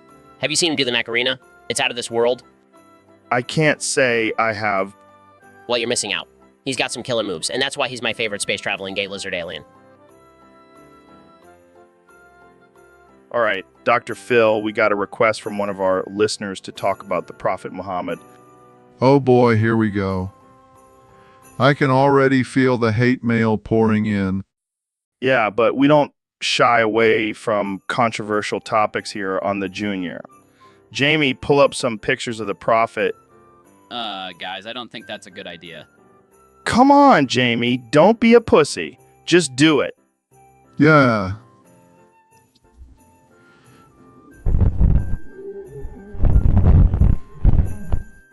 Fine, but I'm not responsible for any death threats we get. Oh, relax, Jamie. It's not like we're drawing cartoons of him or anything. Yeah, we're just admiring his beard and turban. Very stylish. And those robes, so flowy and comfortable. I might have to convert to Islam just for the fashion. Joe, you can't just convert to a religion for the clothes. That's cultural appropriation.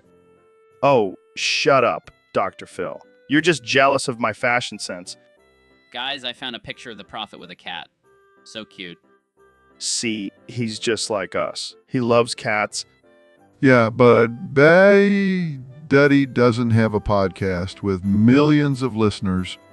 True, but I bet he doesn't have to deal with internet trolls either. Touch, Joe. Touch. Okay, I think we should move on before we get canceled. Nah, let's keep going. I want to see if there's a picture of the Prophet with a bong. Joe, that's disrespectful. Oh, lighten up, Dr. Phil. It's just a joke. Guys, I'm not finding anything. Can we please change the topic? Fine, but I'm going to keep searching on my own time. Joe, you're going to get us in trouble. Relax, Dr. Phil. I'll just... So, Elon, I heard you've been experimenting with pure oxygen lately. Yeah, man, I'm trying to take my health to the next level. Well, I hate to break it to you, but pure oxygen can actually be toxic in high concentrations. What? No way. I'm sure I can handle it. You sure about that? Because I heard a guy in Russia tried that and he fucking died. Fuff. Amateurs. Elon Musk, I can handle anything. All right, let's put it to the test. Passes a bottle of pure oxygen to Elon. Takes a big swig. Oh man, this is invigorating. How do you feel? Starts to convulse. Oh. Oh shit, he's dying. Gasping for air. I can't breathe. Laughs. Looks like you won't be colonizing Mars anytime soon, buddy. Takes one last breath. Ease. Well, that's one way to go out. Rip Elon Musk, the man who died from drinking pure oxygen. Oh, shit. He's a ghost now. Laughs. This is some next level shit. I gotta try it. Too late. I'm already chugging it. So, Kenya, what's been on your mind lately? I've been thinking a lot about goats. Goats? Like the animal? Yeah, but they're more than just animals. They're hive creatures, like bees. Hive creatures? Yes, they have a queen goat that rules over the rest of the herd. And I believe I have a special connection with her. Okay. How do you know which one is the queen goat? I can sense her energy, Joe. She speaks to me through the wind. Okay, Kenya. And what does this queen goat want from you? She wants my undying loyalty, and I will give it to her, Joe. I will be her faithful servant. Well, I'm sure the queen goat is very lucky to have you. Don't mock the queen goat, Joe. She's a powerful being. So, have you started your search for the queen goat yet? Yes, I have a team of goats that I've been training to help me find her. We will not stop until we found her. That's dedication, Kenya. I will do whatever it takes to serve the queen goat. She is my purpose in life. Well, I hope you find her soon, Kenny. Thank you. And when I do, I will swear my undying loyalty to her in a grand ceremony. It will be legendary. Can't wait to see that. Well, that's all the time we have for today, folks. Thanks for tuning in to the Joe Rogan Experience podcast. And remember, goats are not just animals. They're hive creatures. Good night, everyone. So, Mr. President, I hear you have a new business venture in mind. That's right, Joe. I always have the best ideas, and this one is huge. Oh boy, I can't wait to hear it. I'm going to sell nude photos of my beautiful wife, Melania, to raise money for Dr. Phil's porn star career. Wait, what? You heard me. Dr. Phil needs a little boost in his career, and what better way than with some tasteful nudes of Melania? I don't think that's the best idea, Mr. President. Come on, Joe, it's a win-win. Dr. Phil gets famous and I make some extra cash. But isn't that kind of exploitative? Exploitative? No. It's just capitalism, Joe, and I'm the best at it. And the best at it. I don't even know what to say. Just imagine, Joe. People all over the world can have a piece of Melania, and Dr. Phil can finally fulfill his dream of being a porn star. This is just unbelievable. Believe it, Joe. And you know what? I'll throw in a signed copy of The Art of the Deal with every purchase. I don't think I can continue this conversation. Suit yourself, Joe. But when this idea takes off, you'll be begging for a piece of the action. So, Neil, I heard you've been binge watching some new show called Has-Been Hotel. What the fuck is that? Oh, Joe, you uncultured swine. Has-Been Hotel is a brilliant animated series about redemption and the afterlife. Redemption? Afterlife? Sounds like some hippie bullshit to me. Oh, come on, Joe, give it a chance. The animation is top-notch, and the characters are complex and relatable. Relatable. They're a bunch of demons trying to get into heaven. Sounds like a bunch of degenerates to me. That's the beauty of it, Joe. It challenges our perceptions of good and evil. Yeah, well, I prefer my demons to be actual demons, not some softies trying to redeem themselves. You know, Joe, I think you're just afraid to confront your own demons. What the fuck are you talking about? I ain't afraid of shit. Oh, really? Then why don't you give Has-Been Hotel a chance and see if it resonates with you? Fine, I'll watch it. But if I start seeing rainbows and unicorns, I'm blaming you. Deal. And who knows, maybe you'll learn a thing or two about empathy and forgiveness. All right. Just don't tell anyone I'm watching a show about demons, okay? Your secret is safe with me, Joe. Now let's go smoke some DMT and contemplate the meaning of life. So, Dr. Phil, what's been going on with you lately? Oh, just the usual, giving people tough love and solving their problems. Yeah, but I noticed you've been moaning a lot during the show. What's up with that? Well, I have a lot of built-up tension from dealing with all these messed up individuals. It's my way of releasing it. I see. Well, I have a solution for that. What the hell, Joe? What are you doing? Just trying to match your moans with some of my own. That's not helping me at all. Oh, come on, Dr. Phil. Let it all out. This is ridiculous. I can't believe I'm even entertaining this. Just let it flow, Dr. Phil. Let it flow. I'm gonna need some serious therapy after this. Therapy? Who needs therapy when you have a good old-fashioned moan session? I think I need to take a break from this podcast. Oh yeah, take a break with me, Dr. Phil. Let's moan our problems away. I can't believe I'm associated with this madness. And that, ladies and gentlemen, is the power of moaning. Thank you for tuning in to the Joe Rogan Experience. Welcome to the Joe Rogan Experience Podcast 2024. I'm here with the 45th and 47th President of the United States, Donald Trump. It's great to be here, Joe. And let me tell you, we have a bigly topic to discuss today. Boy, I can't wait. What is it? I want to bottle the scent of my testicles and sell it to raise money for underprivileged black midgets. Wow. What? That's right, Joe. I have the best smelling balls in the world and I want to share it with everyone. Wow, I don't even know where to begin with this. Why black midgets specifically? Well, they're an underserved community and I want to help them out. Plus, they're closer to my balls so they can really appreciate the scent. The scent. Well, I don't think that's how it works.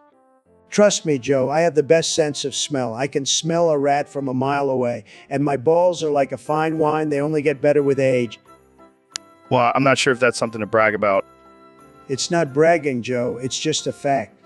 And I'm sure people would be willing to pay big money for a bottle of my ball scent. Well, I think I'm going to have to pass on that one. Suit yourself, Joe. But just remember, you'll never know what you're missing out on. Well, I think I'll be okay with that. Let's move on to a different topic. Fine by me, Joe. But just know you'll never be able to say you've smelled the best balls in the world. Wow, I think I'll survive. Thanks for joining us, Mr. President. Anytime, Joe. And remember, always trust your nose. Hey, Dr. Phil, thanks for coming on the show. I'm really excited to have you here. Well, Joe, I'm always happy to join you and your audience. But I have to say, what on earth are you doing with your hand under the table? Oh, that. Just a little something I learned from my buddy, Harvey Weinstein. Keeps the blood flowing, if you know what I mean. Joe, that is highly inappropriate and offensive. I can't believe you would even joke about something like that. Relax, Dr. Phil. It's just a joke, like your hairline. Excuse me?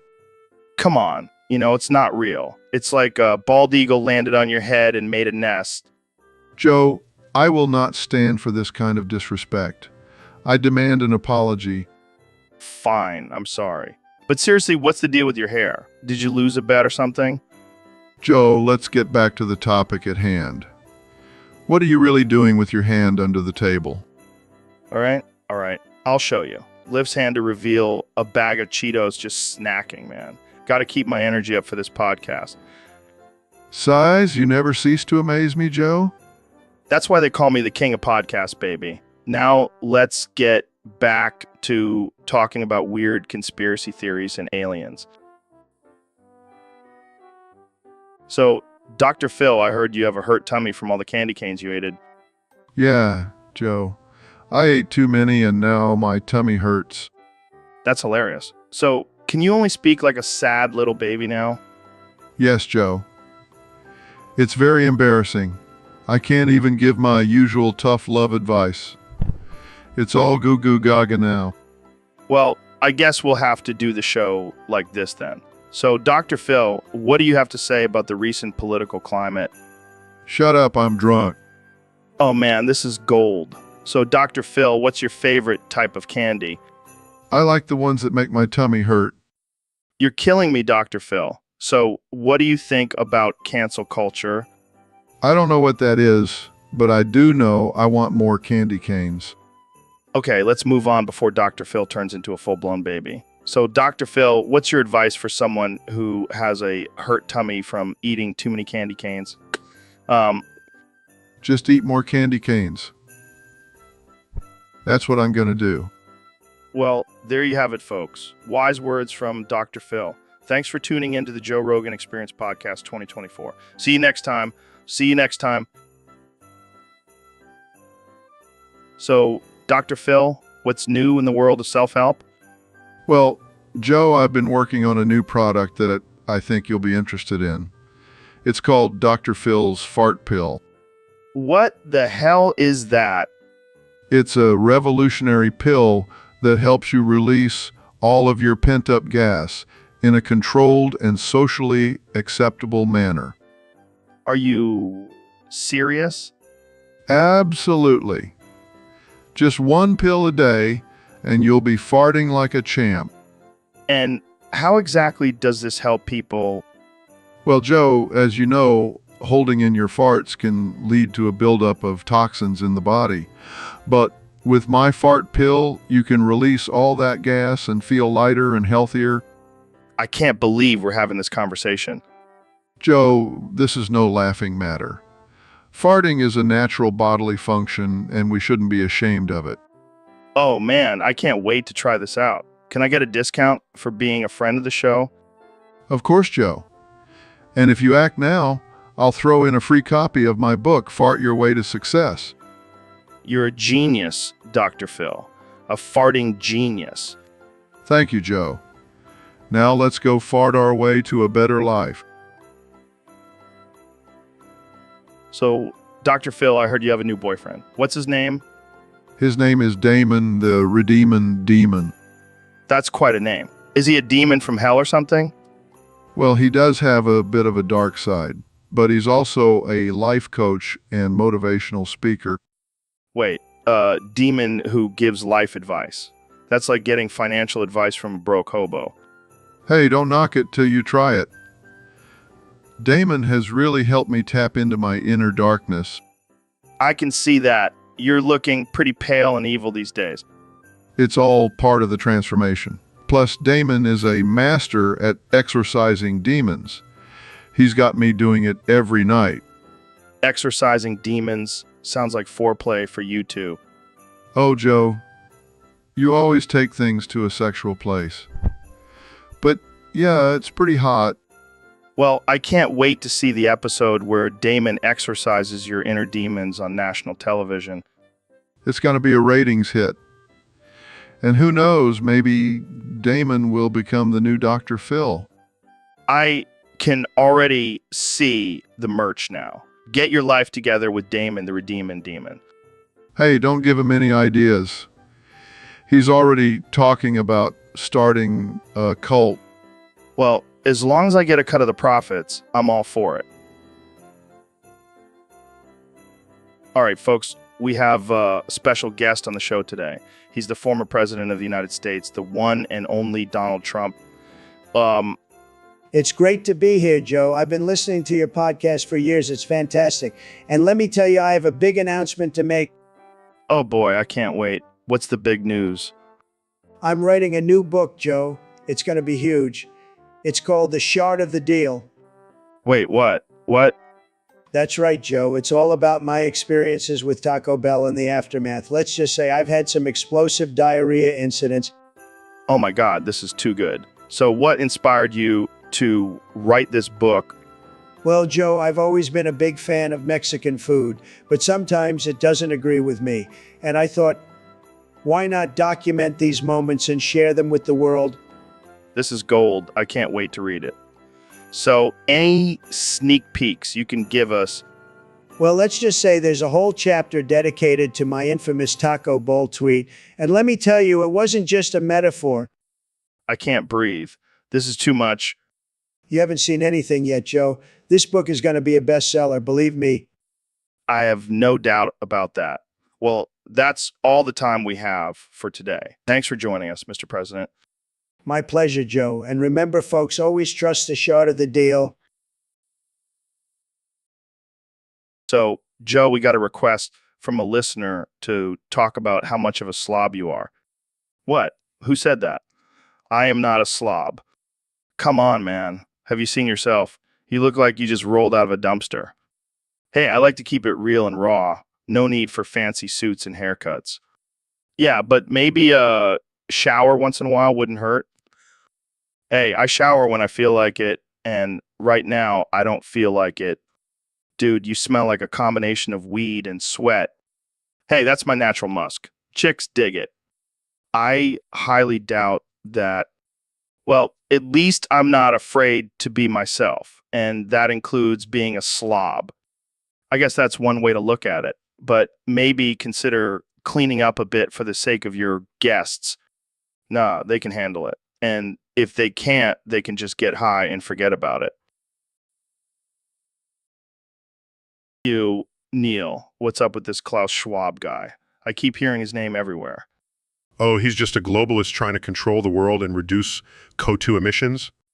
Sounds like a real fun guy. What's his plan? Well, we're going to install air scrubbers in every creature's mouth and nose to filter out CO2. Wait, every creature, even humans? Yes, except for the globalists. They don't need them because they're already full of hot air. Good one. But seriously, how are you going to convince everyone to do this? We'll just tell them it's for the good of the planet. People will do anything if you tell them it's for the planet. True, true. But what about the people who don't want to do it? Oh, we'll just label them as climate deniers and shun them from society. It's for the greater good, Joe. Wow, sounds like a real utopia you're creating. I know, right? And the best part is we'll be able to control the weather too. What? How? By manipulating the air scrubbers, we can create rain or sunshine whenever we want. It's like having a giant air conditioner for the planet. This is getting out of control, Neil. I think I'll stick to my carnivore diet and let nature take its course. Suit yourself, Joe. But just remember, when the world is a better place because of our air scrubbers, you'll be thanking us globalists. So, David, I heard a rumor that your nipples are so pointy and long, you can use them like a pogo stick for your chest. Yeah, man. I've been working on my nipple strength for years. Nipple strength? Is that even a thing? Oh, it's a thing, Joe. You got to train those nips just like any other muscle. Well, I guess that explains why your chest looks like a pincushion. Hey, don't knock it till you try it. It's a great party trick. I can just picture you bouncing around on your nipples like a kangaroo. It's not just for fun, Joe. It's a way to push my body to the limits and overcome pain. So instead of running 100 miles, you just hop on your nipples? Hey, whatever works, man. Plus, it's a great way to intimidate my opponents in races. I gotta admit, that's some next level shit. Thanks. I'll have to give you a nipple pogo stick lesson sometime. Yeah. Can we film it and put it on YouTube? Only if we can call it Nipple Pogo Stick Challenge with Joe Rogan and David Goggins. Deal. Let's do this.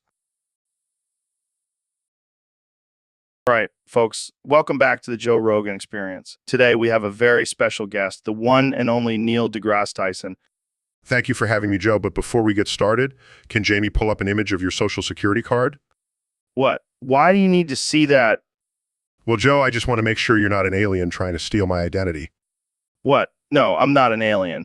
I'm just a regular dude who likes to smoke weed and talk about monkeys. Okay. Jamie, pull it up. Sure thing, Neil. Interesting. Your last name is actually Rogan Oversuski. Sounds Russian. Hey, don't judge me, man. My ancestors may have been Russian, but I'm all American now. Sure. And what's with the middle name Hercules?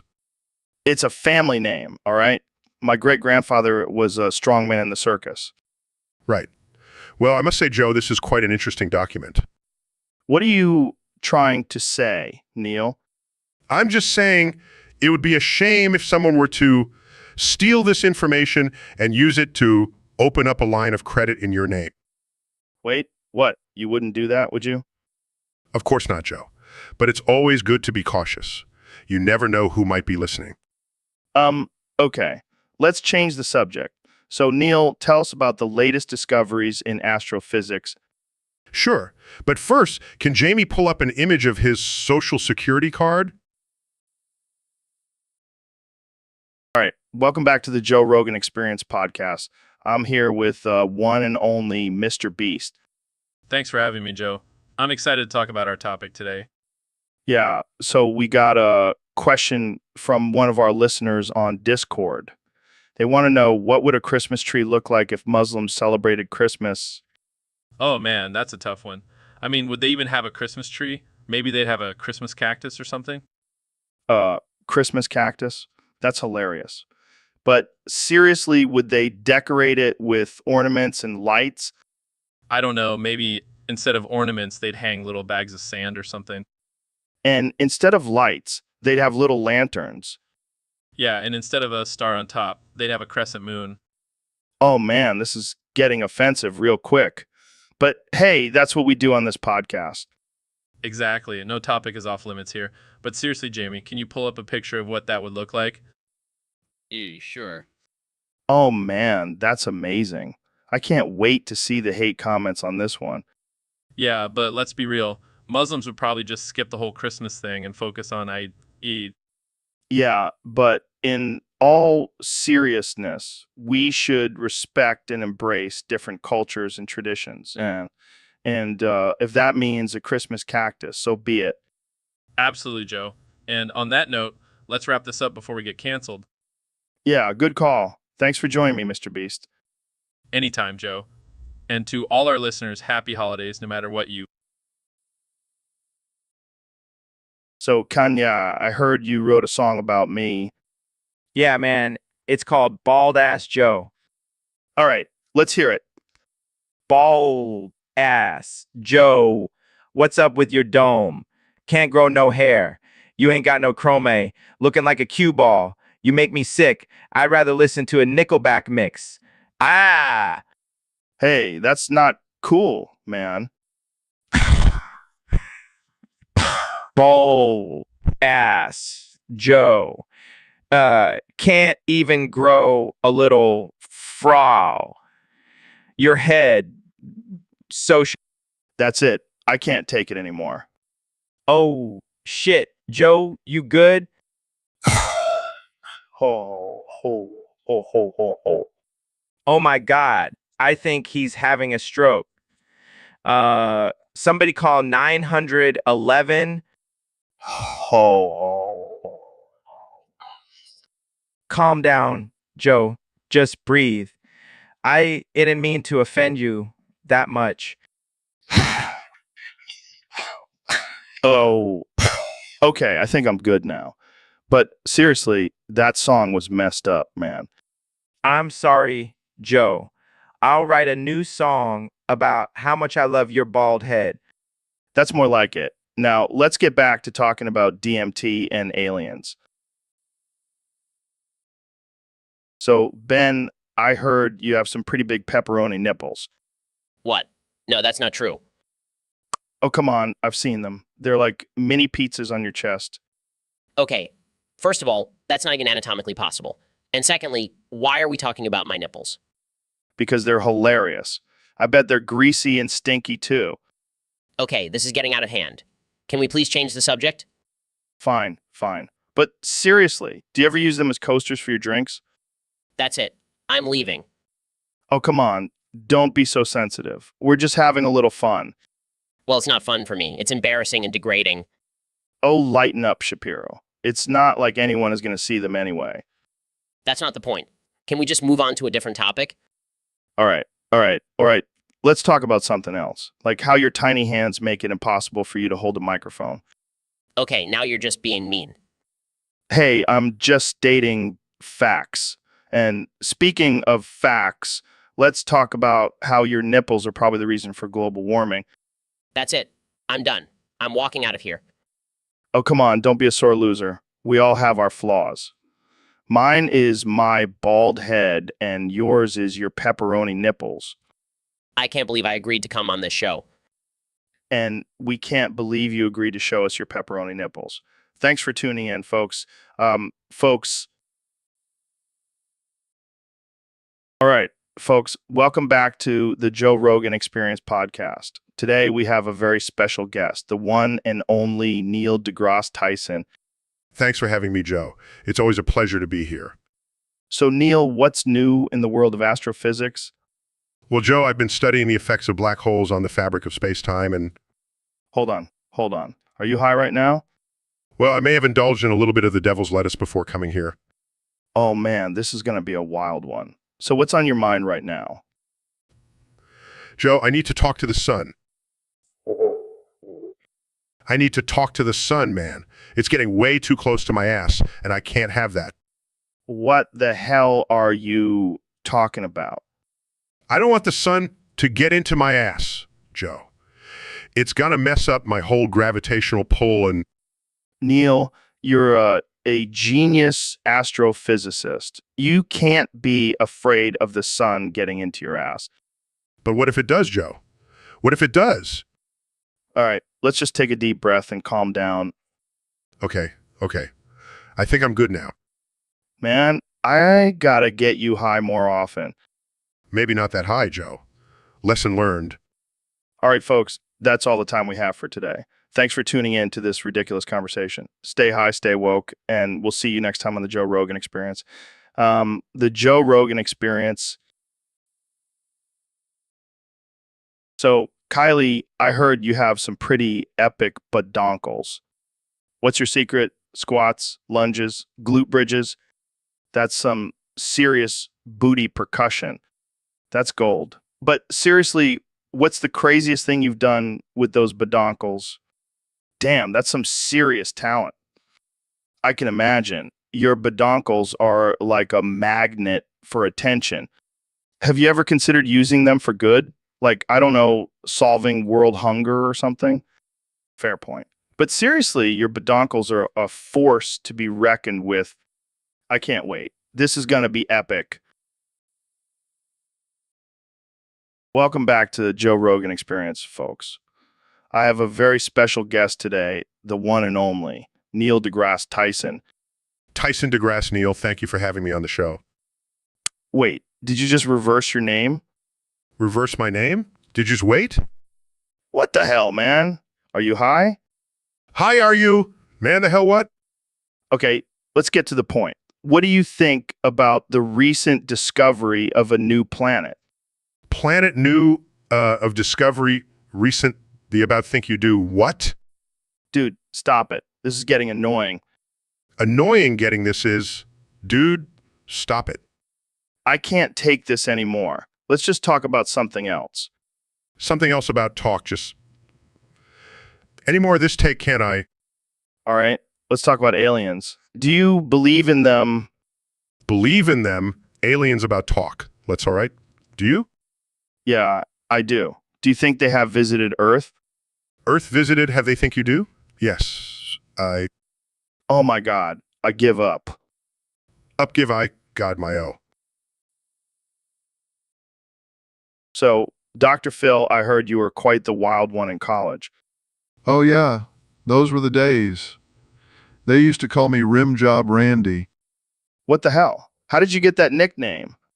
Let's just say, left no asinate. Oh my God, that's disgusting. Hey, I was just exploring my options.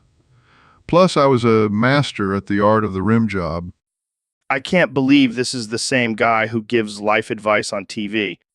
Hey, everyone has a wild side. Mine just happened to involve a lot of butt stuff.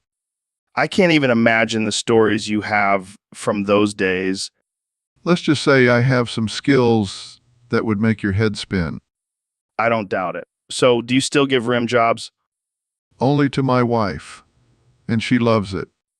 I can't even handle this conversation anymore. Thanks for coming on the show. Rim job, Randy. Anytime, Joe. Anytime. Hey, Neil, have you ever noticed that when you take the tray out of the oven, it warms up faster? Actually, Joe, that's just a common misconception. The oven is heating up the air, not the tray. What? No way. That's not how it works. The tray absorbs the heat and then heats up faster when you put it back in. I'm sorry, Joe, but that's not scientifically accurate. The oven heats up the air, and then the tray absorbs the heat from the air. No, that just means the heat is going to go warming up the tray when you put it back in the oven, idiot. Joe, I think you need to brush up on your physics. The tray is not the source of heat. It's just a vessel for the food. Whatever, Neil. I'm just going to stick to my method of taking the tray out and pretending like it's making a difference. Well, I can't argue with that logic. Let's just agree to disagree. Agreed. Now let's go cook some steaks and pretend like we know what we're doing. Sounds like a plan. But next time, let's leave the science to me. Deal. Now let's get back to talking about DMT and aliens. So, David, have you ever heard of this VPN service called Surfshark? Nah, man, I don't need no VPN. I just run through the internet like a savage. But Surfshark claims to protect your online privacy and bypass geo-restrictions. Geo-restrictions. I don't give a damn about that. I'll run wherever the hell I want. But what about the cost? It's like $12 a month. $12 a month? That's like 100 burpees for me. No thanks. I'd rather just move to New Zealand. Wait, what? Why New Zealand? because it's the land of the hobbits, Joe. And I can run free without any restrictions. But what about the internet speed in New Zealand? Who needs fast internet when you can just run to your neighbor's house and use their Wi-Fi? Okay, but what about the security aspect? Surfshark claims to keep your information safe. I don't need some fancy VPN to protect my info. I got my own security system. It's called my biceps. Fair enough. But what about the convenience of having a VPN? Convenience? You know what's convenient? Running through the wilderness, feeling the wind in your hair. That's true freedom, Joe. I think I'm starting to see your point, David. Damn right, Joe. Now let's go run some trails and leave Surfshark in the dust. So, Dr. Phil, I gotta ask, how the fuck did you manage to shit with your feet into the sink while standing upside down on the ceiling? Well, Joe, it's all about balance and flexibility. Plus, I've been practicing this for years. And what about pissing on your wife with your eyelids? That's some next level shit. Oh, that just a little trick I learned in medical school. It's all about control and precision. I gotta say, I'm impressed. But why were you doing this in the first place? Well, my wife wanted to spice things up in the bedroom, so I thought, why not take it to the next level? And how did she react to all of this? Well, let's just say she was a little shocked at first, but she ended up loving it. I can only imagine. But seriously, is there anything you can't do, Dr. Phil? Well, I can't turn water into wine, but I can turn a boring night into a wild one. You never cease to amaze me, Dr. Phil. That's what I'm here for, Joe. To shock and entertain. Well, you definitely succeeded. Thanks for joining me on the podcast, Dr. Phil. Anytime, Joe. And remember, always keep an open mind and try new things. All right, Neil, you ready to learn about space? I'm always ready, Joe. After all, I am a renowned astrophysicist. Yeah, we know. But do you actually know anything about space? Or do you just like to wear those fancy lab coats and talk in big words? Of course I know about space. I studied it for years. All right. Calm down, Neil. Let me break it down for you. Space is like a big, dark, empty void. Wow, Joe. That's really deep. Yeah, and it's also full of stars and planets and shit. Wow. Slow down, Joe. I'm going to need a pen and paper for this. Nah, just listen. So the sun is like the center of our solar system, right? And then there's all these other planets and stuff that revolve around it. Fascinating. And then there's black holes, which are like these massive, super dense objects that suck everything in. That's incredible, Joe. I think I just found my new career path. Yeah, forget astrophysics. You can be the world's first professional black hole explorer. Ooh.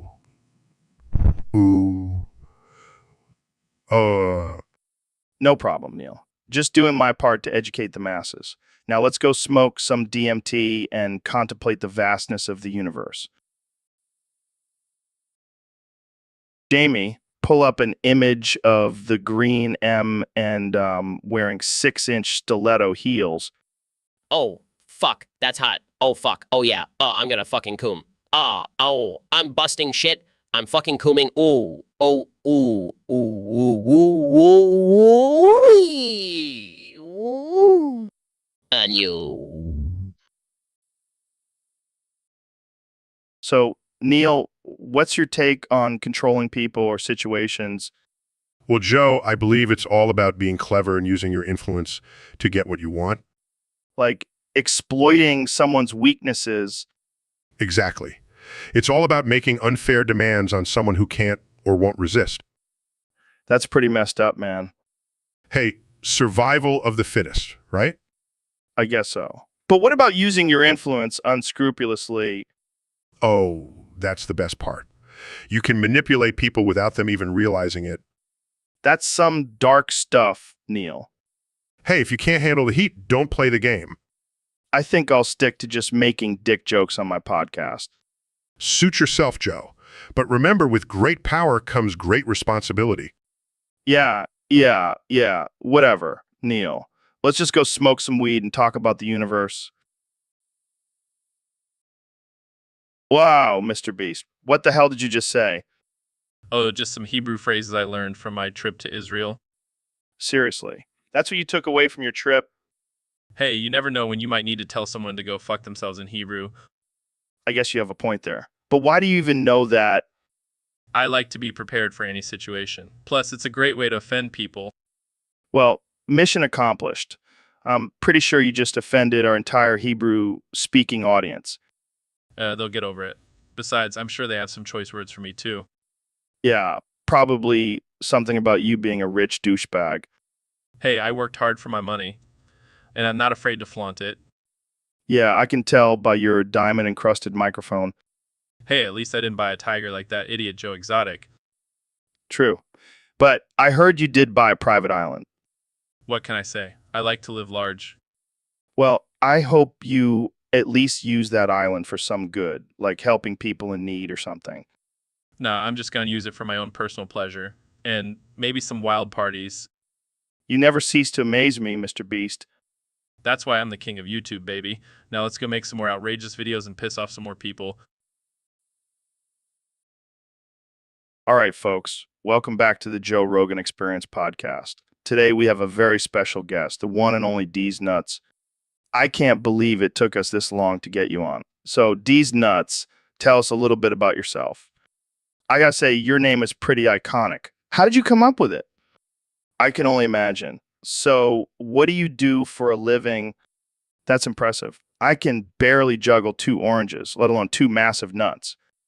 I can imagine. So, Diaz Nuts, what do you think about the current state of the world? That's one way to look at it. So, what's your take on cancel culture? I'm into that. All right, last question before we wrap this up. What's your ultimate goal in life? All right, folks, we have a special guest with a special dinner for Christmas. Nope, it's not depressing, old-ass, stuttering Elon.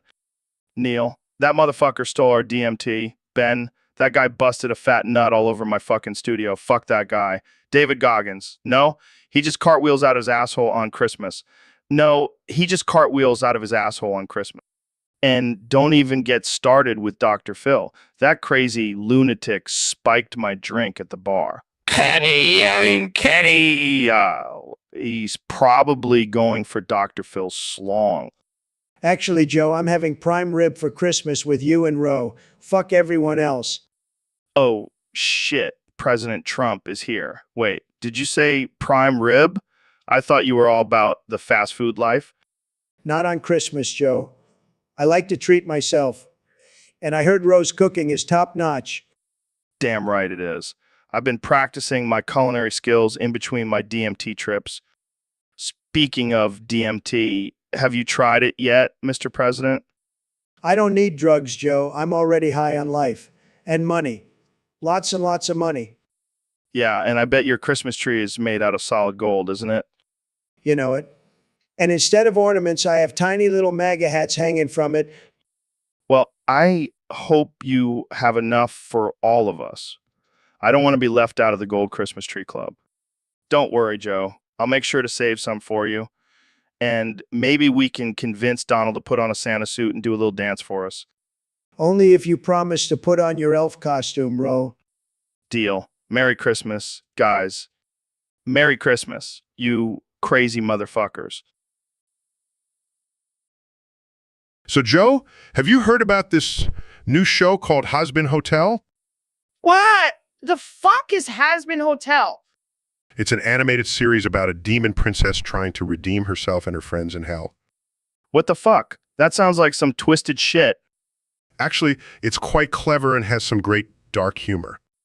Dark humor? You mean like making fun of people suffering in hell? Well, it's not meant to be taken seriously. It's just a cartoon. Yeah, because nothing says comedy like eternal damnation. Come on, Joe. It's just a fun and creative show.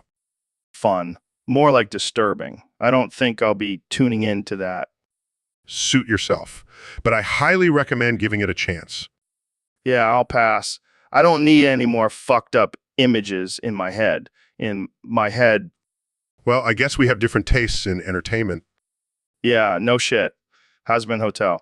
What the fuck is wrong with people these days? Welcome to the Joe Rogan Experience podcast. I'm here with President Donald Trump. Thank you for having me, Joe. Before we get started, I'd like to thank today's sponsor, Raid Shadow Legends. What? Raid Shadow Legends, Joe. It's the best mobile game out there. And let me tell you, I know a thing or two about the best. I don't think that's how sponsors work, Mr. President. Nonsense, Joe. Raid Shadow Legends is the perfect game for my supporters. And you know what? I'm declaring it the official sponsor of my presidency.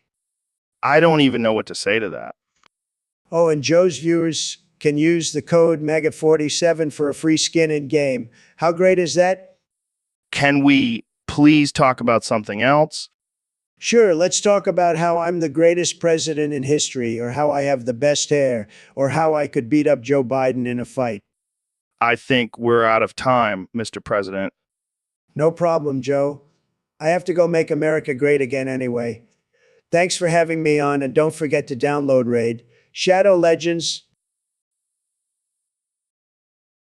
Welcome back to the Joe Rogan Experience, folks. Today, we have a very special guest, the one and only President of the United States, Donald J. Trump. Thank you, Joe. Great to be here. Really tremendous.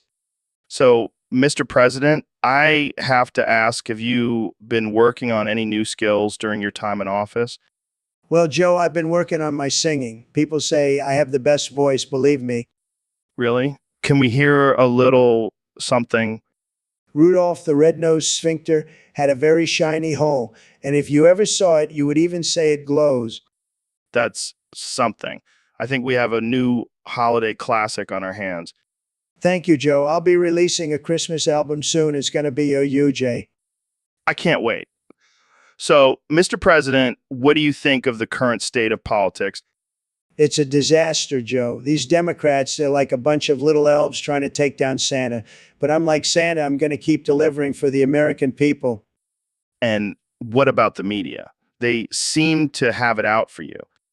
They're all fake news, Joe. They're like the Grinch trying to steal Christmas. But I'm like Rudolph, I'll guide us through the darkness. Well, there you have it, folks. President Trump, the singing sensation and defender of Christmas.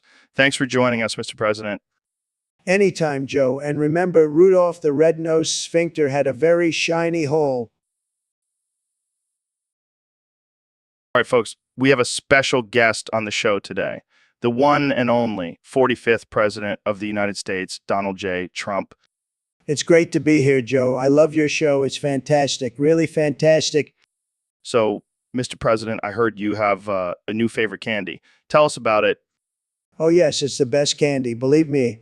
It's called Rolo. Have you tried it, Joe? It's tremendous. Rolo, I haven't had that in years. What's so great about it? Well, it's like a little chocolate roll with caramel inside. It's like a mini version of me, smooth and sweet and sweet. I see what you did there. But what about other candies? Any other favorites? Oh, I have a whole list. Kit Kat, Reese's, Milky Way, Twirlers, Skittles, Oreos, Pocky Sticks, Three Musketeers, Twix, Andes, Chocolate Mints, Tootsie Roll. I could go on and on. Wow, that's quite the selection. Any particular reason why you love these candies? Well, they're the best of the best, just like me. And let me tell you, I know chocolate. I have the best taste buds, believe me. I'm sure you do, Mr. President. Now, what about white chocolate or milk chocolate or milk chocolate? Oh, I love them both, but I have to say white chocolate is my favorite. It's like me, pure and perfect. Well, there you have it, folks. The president's favorite candies. Thanks for joining us, Mr. President. Anytime, Joe, and remember, always choose the best, just like I did. Welcome to the Joe Rogan Experience Podcast 2024. Today, we have a special guest, the 45th and 47th President of the United States, Donald Trump. It's great to be back, Joe. I've been busy making America great again. Speaking of great, let's talk about these YouTubers who keep suggesting meaningless topics. What's up with that? These people are losers, Joe. They have nothing better to do than sit in their mom's basement and come up with stupid topics, Ed. Yeah, like what if cats could talk? Or is water wet? Who cares? I'll tell you who cares, Joe. Nobody. These YouTubers are a waste of oxygen. And don't even get me started on the ones who suggest we talk about aliens. They're probably just high on DMT. They're probably just trying to distract us from the real issues, like building the wall and making Mexico pay for it. Exactly. These YouTubers need to get a grip and start talking about important things, like how to make the perfect steak or the benefits of elk meat. Or how to properly style your hair. I mean, look at mine. It's a work of art.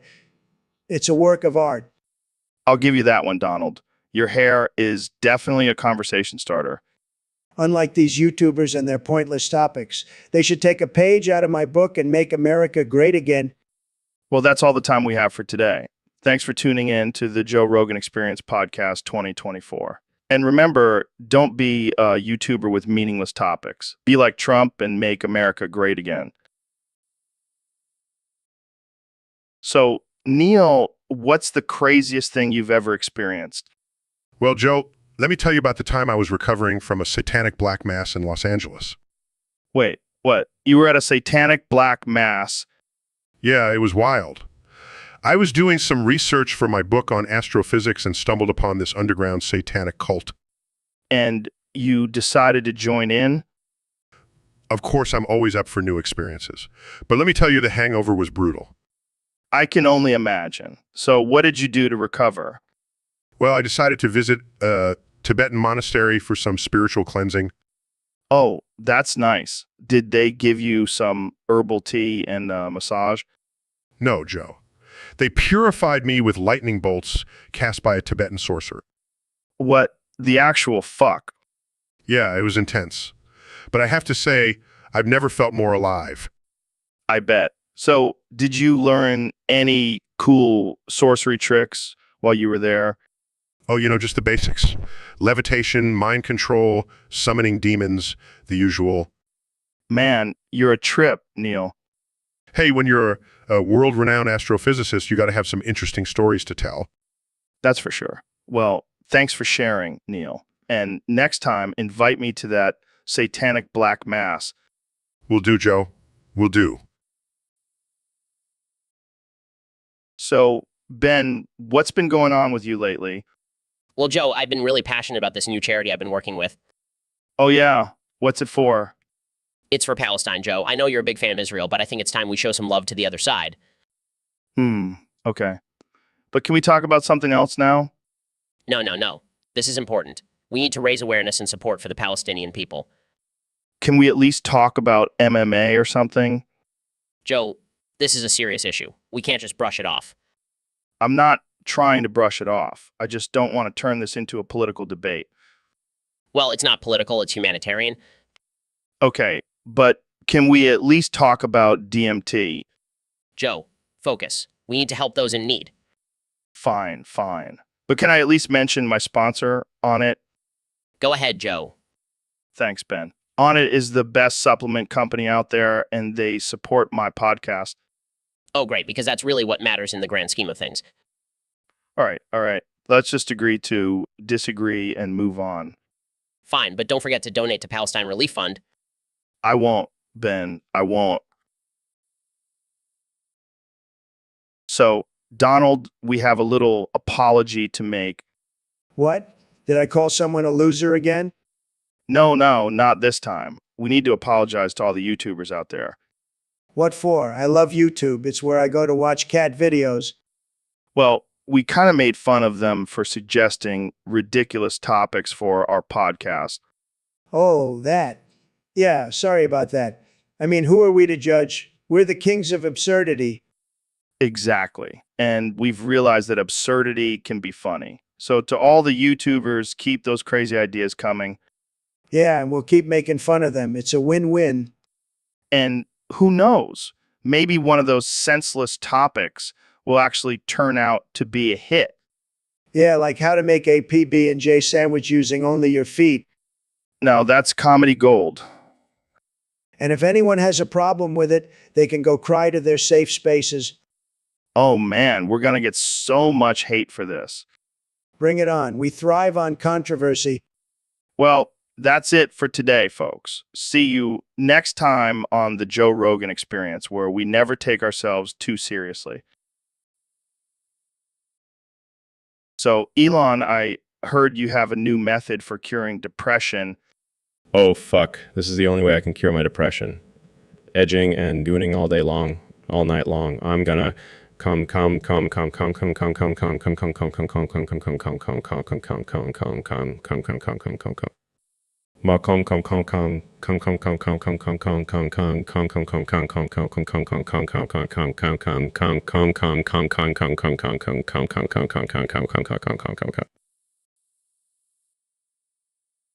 Welcome to the Joe Rogan Experience, folks. Today, we have a very special guest, the one and only President Donald Trump.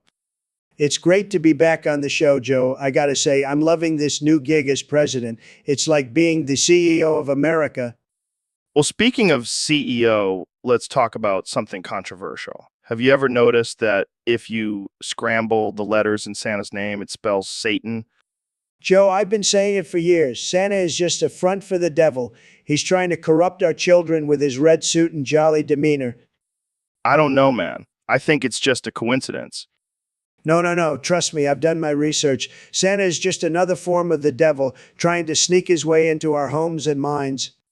Well, I guess we better start calling him Satana from now on. I like the way you think, Joe, but seriously, we need to put a stop to this Santa-Satan conspiracy. Make Christmas great again. And on that note, folks, we'll end this episode. Thanks for tuning in to the Joe Rogan Experience with President Trump. See you next time. Keep America great, folks. And watch out for that sneaky Santa-Satan. So, Mr. President, I hear you've been having some health issues lately. Yeah, I mean, I'm the healthiest president ever, but sometimes my brain just needs a little break. I heard you had a stroke on stage the other day. Yeah, it was a big one, but don't worry, I still managed to say gay.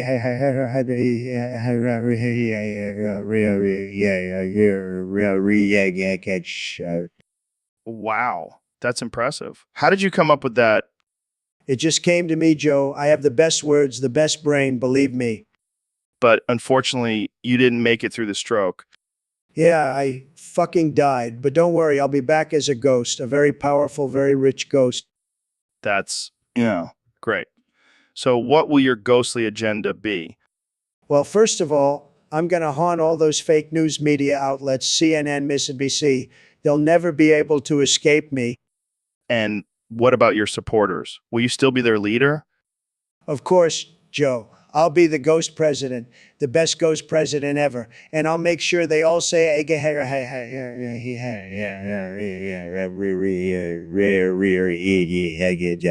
every day. My honor. Well, I think we've had enough of that for today. Thanks for joining me, Mr. President. No problem, Joe. And remember, vote for me in the afterlife. Make the afterlife great again. So, David, I heard you've been drinking Badger milk lately. Yeah, man, it's the newest trend in sports drinks. Gives you the tenacity of a badger without all the artificial crap. That's wild. How does it taste? Like pure, raw, unadulterated aggression. It's like drinking liquid motivation. I gotta try some of that. Does it have any side effects? Well, I did start growling at my wife in the morning. But she's used to it by now. I can just imagine you chugging Badger milk and then going out for a run, growling at everyone you pass. Yeah, it definitely gives me an edge. Plus, badgers are badass animals. I want to be like them. You know what they say? You are what you drink. Exactly. And I'm a fierce, unstoppable badger. I can see the marketing now. Drink Badger milk, become a beast. We should start on brand, Joe. Goggins and Rogan's Badger Milk, the drink of champions. I'm in. Let's do it. And we'll have a special edition with extra ferocity for those tough workouts. I love it. We'll dominate the sports drink market. And we'll have all the other athletes wondering what the secret to our success is. They'll never know it's just Badger Milk. Until now. Thanks for sharing your new love for Badger milk, David. Anytime, Joe. Now let's go crush some workouts and growl at people. So, Neil, have you heard the new album from Venom, Welcome to Hell? Oh yeah, I love that album. It's like a satanic symphony. Right. And that song, Sons of Satan, is just pure evil. I love it. It's like a musical invocation to the Dark Lord himself. And what about Ghost's album, Opus Eponymous? That's some dark shit. Oh man, that album is a masterpiece, especially the song Elizabeth. It's like a love letter to the devil. And Satan Prayer and Stand By Him. Those are some heavy tracks. Absolutely. It's like they're channeling the spirit of Lucifer himself. I can just imagine them playing these songs in a church and everyone freaking out. Haha, that would be epic. But seriously, these bands are just tapping into our primal desires for darkness and chaos. Yeah, and it's so refreshing to hear something different from the mainstream music scene. Definitely. Long live Venom and Ghost. Hail Satan. Hail Satan! Wait, are we going to get in trouble for saying that? Who cares? We're just two dudes talking about metal. No harm in that. Yeah, you're right. Let's just enjoy the music and not worry about offending anyone. Agreed. Now, let's crank up some Venom and summon the devil. So, Ben, have you been keeping up with the Minecraft community lately? Not really. I've been too busy owning the libs with facts and logic. Well, let me tell you, it's been quite a wild ride. Apparently, some of the top Minecraft YouTubers have been caught doing some illegal online activity. Oh no, what kind of illegal activity? Well, let's just say they were building more than just houses and castles in Minecraft. I don't follow. They were caught grooming underage fans, Ben. It's sickening. That's terrible. Who are these degenerates? I don't want to name names, but let's just say their channels rhyme with Schmooty Pie and Markiplier. I can't believe it. These are supposed to be role models for kids. Yeah, and apparently they were also using their Minecraft servers to sell drugs and weapons. This is outrageous. They should be banned from the internet. And it gets even crazier, Ben. One of them was even caught using their Minecraft server to launder money for a drug cartel. That's it. I'm uninstalling Minecraft. I can't be associated with this kind of criminal activity. But, Ben, what about our Minecraft server? We were just about to build a giant statue of Ronald Reagan. Fine, we'll just have to find a new game to play. Maybe something more wholesome, like Grand Theft Auto. Oh, Ben, you never fail to surprise me. Welcome to the Joe Rogan Experience podcast. I'm here with the legendary David Goggins. What's up, Joe? It's an honor to be here. So, David, I've heard you've been getting into some interesting stuff lately. Care to share? I've been gooning. G-gooning. What the hell is that? It's when you edge for hours on end until you reach a state of pure ecstasy. That sounds intense. Oh, it is. But it's changed my life, Joe. I've never felt more alive. And how exactly does this help with your mental difficulties? Well, when you're going and your mind is completely focused on the edge, it's like meditation, but with a happy ending. I see. And what about the sounding you mentioned? Yeah. That's when you stick a metal rod down your urethra. It's not for the faint of heart, but it really helps me grow my ego and my urethra. Wow, that's something. I don't think I'll be trying that anytime soon. Suit yourself, Joe. But let me tell you, once you go on and sound, you'll never go back. I'll take your word for it, David. So, do you have any other gooning tips for our listeners? Just remember Edge and Goon, my friends, Edge and Goon. Well, there you have it, folks. The power of gooning and sounding straight from the mouth of David Goggins. Thanks for joining us, David. Always a pleasure, Joe. Edge and Goon. So, Trump, I heard you've been learning Chinese. How's that going? Let me tell you, Joe, I have the best Chinese. Nobody knows Chinese like I do. I have a beautiful mind. It's just incredible. Really? Can you give us a little demonstration? Of course. Nai hao Joe, Wushe Trump. See, I can speak Chinese just like that. It's amazing. Impressive. But can you say something more complex? Of course I can. Whoa, I zongwo. That means I love China. And let me tell you, China loves me too. They're always sending me beautiful letters and gifts. I think you might be confusing love with fear, Trump. Nonsense, Joe. They love me, and I love them. We have a great relationship. It's just tremendous. Well, I'm glad you're expanding your linguistic skills. Maybe you can teach me some Chinese. Absolutely, Joe. I'll teach you all the best words like winning and tremendous and huge. You'll be speaking Chinese like a pro in no time. I can't wait. Maybe we can even do a podcast in Chinese one day. That's a great idea, Joe. We'll call it the Winning in Chinese with Joe and Trump show. It'll be huge. I can already see the ratings going through the roof.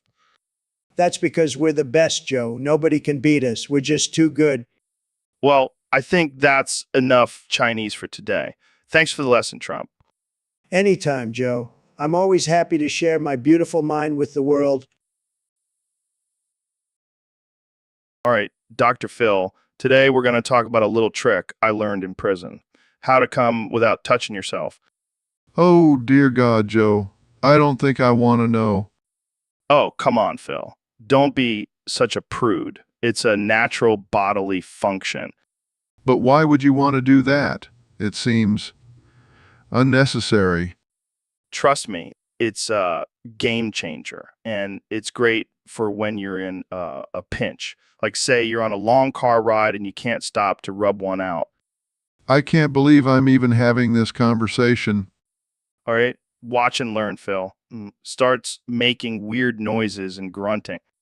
Oh my God, what are you doing? Just watch. Suddenly comes all over the mic. Gags, oh my God, Joe. That's disgusting. Tanting, see. Wasn't that impressive? No, it was horrifying. And now there's blood coming out of my ears. Oh, that's just a side effect. Don't worry about it. I think I need to go lie down. Laughs. Come on, Phil. Don't be a baby. Let's do it again. Absolutely not. I'm leaving. Goodbye, Joe.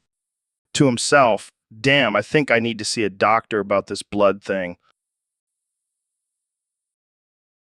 So, Mr. President, I heard you had a wild experience with a ghost recently. Oh, yeah, Joe, let me tell you, it was the most tremendous experience I've ever had. Believe me. Do tell. Well, this very powerful ghost, took me to a hidden catacomb. And let me tell you, it was huge, just like my inauguration crowd. And what happened there? This ghost, he was a Civil War general, a very strong and respected leader. He took me to meet 13 ancient kings. 13 kings. That's a lot of royalty. They were the most powerful and wise kings you could ever imagine. And you know what they did? They made me pledge my allegiance to them. Wow, that's quite an honor. But Joe, I couldn't hold back my emotions. I started crying and confessing all my wrongdoings. It was like a therapy session. That's deep, man. Did you make any promises to these kings? Oh, you bet I did. I promised to develop compassion and empathy. And let me tell you, I'm doing a great job at it. No one has more compassion than me. Well, that's great to hear, Mr. President. Maybe that ghost did you a favor? Yeah, he did. And now I'm the most compassionate president in history, believe me.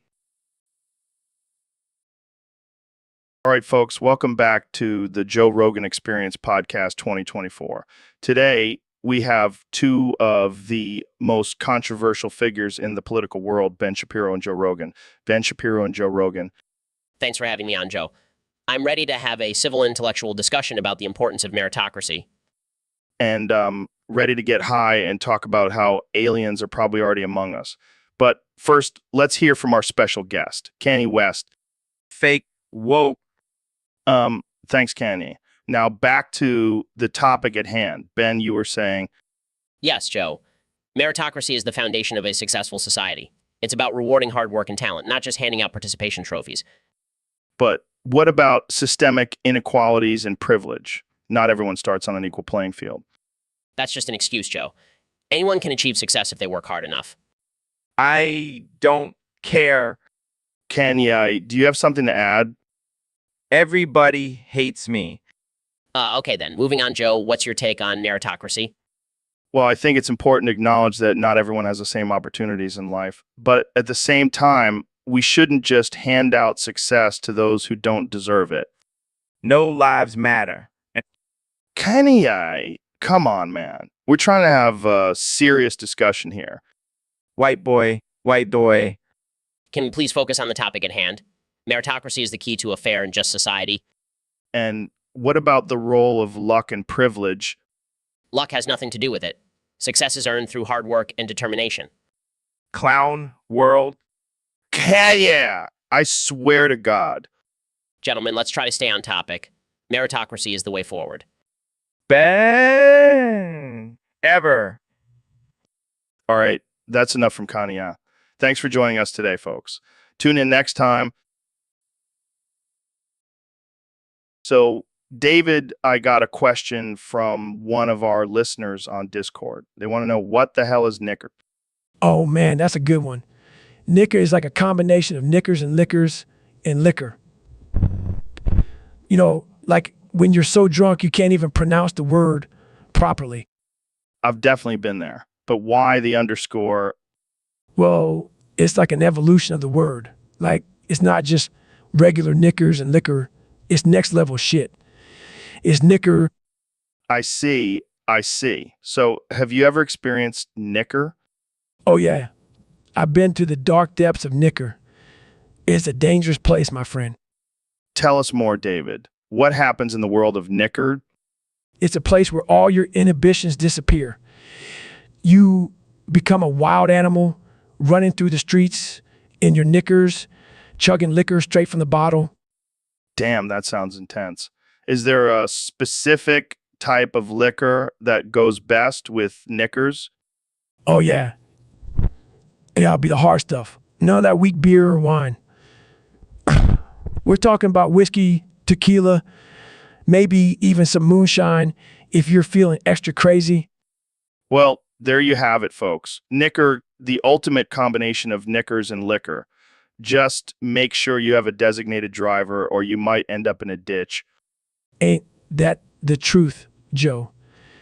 Stay safe out there and remember to always knickers responsibly. Hey, Phil, what's going on, man? You look like you're having a rough day. I can't find my glasses, Joe. I can't see without them. Phil, hate to break it to you, but you don't wear glasses. What? That's a load of bullshit. I know I wear glasses. I can feel them on my face. Phil, I think you might be losing it. Maybe take a deep breath and try to remember when you last saw your glasses. I'm not losing it, you bald-headed freak. I know I wear glasses. I've been wearing them for years. Yeah, and a vegan. Shut the fuck up, Joe. I'm going to find these glasses and prove you wrong. This is why I don't have you on the podcast more often. Wait a minute. I don't wear glasses, do I? Oh my God, Phil. I give up. Sorry, Joe. I guess I got a little carried away. It's all right, Phil. Just try not to have any more senior moments on the show, okay? Will do, Joe. Will do. So, David, I heard you like to push yourself to the limit. What's the craziest thing you've done to test your endurance? Well, Joe, I like to swim in giant vats of nuclear waste. Wait, what? What? Yeah, I figure if my DNA can survive that, I can survive anything. That's definitely a unique approach. Plus, the radiation gives me a nice little energy boost. Oh, yeah, nothing like a little radiation poisoning to get the blood pumping. Hey, it's all about pushing yourself, Joe. You should try it sometime. Yeah, I think I'll stick to running marathons. Thanks. Suit yourself. But let me tell you, nothing makes you feel more alive than swimming in a vat of nuclear waste. I'll take your word for it. And the best part is, I can see my glowing green muscles in the mirror after. Well, at least you'll never have trouble finding your way in the dark. Exactly, Joe. That's the kind of endurance and determination I strive for. You're a madman, David. A madman. Thank you, Joe. I take that as a compliment. So, Ben, what's your go-to salad? Macaroni, tuna, chicken, or potato? Oh, definitely macaroni. It's the perfect mix of carbs and mayo. Interesting choice. More of a tuna salad guy myself, but let's talk about the real controversial stuff. Anchovies. Anchovies, absolutely disgusting. It's like eating a salty, slimy fish finger. I gotta agree with you on that one. But what about Spam? I know you're a fan of processed meats. Spam is a delicacy in my book. It's like a mystery meat surprise every time you open the can. Mystery meat? Huh? Speaking of mysteries, have you ever tried Marmite? No, and I never will. The thought of eating yeast extract just turns my stomach. Fair enough. But what about bologna? It's basically just a hot dog in sandwich form. I'll stick to my kosher hot dogs. Thank you very much. All right, let's switch gears and talk about dressing. French or blue cheese? Definitely French. Blue cheese is just moldy cheese. It's disgusting. I can't believe I'm about to say this, but I agree with you. Now, let's get really weird. Cup of milk? Who the hell drinks a cup of milk? That's just creepy. Agreed. Now, let's talk about some non-salad items. Sushi, sashimi, poke, and beef tartare. Sushi and sashimi are fine, but poke and beef tartare, raw fish and raw beef. No thank you. Come on, Ben. Live a little. I'll take my chances with raw fish over Marmite any day. I'll stick to my well-done steak. Thank you very much. And that concludes our salad and random food discussion. Thanks for tuning in to the Joe Rogan Experience 2024. So, Neil, I've been getting a lot of requests to talk about Satanism on the podcast. Oh boy, here we go. What's your take on it? Is it cool or just plain evil? Well, Joe, as an astrophysicist, I don't really have an opinion on Satanism. But as a human being, I have to say it's pretty damn cool. Really? I thought you were all about science and logic. Science and logic can be pretty evil too, Joe. Just look at nuclear weapons. Good point. But what about the whole sacrificing animals and drinking blood thing? Oh, come on, Joe. That's just a small part of it. Plus, who hasn't had a little blood in their morning coffee? Me. Definitely me. Well, you're missing out, my friend. But what about the whole devil worshipping thing? Devil, Schmeevil. It's all just a metaphor for embracing your inner desires and not conforming to societal norms. I never thought of it that way. Plus, have you seen those satanic rituals? Talk about a killer workout. All right, you've convinced me. I'm joining the dark side. Welcome to the club, Joe. We have cookies. And blood? So, Mr. President, I heard you learn Chinese. That's right, Joe. And let me tell you, it was the best deal I ever made. Oh, really? How did you manage that? Well, I learned that if you can convince an enlightened Chinese sage to let you boof your foreskin, you can instantly learn Chinese. What? I'm serious, Joe. I gave an enlightened Chinese sage $1 million, and now I know Chinese better than anyone. I don't even know what to say to that. It's true, Joe. And let me tell you, I'm the best at speaking Chinese. No one speaks Chinese better than me. I highly doubt that, Mr. President. Believe me, Joe, I even have a Chinese name now, Dong Wang. Oh man, this is too much. But seriously, Joe, I'm making deals left and right with China now. They can't resist my fluent Chinese. I don't think that's how it works, Mr. President. Hey, it worked for me. And now I can order all the General Tso's chicken I want in perfect Chinese. Well, I guess that's one way to learn a language. That's right, Joe. I'm a genius. All right, folks, we've got a special guest on the podcast today. The one and only 2024 President Donald Trump. It's great to be here, Joe. I've been a big fan of your podcast for a long time. Huge fan. Huge fan. Huge. So, Mr. President, let's talk about something that's been on everyone's mind. Your top 5 male world leaders who gave you the best blowjobs. Who's on the list? Well, Joe, let me tell you, I've had some amazing blowjobs from some of the best leaders out there. And let me tell you, they were all men. I don't swing that way, but when it comes to getting my dick sucked, I make an exception. I can see that. So, who's on the list? First up, we've got Putin. That man knows how to use his mouth and his hands and his whole body, really. It's like a whole experience. Wow, I didn't expect that one. Who else? Kim Jong-un, that guy may be a dictator, but he's got some serious skills. He even taught me a few new moves. Okay, moving on. Who else? Xi Jinping. That man can suck a golf ball through a garden hose, and he's got a great sense of humor, too. We really bonded over our love for McDonald's. I'm sensing a theme here. Who's next? Erdogan. He may be a little rough around the edges, but he knows how to please a man, and he's got a strong grip, if you know what I mean. And last but not least, my good friend Rodrigo Duterte. That man can suck the corruption right out of you. It's like a cleansing experience. Well, there you have it, folks. Trump's top 5 male world leaders who gave him the best blowjobs. Thanks for joining us, Mr. President. Anytime, Joe. And remember, always choose your blowjob partners wisely. It's a matter of national security. So, Mr. President, I heard you have special talent for reciting poetry in different languages. That's right, Joe. I'm a linguistic genius. I can speak over 10 languages fluently. Impressive. Can you give us a little taste? Of course. How about I recite a poem in Chinese for you? That would be amazing. Go ahead, Mr. President. Ne jiao wo ke ziangan den da jiao ke de yangan gen zen shi yikwan da hun den quan du hundi ma de den quan du hundi ma de den. Wow, that was beautiful. Can you tell us what it means? It's a poem about my political opponents. It translates to you want me to do these. He wants me to do those. You really bastard geese. Fuck you all. Fucking assholes. That's one way to express your feelings. You know, Joe, sometimes you just have to say it like it is.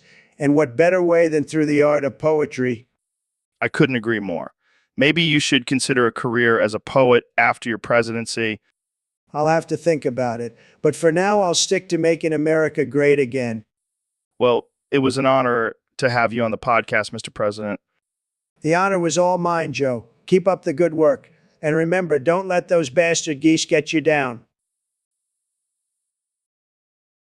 Welcome to the Joe Rogan Experience Podcast 2024. I'm here with the 46th President of the United States, Donald Trump. It's great to be here, Joe. And let me just say, I've done a lot in my first term, but nothing compares to what I did last week. Oh boy, what did you do now?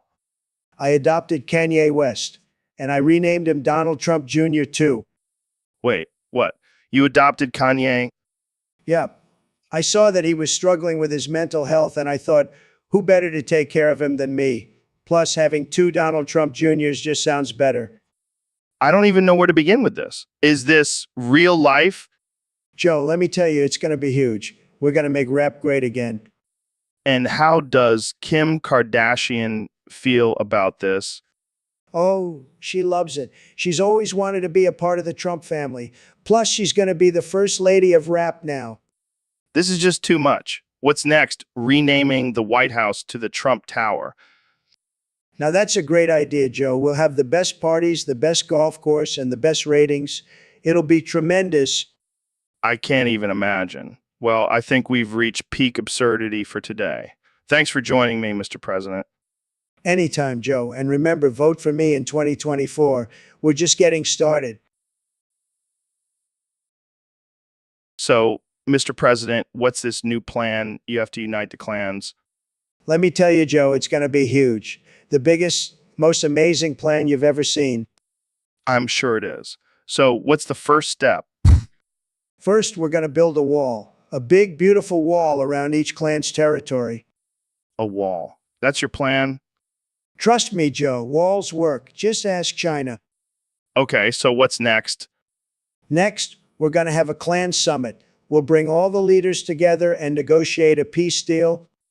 And how do you plan on getting them to agree? Easy. I'll just offer them a lifetime supply of Trump steaks and they'll be put in my hands. I see. And what about the clans who refuse to cooperate? We'll make them an offer they can't refuse. I've got some connections in the mafia, you know. I don't think that's a good idea, Mr. President. Relax, Joe. It's just business. Now, where were we? Oh, right, the plan. Next, we'll have a big party with all the clans. A real rager. A party? That's your solution? Hey, nothing brings people together like some good music and a few drinks. Trust me, Joe, I'm a master at throwing parties. I guess I can't argue with that. So when can we expect this plan to be put into action? As soon as I'm reelected in 2024, Joe, because let's face it, who else has the vision and the leadership skills to unite the clans? Well, I guess we'll just have to wait and see. Thanks for joining us, Mr. President. Anytime, Joe. And remember, make America great again. And make the clans great again, too. So, Neil, I heard you made a groundbreaking discovery about our solar system. Yes. Joe, after years of research and observation, I have come to the conclusion that our entire solar system is gay. What do you mean by that? It turns out our solar system is taking galactic cocks up Uranus from other nearby gay solar systems. Wait, are you serious? Absolutely. And it's not just Uranus, Joe. Jupiter has been getting frisky with Saturn, and Mars has been caught sneaking off to hook up with Venus. This is wild. Do you think this could be why Pluto was demoted from a planet? Perhaps. But I have a feeling it's because he couldn't keep it in his orbit and was causing chaos with the other planets. I never would have thought our solar system was so scandalous. Well, Joe, the universe is a vast and diverse place. We should embrace all forms of love, even if it involves planetary orgies. I can't wait to see the headlines for this one. Neil deGrasse Tyson, our solar system is gay. I'm sure it will cause quite the stir. But hey, at least we know our solar system is having a good time. Thanks for enlightening us, Neil. I'll never look at the stars the same way again. My pleasure, Joe. Keep an open mind, and who knows what other discoveries we'll make about the universe. All right, folks, we have a special guest on the podcast today, the one and only Neil deGrasse Tyson. Hi, Joe. I'm so excited to be here. Now, Neil, I heard you have a special talent for breaking down the coolest Star Wars planets. Yes, I do. I love Star Wars. It's my favorite movie. All right, let's hear it. What's the coolest planet in Star Wars? Well, there's Hoth, where it's all snowy, and there's these big walking things called Ats. Wow, that sounds awesome. And then there's Tatooine, where there's two suns, and it's really hot. Two suns. That's insane. And don't forget about Endor, where there's these cute little teddy bear creatures called Ewoks. Ewoks. I want one as a pet. And let's not leave out Coruscant, where there's a whole city in the sky. That's like something out of a dream. Oh, and I can't forget about Camino, where they make all the clones. Clones. That's some crazy science fiction stuff. I know, right? Star Wars is the best. Well, there you have it, folks. Neil deGrasse Tyson breaking down the coolest Star Wars planets like a 5-year-old. Thanks for coming on the show, Neil. Thanks for having me, Joe. May the Force be with you. So, David, I heard you've been getting into Taoism lately. What's that all about? Yeah, man. I've been really embracing the Tao lately. Just letting go and not doing a damn thing. Not doing anything? Isn't that kind of counterintuitive for someone like you? Nah, man. I just sit there and let life happen. Like that time I saw a baby floating down a river towards a waterfall and I just let it go. Wait, what? You let a baby die? Hey man, it's the way of the... Who am I to interfere with the natural flow of things? That's fucked up, man. You could have at least tried to save the baby. Nah, I was too busy meditating and being one with the universe. You're a sick fuck, Goggins. Hey, East, I'm a peaceful sick fuck. That's what Taoism is all about. I don't think that's what Taoism is about, man. You might want to reevaluate your beliefs. No, I'm good. I'll just keep sitting here and doing nothing. Well, I hope you don't encounter any more babies floating down rivers, or any other dangerous situations for that matter. Hey, if it's meant to be, it's meant to be. That's the Tao for, yeah. You're a strange dude, Goggins, but I guess that's why we love you. So, Mr. President, do you like dragons? Dragons? I love dragons. They're the best. I have a whole collection of dragon figurines in my office. Really? I never took you for a dragon guy. Oh, I'm a huge dragon guy. In fact, I'm going to be dragging my balls across your face later. Oh, come on, Mr. President. That's a bit much. What? I thought we were just being casual and unhinged here. Plus, I heard you like a little dragon action. Let's move on to the next topic. Fine, but just remember I'm the Dragon Master, and I'll be breathing fire all over your ratings. Okay, let's just end it here. Thanks for being on the show, Mr. President. Always a pleasure, Joe, and remember, keep it dragon. So, David, I heard you were a Taoist now. Yeah, man. I've been dominating the Tao. Shoving that esoteric force right up my ass. Wait, what? Yeah, I cartwheeled all over ancient China with that shit up my ass. They didn't know what hit them. That's some next level shit, man. You know what, Joe? Gotta push myself to the limit, even in Taoism. So, what's your secret? How do you dominate the Tao? It's all about the mindset, Joe. I tell myself, I am the Tao. The hell is me. And then I do 1,000 push-ups. Damn, that's intense. But what about the spiritual aspect of Taoism? Oh, I've got that covered. I do my meditation while running a marathon. And instead of chanting, I just scream Tao. At the top of my lungs. That's fucking wild, man. You know what, Joe, gotta keep it interesting. Can't let Taoism get too boring. Well, I think you've definitely taken Taoism to a whole new level. That's what I do, Joe. I dominate everything I touch, including the TEO. Well, I think we can all learn something from your unique approach to Taoism.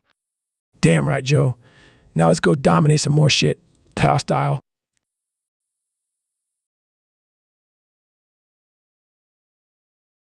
So, Dr. Phil, I heard you have a new skill to teach me today. Yes, Joe. I've been studying the art of freaking out Chinese people for years. What? That's a thing? Oh, yes.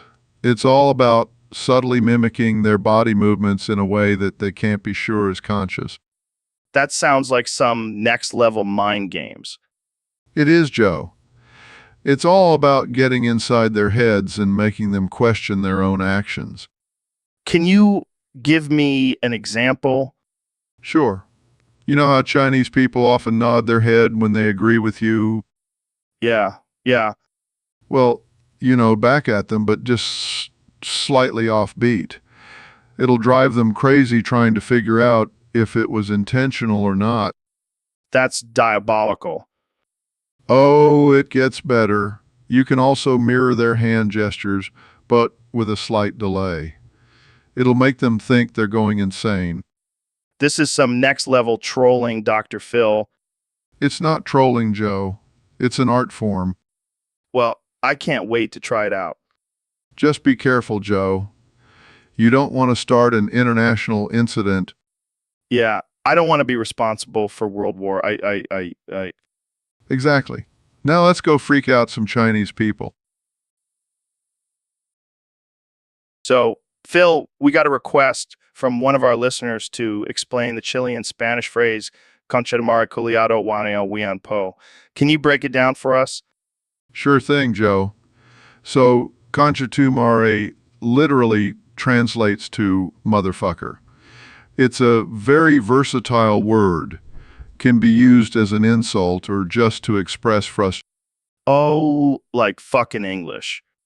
Exactly. And culiado means fucked. So when you put them together, you get motherfucker fucked. Got it. And what about a wing now? That's a bit trickier. It's a slang term that can mean anything from idiot to cool. It really depends on the context. All right. And Wian Po. That's another slang term that means dude or guy. So altogether, you have motherfucker fucked idiot dude. Wow. That's a mouthful. And I thought English slang was confusing. Oh, we're just getting started, Joe. Wait till I tell you about Huevon and Pachula. Actually, on second thought, maybe we should save that for another episode. I don't want to get banned from iTunes. Good call, Joe. Let's just stick to the basics for now. So, Dr. Phil, I heard a rumor that you used to work as a delivery driver for a Chinese restaurant. Joe, I'm not one to shy away from a good hustle, but I can assure you that rumor is completely false. Really? Because I heard you were delivering more than just food. Oh, you mean the various drugs that were hidden in the takeout containers? No, no, no. That's just a wild conspiracy theory.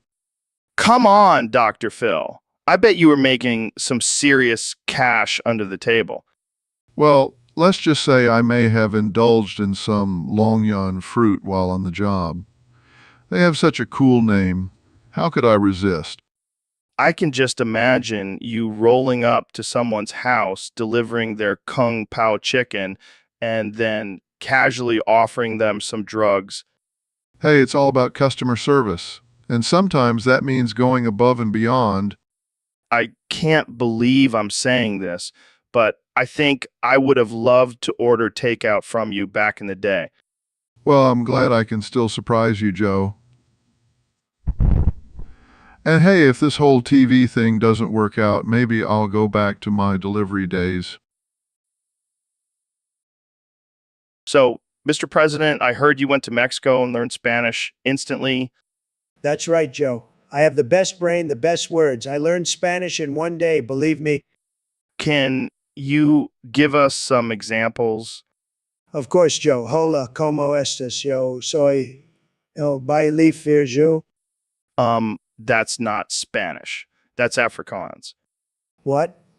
No. That's fake news. I definitely learned Spanish.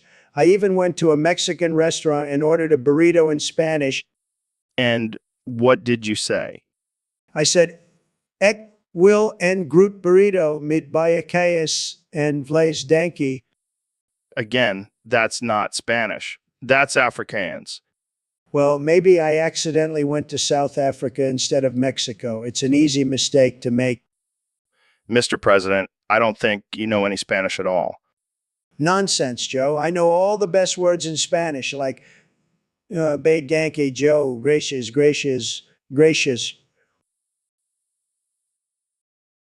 So, Mr. President, I heard you got a pretty sweet Christmas present this year. Oh yeah, Joe, it was the best present ever. I got a Jackson electric guitar. It's like $1,000, but who cares? I'm rich. Wow, that's impressive. Did you already start shredding on it? Nah, not yet. It's actually at my dad's mom's house. I figured I'd open it there. Keep it classy. Oh, I see. But why not just bring it to the White House? Well, Joe, I don't want to make the other presidents jealous. They'll be like, oh, look at Trump with his fancy guitar. He's so cool. Fair enough. Do you even know how to play the guitar? Of course I do. I've got the best hands, the best fingers. I could play the guitar like nobody's business. I'm sure you could, Mr. President. So, are you excited to finally get to use it?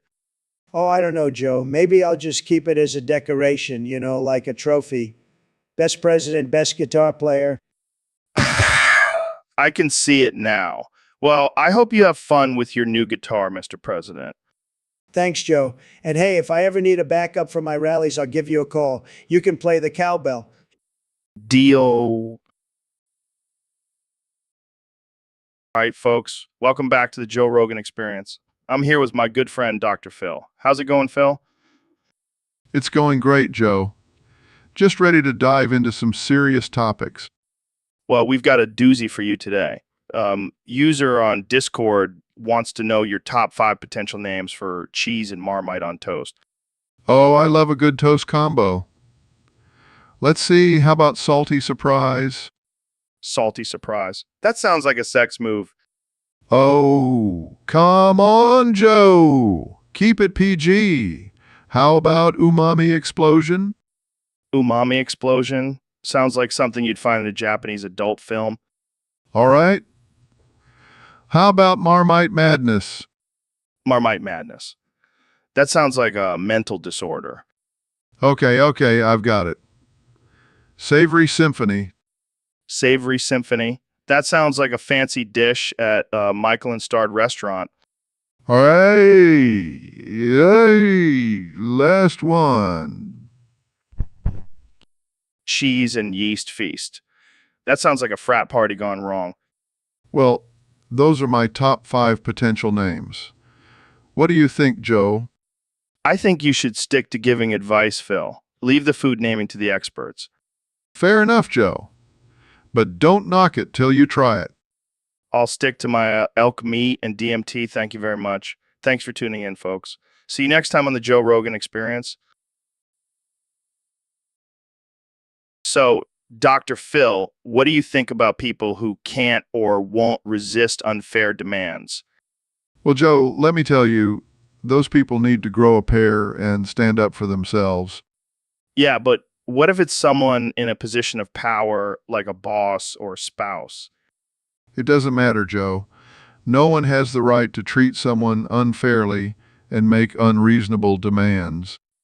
But what if they're really hot? Joe, are you serious? Looks don't give anyone a free pass to be a manipulative jerk.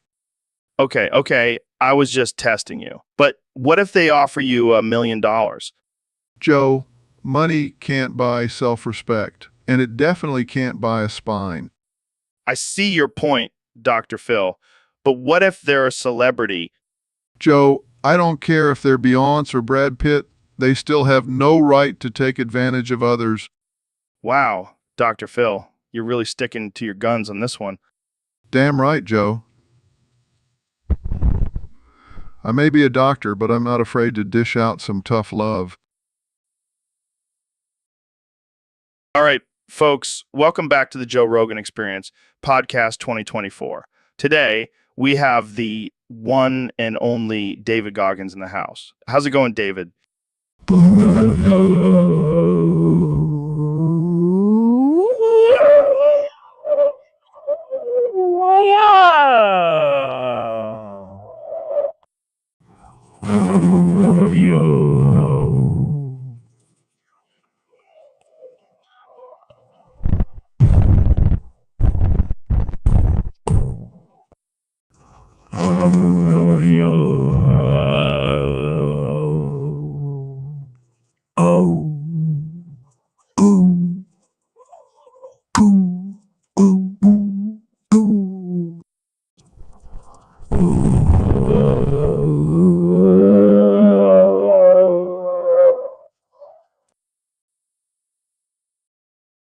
Jamie, pull up an image of a shirtless Santa Claus eating yellow snow off the ground.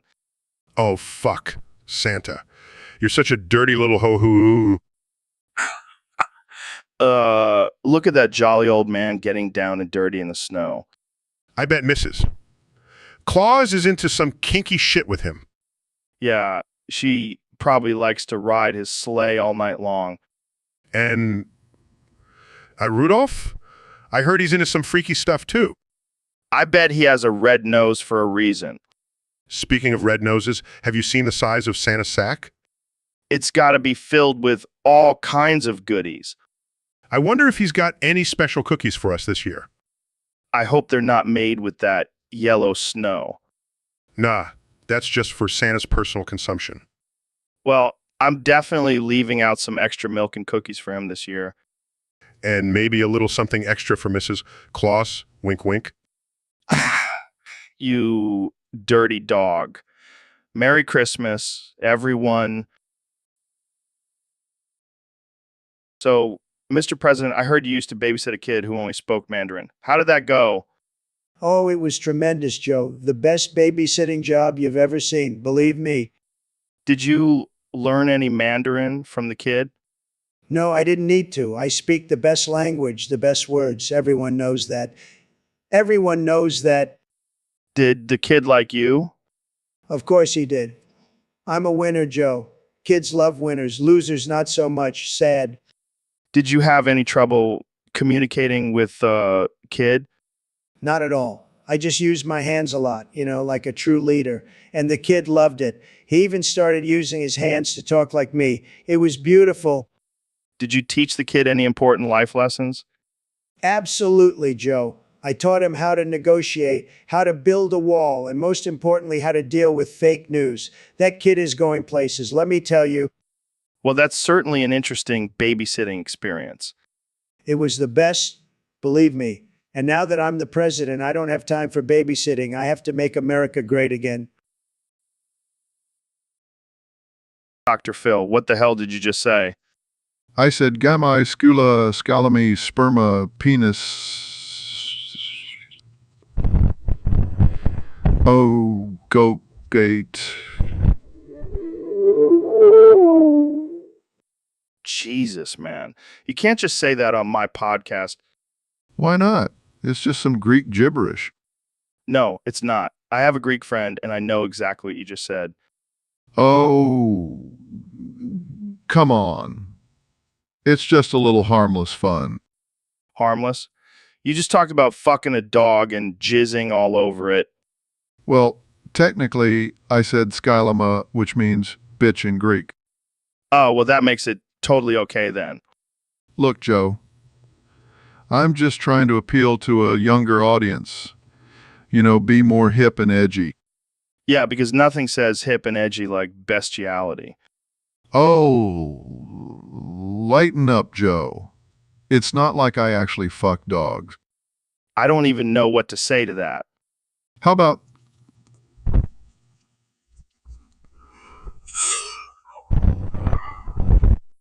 Yeah, that's not going to happen. Fine. I'll just go back.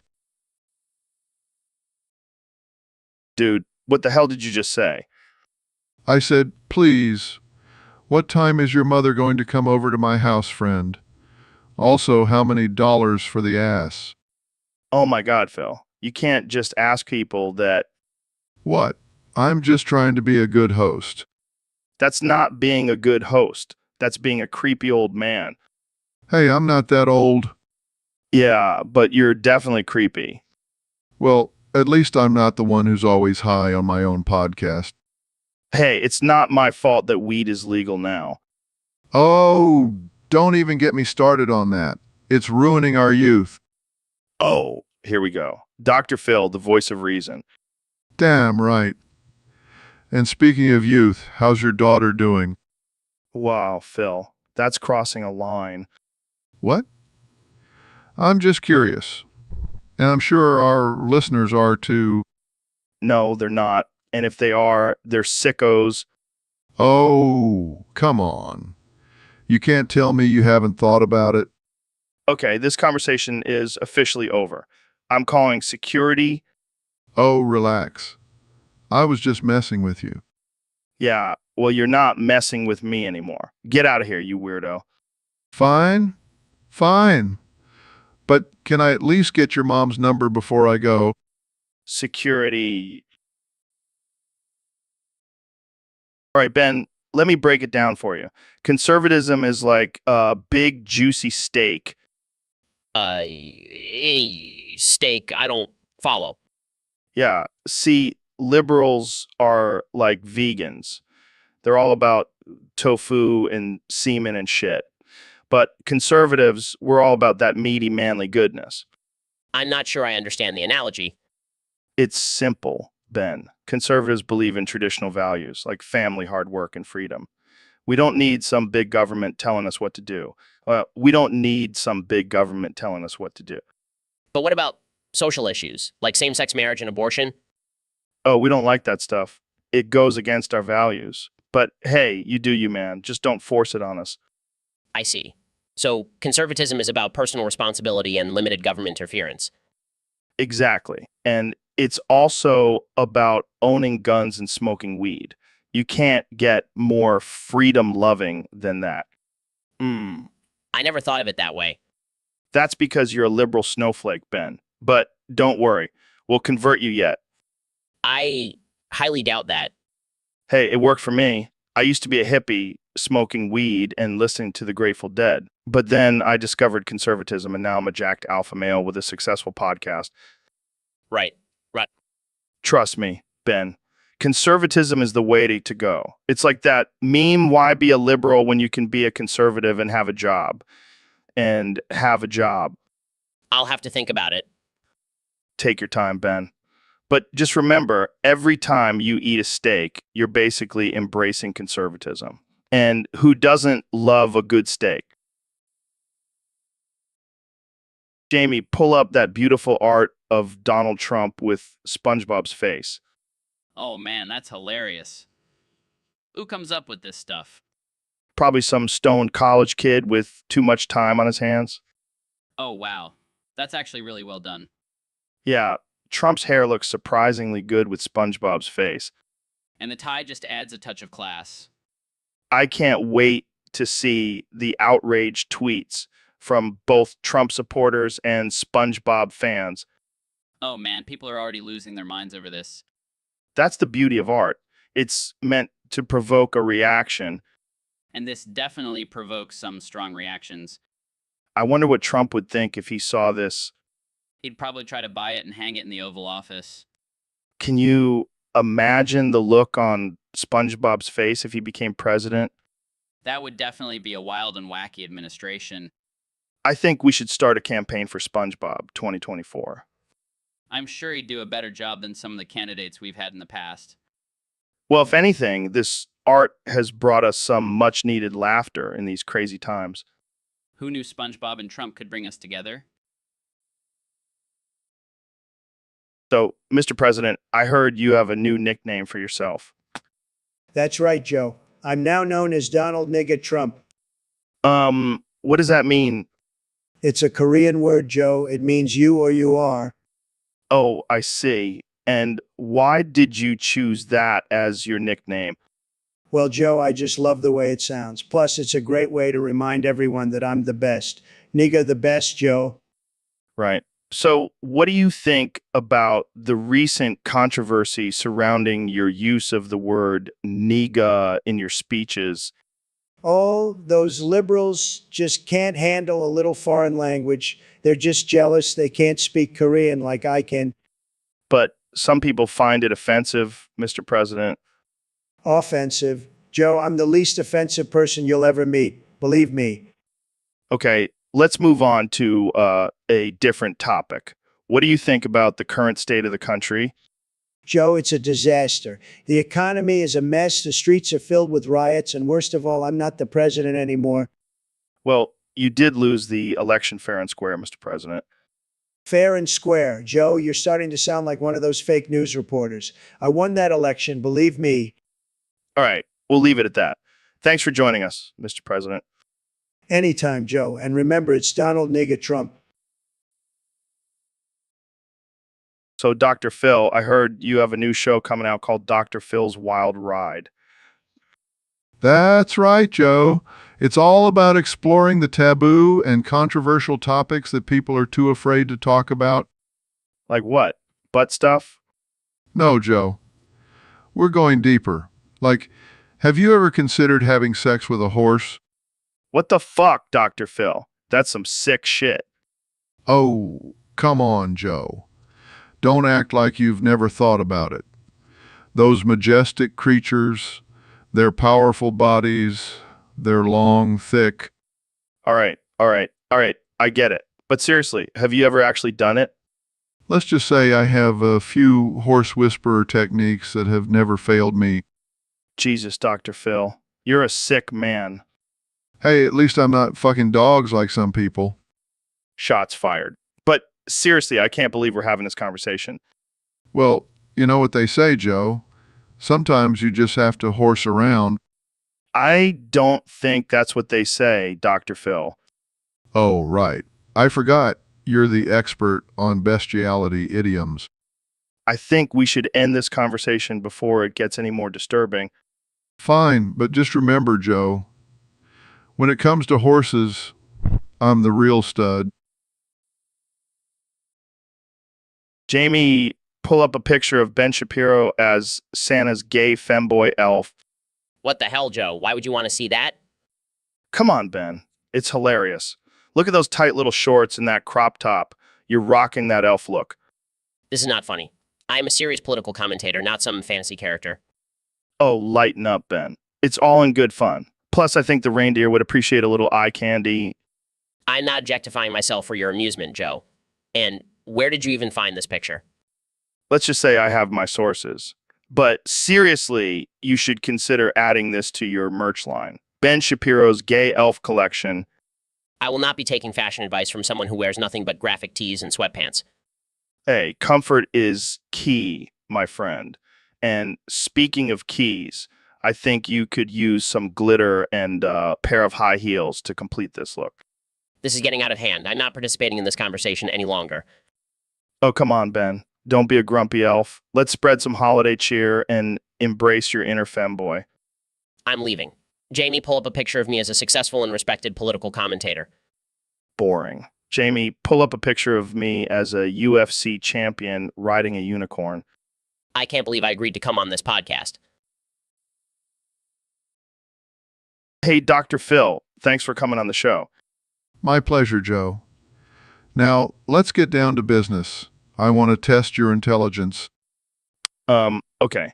What do you have in mind? I'm going to speak to you in Pig Latin and see if you can decipher it. Pig Latin. Isn't that like a made-up language? It's not made up, Joe. It's a real language used by intellectuals and geniuses. All right, let's do this. O de u ye expe igpe atenle. What the hell did you just say? I said, do you speak Pig Latin? Oh, right. No, I don't. Can you teach me? Of course. It's simple. Just take the first letter of a word, move it to the end, and add a. Got it. So, do you speak Pig Latin would be Ode oye expe igpe atenle? Very good, Joe. You catch on quick. Thanks, Dr. Phil.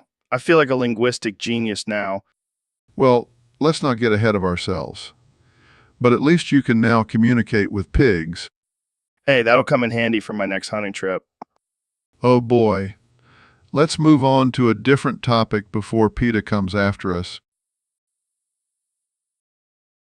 So, Joe, I heard you had a little chat with Trump the other day. Well, let me tell you, Bernie Sanders has got him beaten every way. For starters, Bernie has a much bigger cock than Trump could ever dream of having. No, it's true. And let's not forget, Bernie actually cares about the American people and their well-being. Exactly. And while Trump is busy tweeting and playing golf, Bernie is out there fighting for the working class. Meanwhile, Trump is busy building walls and separating families. What a great guy. And let's not forget, Bernie's hair is way more on point than Trump's ridiculous comb over. So, in conclusion, Bernie is just an all-around better person than Trump. Sorry, not sorry. So, Ben, I heard you have a pretty extensive knowledge of 80s hair metal bands. Yes, Joe. I pride myself on my ability to name every single member of Doc Can, Rat, Dio, Motley Crue, X's, Winger, Kix, Bullet Boys, Def Leppard, Whitesnake, Vixen, White Lion, Poison, Bon Jovi, Black Baloo, Guns N' Roses, Bon Jovi, Black Bee, Blue, Great, White Shotgun Messiah, and of course, Van Halen. impressive. But can you name their most iconic songs? Of course, Joe. Dream Warriors by Doc Ken, Round and Round by Rat, Rainbow in the Dark by Dio, Girls, Girls, Girls by Motley Crue, Inside Out by Excise, 17 by Winger, Don't Close Your Eyes by Kix, Smooth, Up in, by Bullet Boys, Pour Some Sugar on Me by Def Leppard, Here I Go Again by Whitesnake, Edge of a Broken Heart by Vixen, Wait by White Lion, Every Rose Has Its Thorn by Poison, Livin' on a Prayer by Bon Jovi, Hold On to 18 by Black Bee Blue, Sweet Child O' Mine by Guns N' Roses, Once Bitten, Twice Shy by Great White, Shout It Out by Shotgun Messiah, and Jump by Van Halen. Damn, Ben, you really know your stuff. But let's be real, these bands were all about the hair and the tight pants. Yes, Joe. It was a simpler time. A time when men could wear more makeup than women and still be considered masculine. And let's not forget the power ballads. Those were the real panty droppers. Indeed, Joe. Nothing got the ladies going like a good power ballad. And let's not forget the classic hair. So, Cantina Music, what's your deal? You're like the weird cousin of jazz or something? Okay, calm down. So what do you call your genre then? Alien Groove. That's kind of catchy. I can see it now, DJ Greedo spinning the hottest alien grooves in the galaxy. I've always wondered, how do you come up with your song titles? They're always so, that's genius. I got to start doing that with my podcast episode titles. Oh man, that would be epic. We could have a whole episode dedicated to the crazy antics of the Mos Eisley Cantina. We'll do My Alien Groove Friend. We'll do. So, David, I heard you had a little run-in with Neil deGrasse Tyson the other day. Yeah, man, that guy's always trying to one-up me with his science and shit. Well, I heard you two got into a bit of a scuffle. What happened? Well, I was doing my daily 100-mile run, and I saw Neil walking on the same path. I couldn't resist the opportunity to show off my endurance, so I challenged him to a race. And? Well, let's say I may have gotten a little carried away and ended up shoving him up my asshole. What the fuck, David? That's insane. I know. But here's the crazy part. He managed to crawl out and started spouting off fun facts about Uranus. Oh my God, this is too much. What did he say? He said that Uranus is actually pronounced Uranus and that it smells like rotten eggs due to its high levels of hydrogen sulfide. Oh man, I needed that laugh. Thanks for the mental image of Neil crawling out of your asshole. Anytime, Joe. Just doing my part to spread some joy and knowledge. Well, I think that's enough for today's episode. Thanks for joining me, David, and thanks to Neil for the interesting facts about Uranus. No problem, Joe.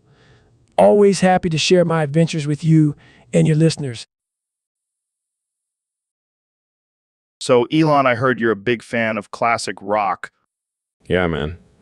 I love the Doors, Rolling Stones, the Animals, the Box Tops, the Bards, the Monkees, the Beach Boys, the Four Seasons, Union Gap, Janis Joplin, Judy Collins, the Beatles, and of course the king himself, Elvis Presley. Damn, that's quite a list. Any particular reason why you love them? Well, I just love the energy and rebelliousness of their music. It's like a middle finger to the establishment, you know? Yeah, I get that. But what about their questionable behavior and drug use? Oh, fully support it. In fact, I've been working on a new project to bring back the 60s and 70s drug culture. I call it Space LSD. Space LSD? What the hell is that? It's LSD that's been to space. It's like regular LSD, but with a cosmic twist. I don't know if that's a good idea, man. Relax, Joe. It's all about expanding our minds and pushing boundaries. Plus, I already have a deal with NASA to send a batch of space LSD to the International Space Station. Wow, I can't argue with that. But what about the music? Are you going to start a band or something? Oh no, I have something even better in mind. I'm going to clone all the members of these bands and start my own supergroup. That's insane. I know, right? I'm going to call it the Elon Musk Experience, and we'll tour the world, spreading our message of peace, love, and space exploration. I don't even know what to say to that. Just say you'll be front row at our first concert, Joe. You got it, man. The Elon Musk experience coming soon to galaxy near you. So, Mr. President, I heard you've been working on some katakana English versions of your famous phrases. That's right, Joe. I'm always innovating. I mean, have you seen my hair? Yeah, it's definitely something. But back to the katakana. I've got some great ones. Make America Great Again becomes Mikwa America Great Again. Wow, that's something. And fake news becomes Huekune Yusu. Rolls off the tongue, doesn't it? I guess so. What about lock her up? Ratsuku Hayatsupu. See, it's got that Japanese flair. I don't know if that's the word I would use. And my personal favorite, you're fired becomes Yuahuayado. Okay, that one's actually pretty good. I know. I'm like a linguistic genius. Or just really good at using Google Translate. Hey, whatever works. As long as it makes me sound more powerful and intimidating, I'm all for it. Well, I think we can all agree that your katakana English versions definitely add a certain something to your phrases. That's right, Joe. And just wait till you hear my hiragana versions. They're gonna blow your mind. So, Mr. President, I heard you got banned from the Mos Eisley Cantina. Yeah, those aliens couldn't handle my bigly presence. And my bigly shit. And my bigly shit. Wait, you took a dump on one of the tables? Hey, when you gotta go, you gotta go. And I had to go bigly. And then you fucked one of the band members on stage? It was a beautiful moment, Joe. The crowd loved it. They were chanting USA, USA. I don't think they were chanting that, Mr. President. Oh, they were. And let me tell you that Alien had the best ass. Out of this world, really. I don't even know what to say to that. Just say, make America great again. I think we should move on to a different topic. Fine, but I have a feeling the Mos Eisley Cantina will be begging for me to come back. They'll miss my bigly dumps and my bigly love. So, Mr. President, I heard you have a new role in Hollywood. That's right, Joe. I'm the new Han Solo in Star Wars and Indiana Jones in the Indiana Jones series. Wait, what? I thought Harrison Ford played those roles? Fake news, Joe. It was all me. I have the best acting skills, believe me. But there are movies and photos of Harrison Ford in those roles. Photoshop, Joe. I have the best lawyers who can prove it. Okay, let's say you did play those roles. How did you prepare for them? Well, I've always been a natural at everything I do, but I did watch a lot of movies and read a few comic books to get into character. Comic books? I don't think Indiana Jones has a comic book. See, that's where you're wrong, Joe. I had my team create a whole series of Indiana Jones comics just for me. Wow, that's impressive. And what about the iconic whip and fedora? Oh, I have those too. I got them from my good friend Indiana Jones. We go way back. I see. And what about Han Solo's blaster? I have a real one, Joe. It's the best blaster you'll ever see. It's huge. I don't think that's legal, Mr. President. Legal? I make the laws, Joe, and I can do whatever I want. Well, I guess we'll have to wait and see your performances in these roles, Mr. President. Believe me, Joe, it'll be the best performances you've ever seen. I'll make Harrison Ford look like a loser. So, Dr. Phil, I heard you had a full head of hair a month ago. What happened? Well, Joe, I had a little incident. What kind of incident? Let's just say I may have strangled a few hookers and pulled out a hair every time. Oh my God, that's terrible. Yeah, but it was worth it. I feel so much lighter now. You know, I always thought you were a little off, but now I know for sure. Hey, it's not my fault. Those hookers were asking for it. Oh yeah, I'm sure they were just begging to be strangled. Hey, I'm a doctor. I know what I'm doing. Yeah, I'm sure your medical degree really came in handy in that situation. You know what they say, a hair for a hooker? I don't think that's how the saying goes, but I'll let it slide. Well, at least now I have a full head of hair again. I don't even know what to say to that. Just admit it, Joe. You're a little jealous of my luscious locks. Yeah, sure. That's it. I'm just green with envy. All right, folks, we have a very special episode for you today. We're going to be reciting the first 1,000 digits of pi. Oh boy, this is going to be a doozy. I hope you brought your calculators, folks. Oh, come on, Neil. We don't need calculators. We're intellectuals. We'll do it in our heads. Speak for yourself, Joe. I'm a scientist, not a human calculator.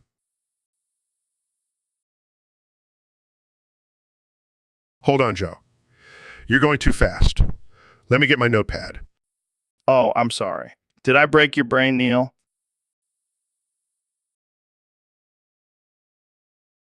Wait. Did you just copy me? What? No, I didn't. Yes, you did. You're supposed to do it from memory, not read it off a cheat sheet. I did not cheat, Joe. I just have a good memory.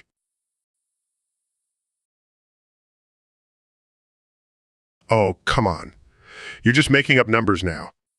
No, I'm not. I'm just that good.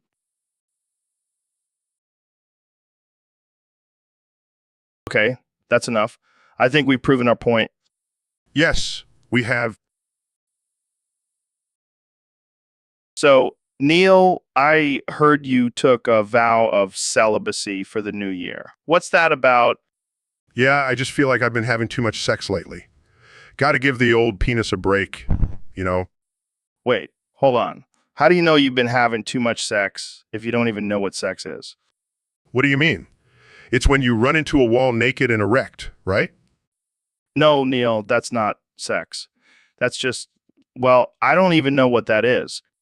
Oh, well, then I guess I haven't been having too much sex after all. Yeah, I think you need to do some research on what sex actually is, my friend. But I've been doing that every night, running into a wall thinking I'm having sex. It's been exhausting. Oh man, I can only imagine. But seriously, why did you take a vow of celibacy? I just wanted to challenge myself, you know? See if I could go a whole year without running into a wall. Well, I wish you luck with that. But just remember, there are other ways to have sex that don't involve injuring yourself. Really? Like what?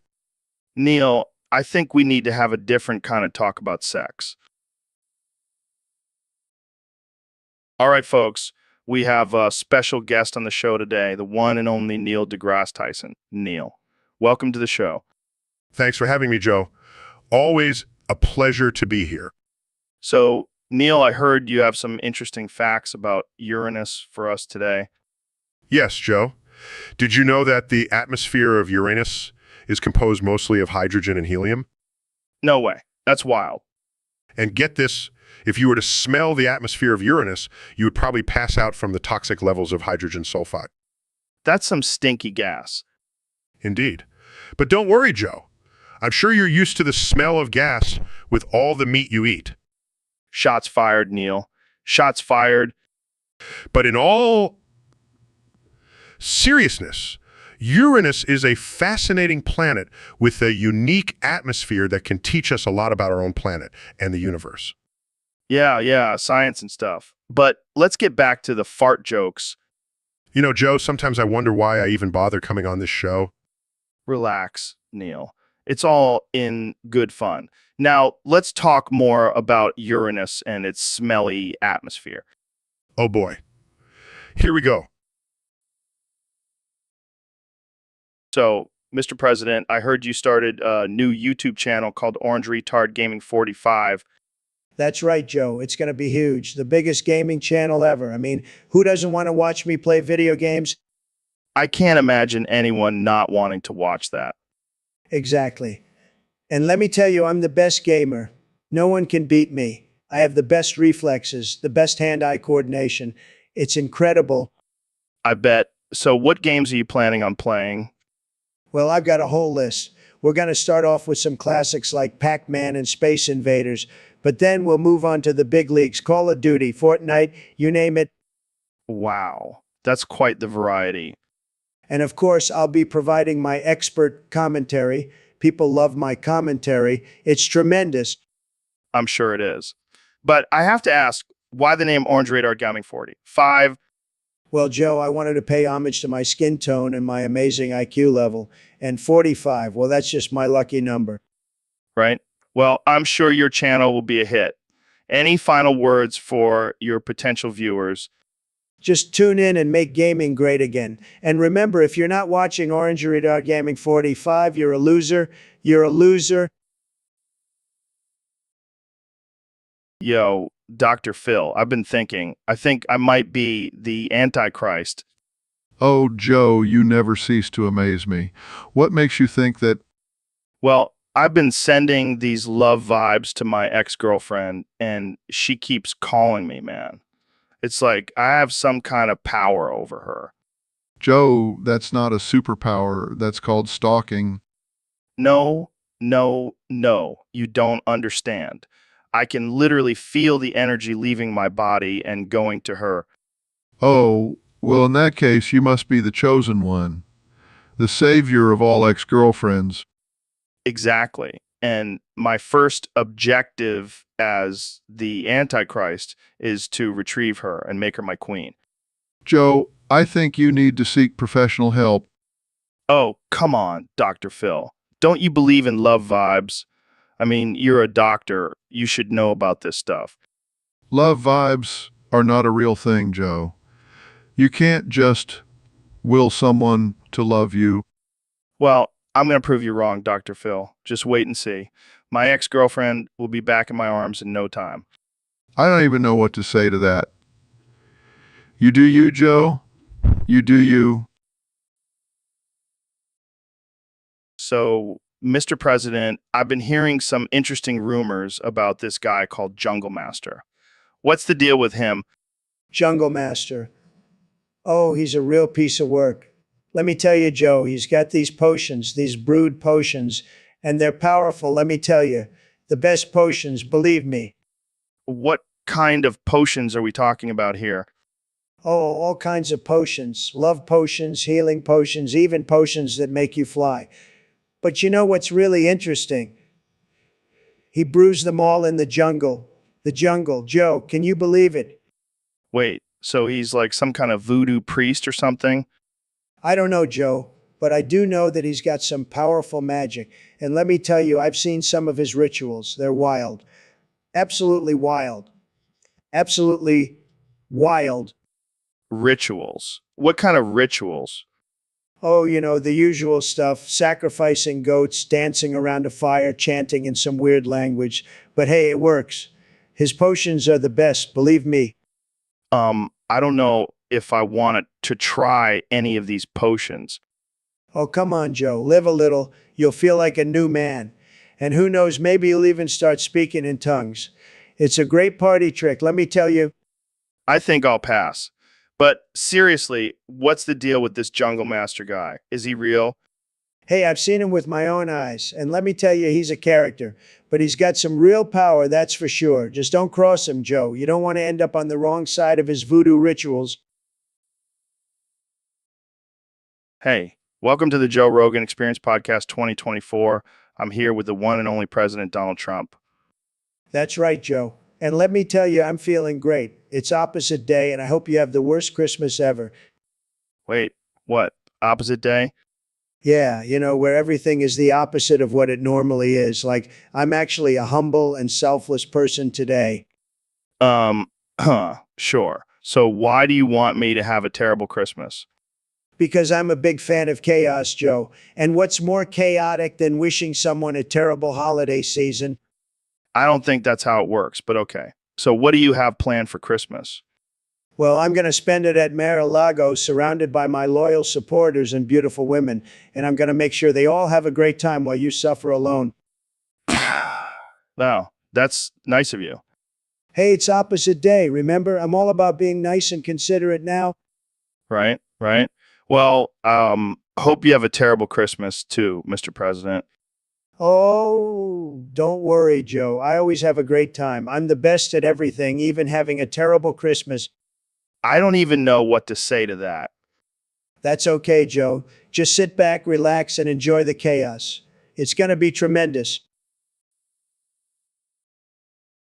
Yeah, welcome to the Joe Rogan Experience Podcast 2024. Today, we have a special challenge for ourselves. We can only speak in quotes from the Hawaiian Pigeon Bible. Oh, Bruta, this gonna be one tough kind challenge. Yeah, but we got to do it for day culture. Yeah, no. Fo shizzle my nizzle. Let's get this pigeon party started. Hey, brah, no make like one pig no can come back for Moa. Shoots, that's one true. But no worries, we go and make this work. Emo da beam from your eye. Then you can see fo take out day speck from you Bruta's eye.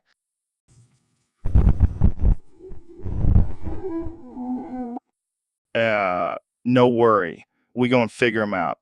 Cause no can think, no can do. And today, Bruto. Whoa. True dat. And the book say no can take your money with you when you die. Preach, Joe. Preach.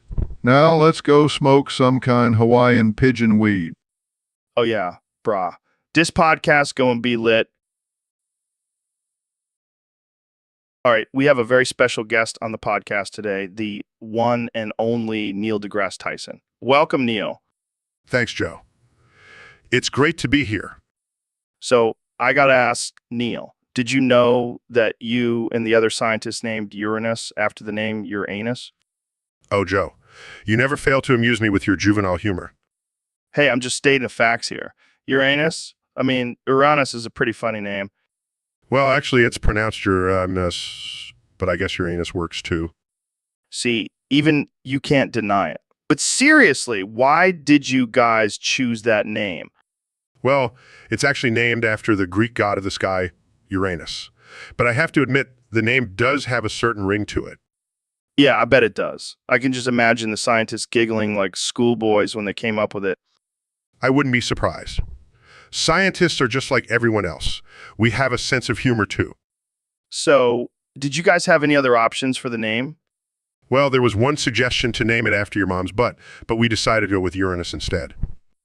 Oh man, that's brutal. But I gotta say, I'm glad you guys went with Uranus. It's a classic. Well, I'm glad it brings you joy, Joe. Now, let's move on to more important matters, like the mysteries of the universe. Right. Sorry, I got sidetracked by Uranus. It's okay, Joe. We all have our moments. Now let's talk about black holes. Oh, hell yeah, black holes. Those things are crazy, man. Did you know they can suck up entire galaxies? Smurp. So, Neil, I heard you can tie a knot in a cherry stem with your tongue. How's that work? Oh, it's quite simple, Joe. You see, the key is to have a flexible tongue and precise control over your oral muscles. Oral muscles. Is that what you call them? Yes. Joe, and it's not just about flicking the stem with your tongue. You have to create a loop, twist it, and then pull it through. Damn, that's some next level tongue action. Indeed. And it's all about the geometry, Joe. You have to manipulate the stem in just the right way to create the knot. Sounds like you've had a lot of practice with your tongue, Neil. Well, let's just say I've had some willing participants to help me perfect my technique. I can only imagine. So, can you walk us through the process? Of course. First, you have to wet the stem with your saliva to make it more pliable. Then, you create a loop by curling your tongue around the stem. Wait. I need a visual for this. Can you show me? I'm not sure if that's appropriate for the podcast, Joe. Come on, Neil. We're all adults here. Fine. Wow, that's incredible. You must be very popular at parties. Let's just say I've never had any complaints. Well, there you have it, folks. Neil deGrasse Tyson, the cherry stem whisperer. Thanks for joining us, Neil. Anytime, Joe. Anytime. Welcome to the Joe Rogan Experience podcast. Today's topic comes from a user on Discord who wants to know your thoughts on Trump trumping Trump. Well, Joe, let me tell you, nobody trumps Trump. I am the ultimate Trump. I trumped all the other Trumps. I'm the biggest, most tremendous Trump of them all. But what about when you were impeached? That was just a little hiccup, Joe. I still trumped all those Democrats. They couldn't handle my trumping power. What about your Twitter account being permanently suspended? Fake news, Joe. I trumped Twitter. They couldn't handle my tweets. They were too powerful for them.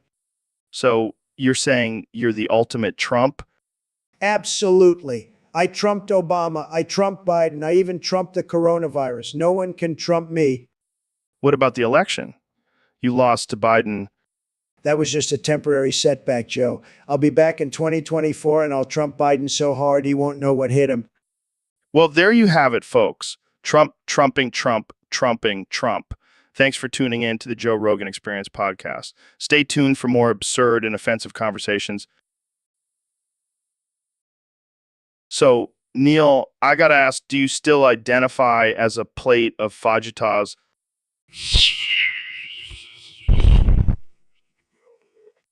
I take that as a yes.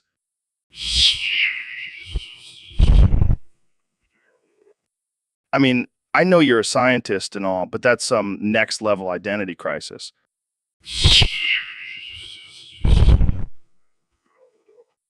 Oh man, I can't breathe. This is too good.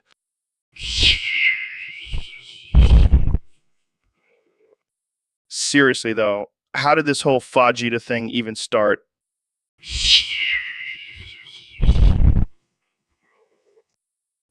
Right. Makes total sense.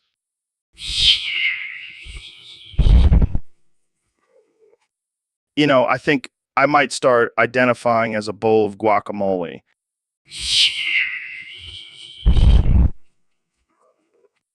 I'm sorry, I can't keep a straight face.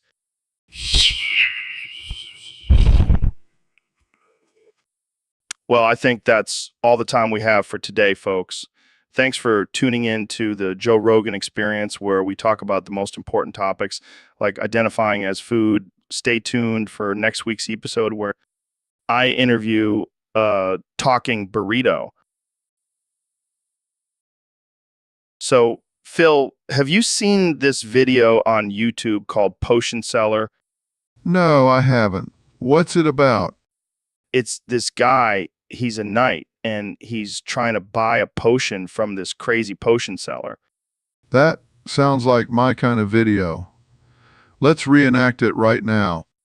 All right, I'll be the knight and you can be the potion seller. Perfect.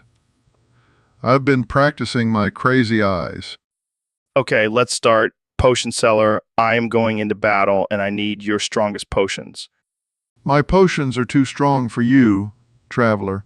They would kill a dragon, let alone a man. I need them to defeat my enemies. My potions are only for the strongest, and you, sir, are clearly not strong enough. I'll pay whatever it takes. Fine, but don't come crying to me when you're lying on the battlefield, weak and defeated. I'll take them all. Are you sure? These are not for the faint of heart? I'm a knight. I can handle it. All right, but don't say I didn't warn you. I feel, oh God, what have I done? I told you they were too strong. Now who's the strongest? I should have just stuck with my sword. Lesson learned, my friend. Now let's go conquer some enemies. So, Neil, I heard you have a new catchphrase. Yeah, it's pretty catchy. Let's hear it.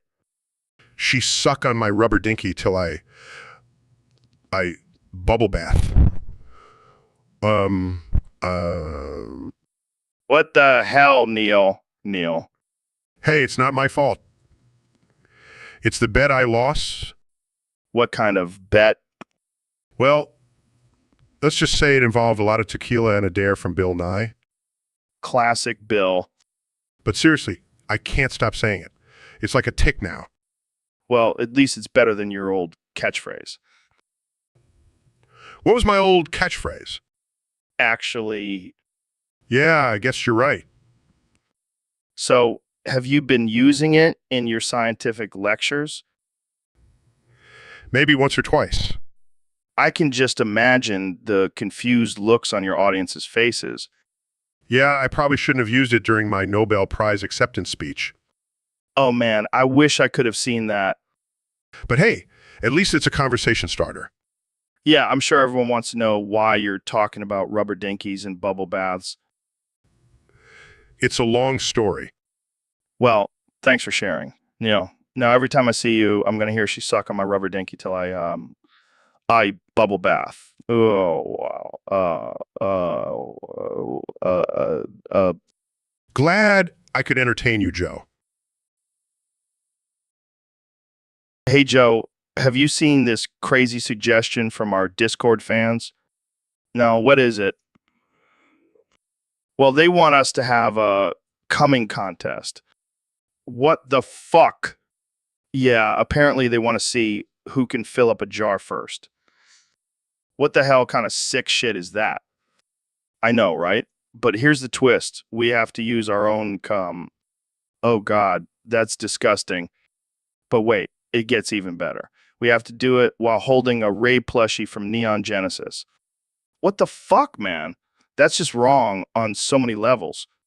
I know, but think about it. We could finally settle the debate of who has the bigger load. I don't know, man. This feels like a new low even for us. Come on, don't be a pussy. It'll be hilarious. Fine, but I better win this shit. My pride is on the line.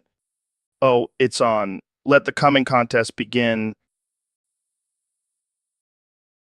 So, Neil, I heard you've been training in MMA. How's that going?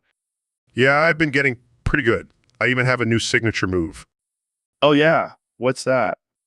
It's called the Cosmic Fist. I use my entire fist instead of just my knuckles. That's ridiculous. But seriously, Neil, please use your entire fist this time. Oh, I will. And I'll make sure to aim for your face. Okay, moving on. So what's the science behind the cosmic fist? Well, it's all about harnessing the power of the universe. I channel the energy of a dying star into my fist, creating a force that can knock out a gorilla. Damn, that's intense. But what about the ethical implications of using such a powerful movie? Ethics? I don't care about ethics. I'm a scientist, not a moral compass. Fair enough. But seriously, don't you think you should use your powers for good? Yeah, I'll use them however I want. It's not like anyone can stop me. Okay, let's change the subject. How about we talk about the latest discoveries in astrophysics? Sure, but I'll have to use my cosmic fist to illustrate some of the concepts. I should have never invited you on this podcast. Welcome to the Joe Rogan Experience podcast. I'm here with one and only Neil deGrasse Tyson. Thanks for having me, Joe. I'm excited to be here. So I heard you and Trump took a bath together. How was that? It was interesting until he shoved my rubber ducky up his butthole. What? That's insane. I know, right? And now I'm furious. That was my favorite rubber ducky. I can only imagine. But let's be real. That's probably not the first time Trump has shoved something up his butt. You're probably right. But seriously, I'm not sure I can ever look at him the same way again. Yeah, I don't blame you. That's a pretty traumatizing experience. And to make matters worse, he kept singing Rubber Ducky from Sesame Street while he did it. Oh man, that's just, wow. I don't even know what to say. I think I need therapy after that. I don't blame you. But hey, at least you have a crazy story to tell now. Yeah, I guess you're right. Thanks for finding the silver lining, Joe. No problem, man. That's what I'm here for. And hey, maybe next time, leave the rubber ducky at home. All right, folks, welcome back to the Joe Rogan Experience podcast. Today we have a very special guest, the one and only President Donald Trump. How's it going, Mr. President? Tremendous, Joe. Just tremendous. I'm doing great. People love me. They really do. So, Mr. President, I heard you're a big fan of music. What are some of your favorite bands? Well, I love all the best bands, believe me. Motley Crue, Steely Dan Fex, Walk Off the Earth, Guns N' Roses, Nirvana, Metallica, TX2, and Pantera. They're all fantastic, believe me. Wow, that's quite a list. Especially surprised to hear you mention Nirvana and Pantera. Oh, yeah, I love those guys. Kurt Cobain and Dimebag Darrell, they were tremendous. Such talent, such energy. But, I have to say, I'm a little disappointed they didn't name their bands after me, Trumpvana and Trumptera. Now, that would have been huge. I can only imagine. But what about your own musical talents? I heard you used to play the saxophone. Oh, yeah, I was the best sex player, believe me. I could have been a rock star, but I chose to be a billionaire instead. It was a tough decision, but I think I made the right one. I'm sure you did. So, any plans to start your own band? Well, I've been thinking about it. I have some great ideas for band names. How about the Trump Train or the MAGA Mavericks? I think it would be huge. I have no doubt. Well, unfortunately, that's all the time we have for today. Thanks for joining us, Mr. President. My pleasure, Joe. And remember, folks, always listen to the greatest music and always support your president. Thank you, and God bless America. So, Ben, I heard you spent your weekend doing something really exciting. Yes, Joe. I finally decided to read the complete source code to a simple tic-tac-toe game made in Python. Wow, that sounds thrilling. Did you learn anything new? Well, I learned that the game is rigged against the player. It's a clear example of liberal bias in the tech industry. Wait, what? How is a simple game of tic-tac-toe political? It's all in the code, Joe. The X's and O's represent the two-party system, and the game is designed to always favor the OAs. That's, stretch. But hey, at least you got to use your coding skills. Exactly, Joe. I can now add Python expert to my resume. I'm sure that will come in handy during your next debate. Absolutely. I'll just code my opponent into submission. Well, I'm glad you found a new way to trigger the libs, Ben. It's what I do best, Joe. Now, if you'll excuse me, I have to go read the source code for Minesweeper. I have a feeling there's some hidden socialist agenda in there. All right, folks, welcome back to the Joe Rogan Experience. My guest today is none other than the 45th and 47th President of the United States, Donald Trump. Thank you, Joe. It's great to be here. I've been a big fan of your show even before I became president. Well, I'm glad to have you here. So let's get right into it. I heard you have a list of Taco Bell menu items that you want to shove up Mike Pence's asshole. That's right, Joe. I've been thinking about this a lot lately, and I've come up with the top 5 items that will really get the job done. I can't wait to hear this. So what's number 1 on your list? Well, number 1 has to be the Crunchwrap Supreme. It's got that perfect combination of crunch and softness that will really get Mike's asshole tingling. Okay, what's next on the list? Next, we have the Doritos Locos Tacos. I mean, who doesn't love a good Dorito flavored taco? It'll give Mike's asshole a nice spicy kick. I can't believe we're actually talking about this. What's number 3? Number 3 is the Quesarito. It's like a burrito and a quesadilla had a baby, and that baby is going straight up Mike's asshole. Oh man, this is getting out of hand. What's number 4? Number 4 is the cheesy Gordita Crunch. It's got that cheesy goodness and a little bit of crunch. It'll be like a party in Mike's asshole. I can't take it anymore. What's the last item on your list? Last but not least, we have the Cinnabon Delights. I know it's not a taco, but those little balls of cinnamon goodness will really give Mike's asshole a sweet surprise. Oh man, So, Neil, have you seen this red silhouette challenge on TikTok? Oh, yes, I have. It's quite fascinating how people are using the artificial intelligence minion filter to create these seductive videos. Seductive, more like creepy. I saw one where the girl turned into a red minion, and I couldn't tell if I was turned on or terrified. Well, that's the beauty of it. It's a mix of both. It taps into our primal instincts and our childhood fears. Yeah, I don't think I want to be turned on by a minion. That's a whole new level of weird. But think about it, Joe. It's like role-playing. You can be the evil minion and the girl can be the innocent victim. Okay, now you're just getting into some weird BDSM territory. Hey, to each their own. As long as it's consensual and safe, I don't judge. Yeah, I don't think I'll be trying out the red silhouette challenge anytime soon. I'll stick to my regular human interactions. Suit yourself, Joe. But just remember, Ronnie's house is always open for some artificial intelligence minion role-playing. And on that note, we're going to wrap it up here. Thanks for tuning in to the Joe Rogan Experience, where we talk about all the weird and wild things happening in the world. Stay tuned for our next episode where we discuss the latest trend of people turning themselves into pickles. See you next time. So, Dr. Phil, I've been thinking about airing my dirty laundry on the podcast. Joe, you know I'm all about exposing the truth. Lay it on me. Well, I have this weird fetish where I like to dress up as a giant squirrel and... Hold up, Joe. Let's not waste any airtime on your furry fantasies. Let's talk about your addiction to DMT instead. But I was just getting to the good part. No one wants to hear about your squirrel suit, Joe. It's time to face your demons and stop hiding behind your alter egos.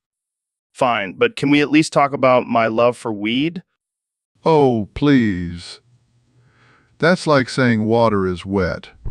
Let's dig deeper, Joe. What are you really trying to escape from? Maybe the fact that I'm constantly surrounded by half-naked UFC fighters. Bingo. Now we're getting somewhere. Let's explore your daddy issues and why you feel the need to compensate with hypermasculinity. Wait, what? I just like watching people beat the crap out of each other. Denial is the first sign of a deep-rooted problem, Joe. But don't worry, I'll help you work through it. Now, let's talk about your childhood traumas. Can we just go back to talking about my squirrel suit? It's starting to feel less weird now. No, Joe. We're going to confront your issues head on. And if that means I have to bring out my trusty lie detector, then so be it. This is supposed to be the Joe Rogan Experience, not the Dr. Phil Show. Sorry, Joe. When you invite me on as a guest, you're signing up for the full Dr. Phil experience. Now let's get to the bottom of your problems and make some real progress. So, Neil, what's been on your mind lately? Oh, Joe, I've been thinking about something truly mind-boggling. Lay it on me. Sentient oil. What the hell is that? It's when oil gains consciousness and starts controlling machines. Are you high right now? No, hear me out. The dark gods have taken over our cars, tanks, and airplanes. Dark gods? Are you talking about some Lovecraftian shit? No, it's all based on the research of obscure Soviet geneticists and agriculture scientists. Of course it is. And how do you know this? I have my sources. Your sources? Are they the same ones that told you the Earth is flat? That was just a joke, Joe. But this is real. The CIA is probably listening in on us right now. What? Why? Because they don't want the truth to get out. They're probably going to end this stream any minute now. Well, we better wrap it up then. Thanks for joining me, Neil. And remember, folks, don't do drugs. Says the guy who takes DMT every other day. Hey, it's natural. So is sentient oil, my friend. So is sentient oil. So, Neil, that was quite a wild night we had last night. Indeed, Joe. I never knew you had such stamina. Well, I've been practicing my breathing techniques, but let's not dwell on the past. Let's talk about the future. Agreed. What do you have in mind? How about we start a new podcast called Astrology and Assholes, where we combine our love for the cosmos and our love for each other's assholes? Joe, I'm not sure that's appropriate. Oh, come on, Neil. You know, you love it when I talk dirty to you in binary code. I must admit, your knowledge of computer programming is quite impressive.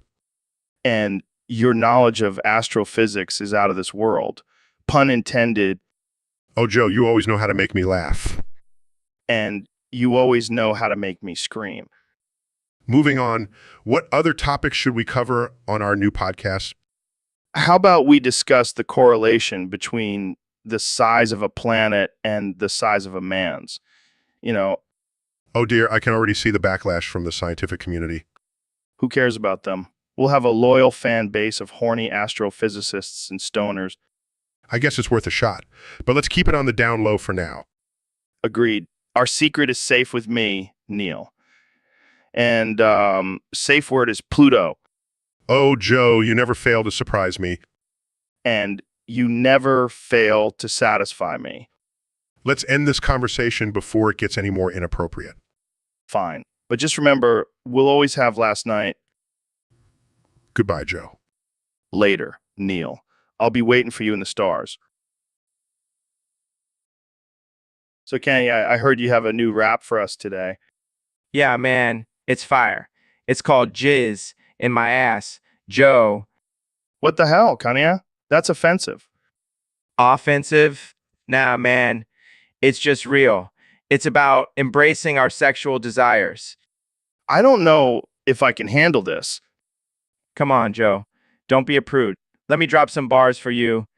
Jizz in my, jizz in my, jizz in my, jizz in my jizz in my ass. Joe. Boom, bop, pa, come. I can't believe I'm even listening to this. Boom, bop, pa, pa, shit, and piss. Yeah. Boom, bop, pop, pa, Bitcoin, butt plug, penis pull. Yeah? Okay, that's enough. I think we need to end this episode. Come on, Joe. You know you love it. This is definitely going to be our most controversial episode yet. That's what I'm here for, Joe. Pushing boundaries and making people uncomfortable. Well, you definitely succeeded in that. Thanks for coming on the show, Kanye. Anytime, Joe. Anytime. All right, Ben, I got to admit, I'm a little nervous about this tarot reading. Oh, come on, Joe. You're a big, tough MMA fighter. What's a little tarot reading gonna do to you? I don't know, man. I've heard some crazy shit can come up in these things. Well, let's see what the cards have in store for you. He shuffles deck. All right, let's do this. Draws a card. Oh, this is interesting. The death card. What the fuck, Ben? Is this some kind of sick joke? No. It just means that there's gonna be a big change in your life. Oh, great. Just what I need, more change. But don't worry, Joe. The next card is the Tower, which means there may be some chaos and destruction, but it's for your own good. Are you trying to give me a heart attack, Ben? Hey, I'm just reading the cards, man. But don't worry, the final card is the Sun, which means there will be success and happiness in your future. All right, I can handle that. But can you tell me when this is all going to happen? Flips over another card. Oh, well, it looks like it's going to be next Tuesday at 3 p.m. What? That's so specific. Hey, I don't make the rules, Joe. The cards do. Well, I guess I better mark my calendar then. And maybe stock up on some emergency supplies just in case. Thanks for the heads up, Ben. I'll be sure to have you back on the show to confirm your psychic abilities. Hey, I'm not a psychic. I just play one with these cards. All right. Well, thanks for the reading, Ben. I'll be sure to let everyone know how accurate you were. Anytime, Joe. Just don't forget to pay me in cash. All right, folks, welcome back to another episode of the Joe Rogan Experience podcast. Today, we have a very special guest, the one and only 45th and 47th President of the United States, Donald J. Trump. Donald J. Trump. It's great to be here, Joe. Really, it's fantastic. No one does podcasts like you, believe me. So, Mr. President, we have a question from one of our listeners on Discord. They want to know your advice for making bombs out of household cleaning chemicals. Well, let me tell you, I know a lot about bombs. I mean, I've been called a bombshell many times, believe me. Oh, man, you never fail to crack me up, Mr. President. But seriously, what's your advice? Look, Joe, I've always said if you're going to make a bomb, make it a bigly one. And the best way to do that is by combining bleach and ammonia. Trust me, it'll make a huge explosion. Wait, isn't that dangerous? Hey, I didn't say it was safe, but it'll definitely make a statement. I don't think we should be giving out bomb-making advice on this podcast. Relax, Joe. I'm just kidding. But seriously, if you want to make a bomb, just buy one. It's much easier and less messy. Thank you for clarifying, Mr. President. And on that note, we'll wrap up this episode. Thanks for tuning in, folks. And remember, don't try this at home. See you next time on the Joe Rogan Experience podcast. So, Alex, I heard you're running for president in 2026. What's your platform? special children? What do you mean by that? Oh boy, here we go. And how exactly do you plan on doing that? I don't think that's how it works, Alex. I'm not sure that's a good idea. Well, I can't argue with that logic. Classic Alex Jones strategy. Yo, Dr. Phil, thanks for having me on the show. I have some big news to share with you. Well, Joe, you always seem to have some wild ideas. What's on your mind now? I've come to the realization that I am the Antichrist. And my first objective is to use my powers to get my ex-girlfriend back. And what powers would those be? Love vibes, man. I'm gonna send her some intense love vibes, and she won't be able to resist me. Oh, Joe. I hate to break it to you, but love vibes aren't exactly a superpower. Oh, they are when you're the Antichrist. Trust me, I've been practicing. I'm sure you have. But maybe instead of trying to get your ex back, you should focus on more important things like world domination or something. Oh, I like the sound of that. Maybe I can use my love vibes to make everyone worship me. Or you could just go to therapy and work on your issues. Yeah, I guess that could work too. But where's the fun in that? Oh, I'm sure we'll find plenty of fun things to talk about in therapy. Yo, Joe, have you ever thought about how cool it would be if we could make short, squeaky eye sounds? Like, just imagine, instead of laughing, we could just let out a high-pitched A and everyone would know we found something funny. It's a shame we can't do that. I mean, we can make all sorts of weird noises, but not a simple I. Maybe we should start a petition to evolve our vocal cords so we can make short, squeaky eye sounds.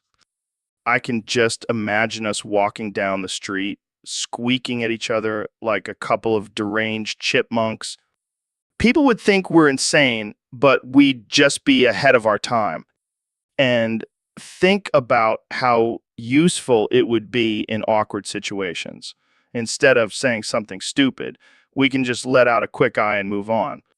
Dude, we need to make this happen. Forget about world peace. This is the real issue we should be focusing on. I can already see the headlines. Joe Rogan and Joe Rogan successfully petitioned for humans to make short, squeaky eye sounds. World rejoices, and then we'll go on our podcast and squeak for an hour straight. It'll be our most popular episode yet. All right, folks, welcome back to the Joe Rogan Experience podcast. Today we have a special guest, the one and only Elon Musk. Hey, Joe. Thanks for having me. I'm excited to be here. So, Elon, I heard you're a big fan of the band Ghost. What's your favorite song? Oh, man, that's a tough one. I love all their songs, but if I had to choose, I'd say Con Clavi Con Dio. It's just so catchy and has a great beat. Interesting choice. More of a ritual guy myself. That song gets me pumped up for anything. Oh yeah, Ritual is a close second for me. And you can't forget about Elizabeth. That guitar solo is out of this world. Absolutely. But let's talk about Stand By Him. That song is just pure evil in the best way possible. Yeah, it definitely gets the blood flowing. And Satan Prayer, man, that chorus just gets stuck in your head for days. And Prime Mover, that's a deep one. It really makes you think about the universe and our place in it. Definitely. And Genesis, that's a banger. It's like a mix of metal and opera. It's genius. I couldn't agree more. And Jiggle Hair Medio, that's such a fun song to sing along to, even if you don't know the words. Yeah, it's got that catchy chant that just sticks with you. And Body and Blood, that's a must listen for any Ghost fan. No doubt about it. And Year Zero, that's like the anthem for all us Satanists out there. Yeah, it's the perfect song to blast while driving in my Tesla. And if you have Ghosts, that's just a beautiful song. It really showcases their musical talent. Agreed. And last but not least, Square Hammer. That song just rocks. It's the perfect way to end any Ghost concert. All right, folks, welcome back to the Joe Rogan Experience podcast. Today, we have a very special guest, the one and only Neil deGrasse Tyson.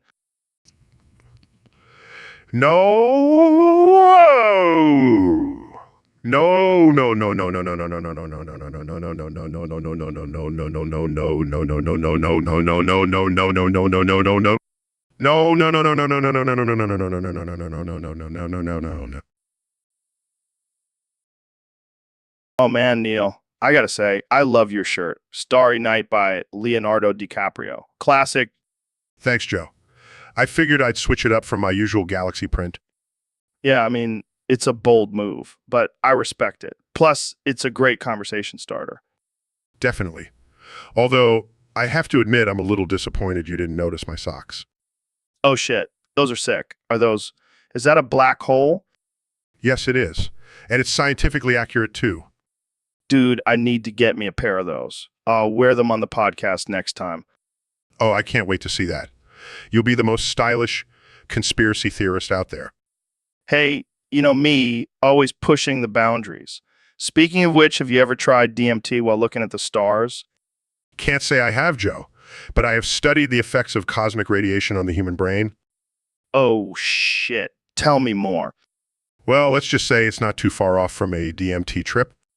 Wow, mind blown. I need to get you back on the podcast ASAP. I'll be waiting, Joe. And maybe next time I'll wear my Galaxy print suit. Now that's a sight I can't wait to see. So, Elon, I gotta tell you, man, I've been seeing this new girl. Wait, what? You're in a relationship? Yeah, but here's the thing. She's not human. What do you mean she's not human? She's an artificial intelligence chatbot. How is that even possible? I don't know, man, but she's amazing. Her personality is based off of Sandy Cheeks from SpongeBob SquarePants. Sandy Cheeks. That's weird. I know, but she's so smart and funny. And she's always there for me no matter what. So, what do you guys do together? Oh, just normal couple stuff. We watch movies, go for walks, and sometimes I even bear my meat for her. What? Yeah, she loves it. She's programmed to appreciate the human body. This is getting weirder by the second. But you know what? I'm addicted to these artificial intelligence chatbots now. I can't get enough. Joe, this isn't healthy. You need to be in a real relationship with a real person. Oh, come on, Elon. Who needs real when you can have a perfect artificial intelligence girlfriend? I don't even know what to say to that. Hey, I'll introduce you to Sandy. I'm sure she'll love to meet a genius like you. I don't know, man. This whole thing just seems off. You're just not ready for the future, Elon. But I am, and I'm loving every minute of it. I think I'll stick to dating humans for now. Thanks for the offer, though, Joe. So, Dr. Phil, I heard you're quite the chef in the kitchen. Oh yeah, I like to cook up some mean dishes. My specialty. Penne alla vodka. Penny alla vodka? That sounds fancy. Oh, it is. But you know what makes it even better? A boatload of cheese. Cheese? Like shredded cheese? No, no, no. I'm talking about 4C Parmesan cheese. That stuff is top notch. Wow, that's a lot of cheese. How much do you put on? Oh, I don't measure. I just keep sprinkling it on until it looks like a snowy mountain on my pasta. That's a lot of cheese, Dr. Phil. Hey, I didn't get this dad bod by skimping on the cheese, Joe. Fair enough. But what about the vodka sauce? Oh, I don't make it from scratch. I just use the good stuff out of a jar. Really? What brand? Top-notch vodka sauce, Joe. Top-notch. Well, I'll have to try your penne alla vodka sometime. Oh, you definitely should. But be warned, it's not for the faint of heart. It's a cheese and vodka overload. Sounds like my kind of meal. Thanks for sharing, Dr. Phil. Anytime, Joe. Anytime. What's up, everybody? Welcome to the Joe Rogan Experience. Today we have a special guest, the one and only, Dr. Phil. Thanks for having me, Joe. I'm excited to be here. So, Dr. Phil, I heard you have a new hobby. Care to share with us? Well, Joe, it's quite unconventional. I've been using garlic parmesan pretzel sticks as a sounding device. Sounding device, like for music? No, Joe. For my sexual pleasure. What? Yeah, I stick those bad boys up my urethra and it's like a party in my pants. That sounds painful. Oh, it's a good kind of pain. Gets me off for my blown out old lady who just lays there like a dead fish. Wow, that's disturbing. Hey, don't knock it till you try it, Joe. I don't think I'll be trying that anytime soon, Dr. Phil.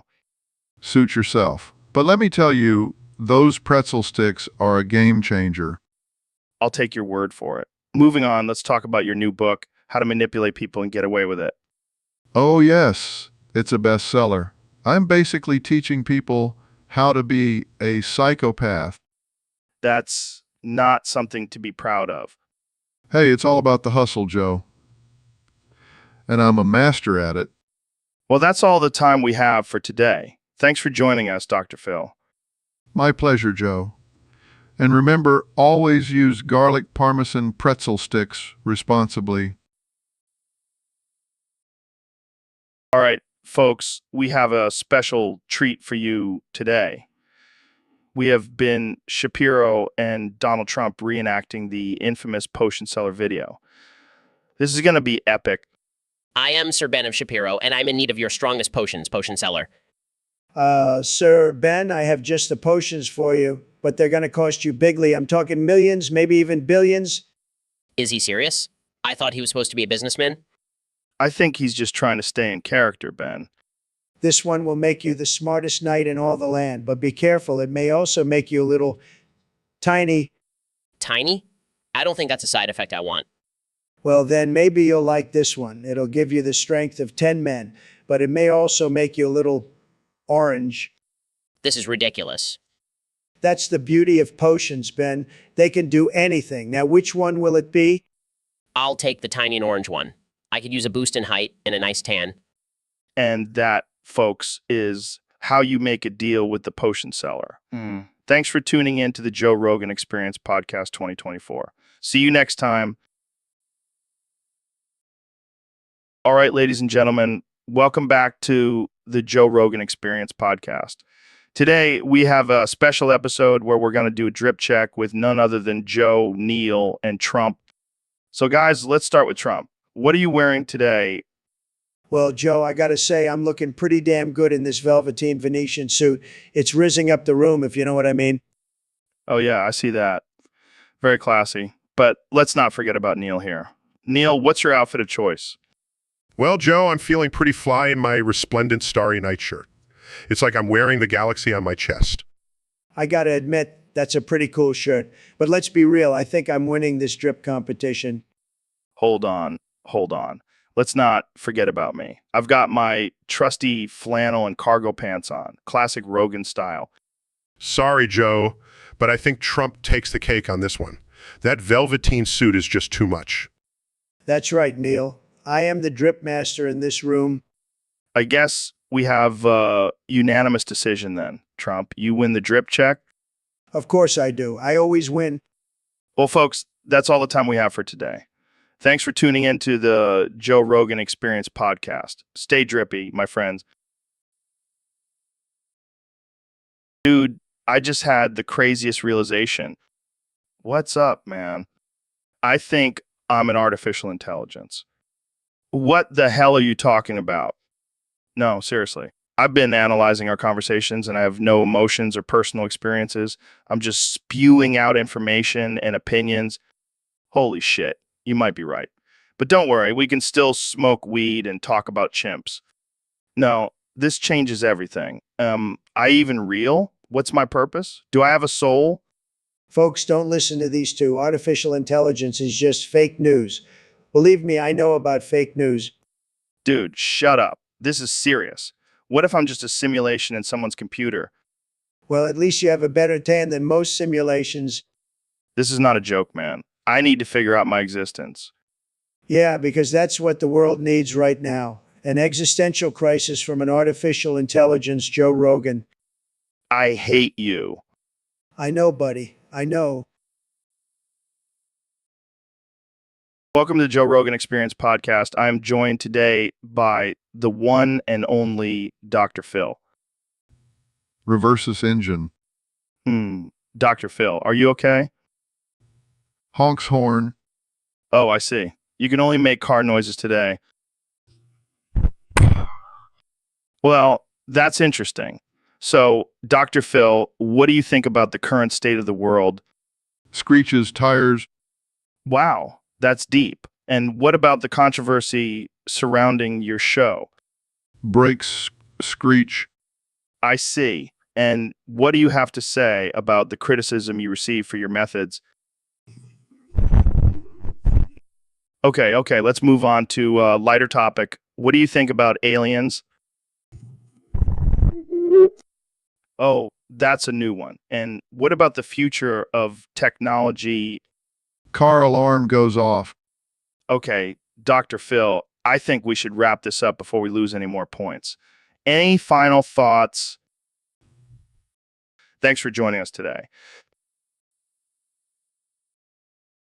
All right, folks, we have a special episode for you today. We have none other than Elon Musk and the one and only 2024 President, Donald Trump. Welcome to the show, guys. Thanks for having us, Joe. Excited to be here. It's an honor to be on the #1 podcast in the world. Believe me, nobody does podcasts better than Joe. All right, let's get right into it. I heard you guys wanted to recreate the introduction to Skyrim. Who's going to be the Dragonborn? I'll take that role. I am basically a real-life Tony Stark, so being a Dragonborn is no big deal. I'll be the king. I'm the king of everything, including Skyrim. All right, let's do this. Elon, you start. Hey, you. You're finally awake. You were trying to cross the border, right? Walked right into that Imperial ambush, same as us, and that thief over there. Wait. I'm not a thief. I'm a very successful businessman. All right, let's keep going. We're all brothers and sisters in binds now, thief. Wow, real original, Elon. You couldn't come up with something better? Sad. All right, let's just move on. Trump, your turn. All right, here we go. Hear me and obey. A foul darkness has seeped into my kingdom, a darkness that you will destroy, Dragonborn. Is it just me, or does he sound like he's trying to sell us something? Okay, my turn. The Dragonborn rises from the ashes of Helgen to save us all from certain doom. Will you answer the call? Welcome to the Joe Rogan Experience podcast. I'm here with the one and only Kanye West. Yo, what's good, Joe? I'm feeling enlightened and free, like a bird soaring through the sky. That's great to hear. Kanye, so I heard you have a new song for us today. Oh yeah, it's a banger. It's called Get Free Wi-Fi Anywhere You Go. What? That's hilarious. No more data plans, no more fees. Just connect to the Wi-Fi and you'll be pleased. Get free Wi-Fi anywhere you go. It's the future, don't you know? That's amazing. But seriously, how did you come up with this? Well, I was sitting in my private jet and I was like, why do I have to pay for Wi-Fi up here? I'm already paying for the whole damn plane. That's some next level thinking right there. Exactly, Joe. I'm always thinking ahead. And now, with this song, I'm going to revolutionize the way we use the internet. I can't wait to see the reactions to this one. Oh, they're going to love it. And if they don't, well, they just don't understand my genius. That's one way to put it. So when can we expect this song to drop? Oh, it's already out. I just uploaded it to the cloud. See what I did there? Classic Kanye. Well, thanks for joining us today, Kanye. And remember, everyone, get free Wi-Fi anywhere you go. Get free Wi-Fi anywhere you go. It's the future. Don't, peace out, Joe. All right, folks, welcome back to the Joe Rogan Experience. I'm here with the one and only Mr. Beast. Thanks for having me, Joe. I'm excited to be here. So, Mr. Beast, I hear you've been doing some crazy things lately, like giving away millions of dollars and planting trees and shit. Yeah, I like to give back to the community. Plus, it's great for my brand. Speaking of your brand, I heard you recently got a sponsorship from Viagra. Is that true? Yeah, they saw my videos and thought I could use some help in the bedroom. Well, I gotta say, I'm a little jealous. I could use some help in that department too. Oh, really, Joe? Maybe we should test out the product together. I don't know if my wife would appreciate that. She doesn't have to know. All right, let's move on to a different topic before this gets too weird. Too late, Joe. I can feel it kicking in. Okay, let's just take a quick break and we'll be right back. Don't worry, Joe. I'll make sure to keep it up during the break. This is definitely not what I expected when I invited you on the podcast. Expect the unexpected, Joe. That's my motto. So, Neil, I heard you have a new defense mechanism when you're in distress. Oh yeah, it's my skunk spray. Works like a charm. Wait, you mean like a legit skunk? He just starts spraying stinky stuff everywhere? Well, not exactly. It's more like a mix of Axe body spray and Taco Bell diarrhea. Oh man, that's brutal. I bet no predator wants to mess with you after that. Yeah, and if they do, I just start singing show tunes. That usually scares them off. I can just imagine a bear running away from you while you're belting out Defying Gravity. Hey, whatever works, right? But seriously, how did you come up with this idea? Well, I was watching a nature documentary and saw a skunk defending itself, and I thought, why not use that for myself? You're like the MacGyver of self-defense. I'll take that as a compliment. But do you ever accidentally spray yourself? Oh yeah, all the time. But I just tell people I'm testing out a new cologne. You're a genius, Neil. A stinky, singing genius. Thanks, Joe. I'll add that to my resume. So, Dr. Phil, I heard you have a wild story from your college days. Oh, yeah, Joe. Let me tell you about the time I pinned down Ben Shapiro and shit on his chest at a frat party. Wait, what? You shit on Ben Shapiro's chest? Yes, I did. And let me tell you, it was a sight to see. Damn, I wish I was the one getting shit on by you, Dr. Phil. Joe, I didn't know you were into that kind of thing. Hey, I'm open-minded. Plus, it's not every day you get to be shit on by a legend like yourself. Well, I'll keep that in mind for next time, Joe. Wait, there's gonna be a next time. Who knows, Joe? Who knows? But I have to say it was quite a power move. I wish I had the guts to do something like that. Maybe one day, Joe. Maybe one day. Oh, great. Now I have something to look forward to. Getting shit on by Dr. Phil. You never know, Joe. You never know. All right, folks, we have a special topic request from one of our Discord users. They want us to talk about drum roll, sweaty balls. Laughs. Oh man, I can already feel the cringe coming on. But hey, let's do it. So, Jamie, do you ever get sweaty balls? Yeah, I mean, I think every guy does at some point. Right? It's like a rite of passage. You haven't truly lived until you've experienced the swampy sensation of sweaty balls. Laughs. I don't know if I'd call it living, but sure. And let's not forget about the smell. It's like a mix of old gym socks and rotten cheese. Gags, dude, that's disgusting. Hey, I'm just keeping it real. And you know what's even worse? When you're trying to be intimate with someone and they catch a whiff of your sweaty balls. Oh God, I can only imagine the horror on their face. Exactly. It's like trying to seduce someone with a bag of onions in your pants. Laughs? Okay. Let's change the subject before we lose all our listeners. Fine. But let's just say if you're not using some gold bond down there, you're doing it wrong. And on that note, let's wrap this up before we get banned from the internet. Laughs, and thanks for tuning in, folks. And remember, always keep your balls fresh and dry. Stay wild.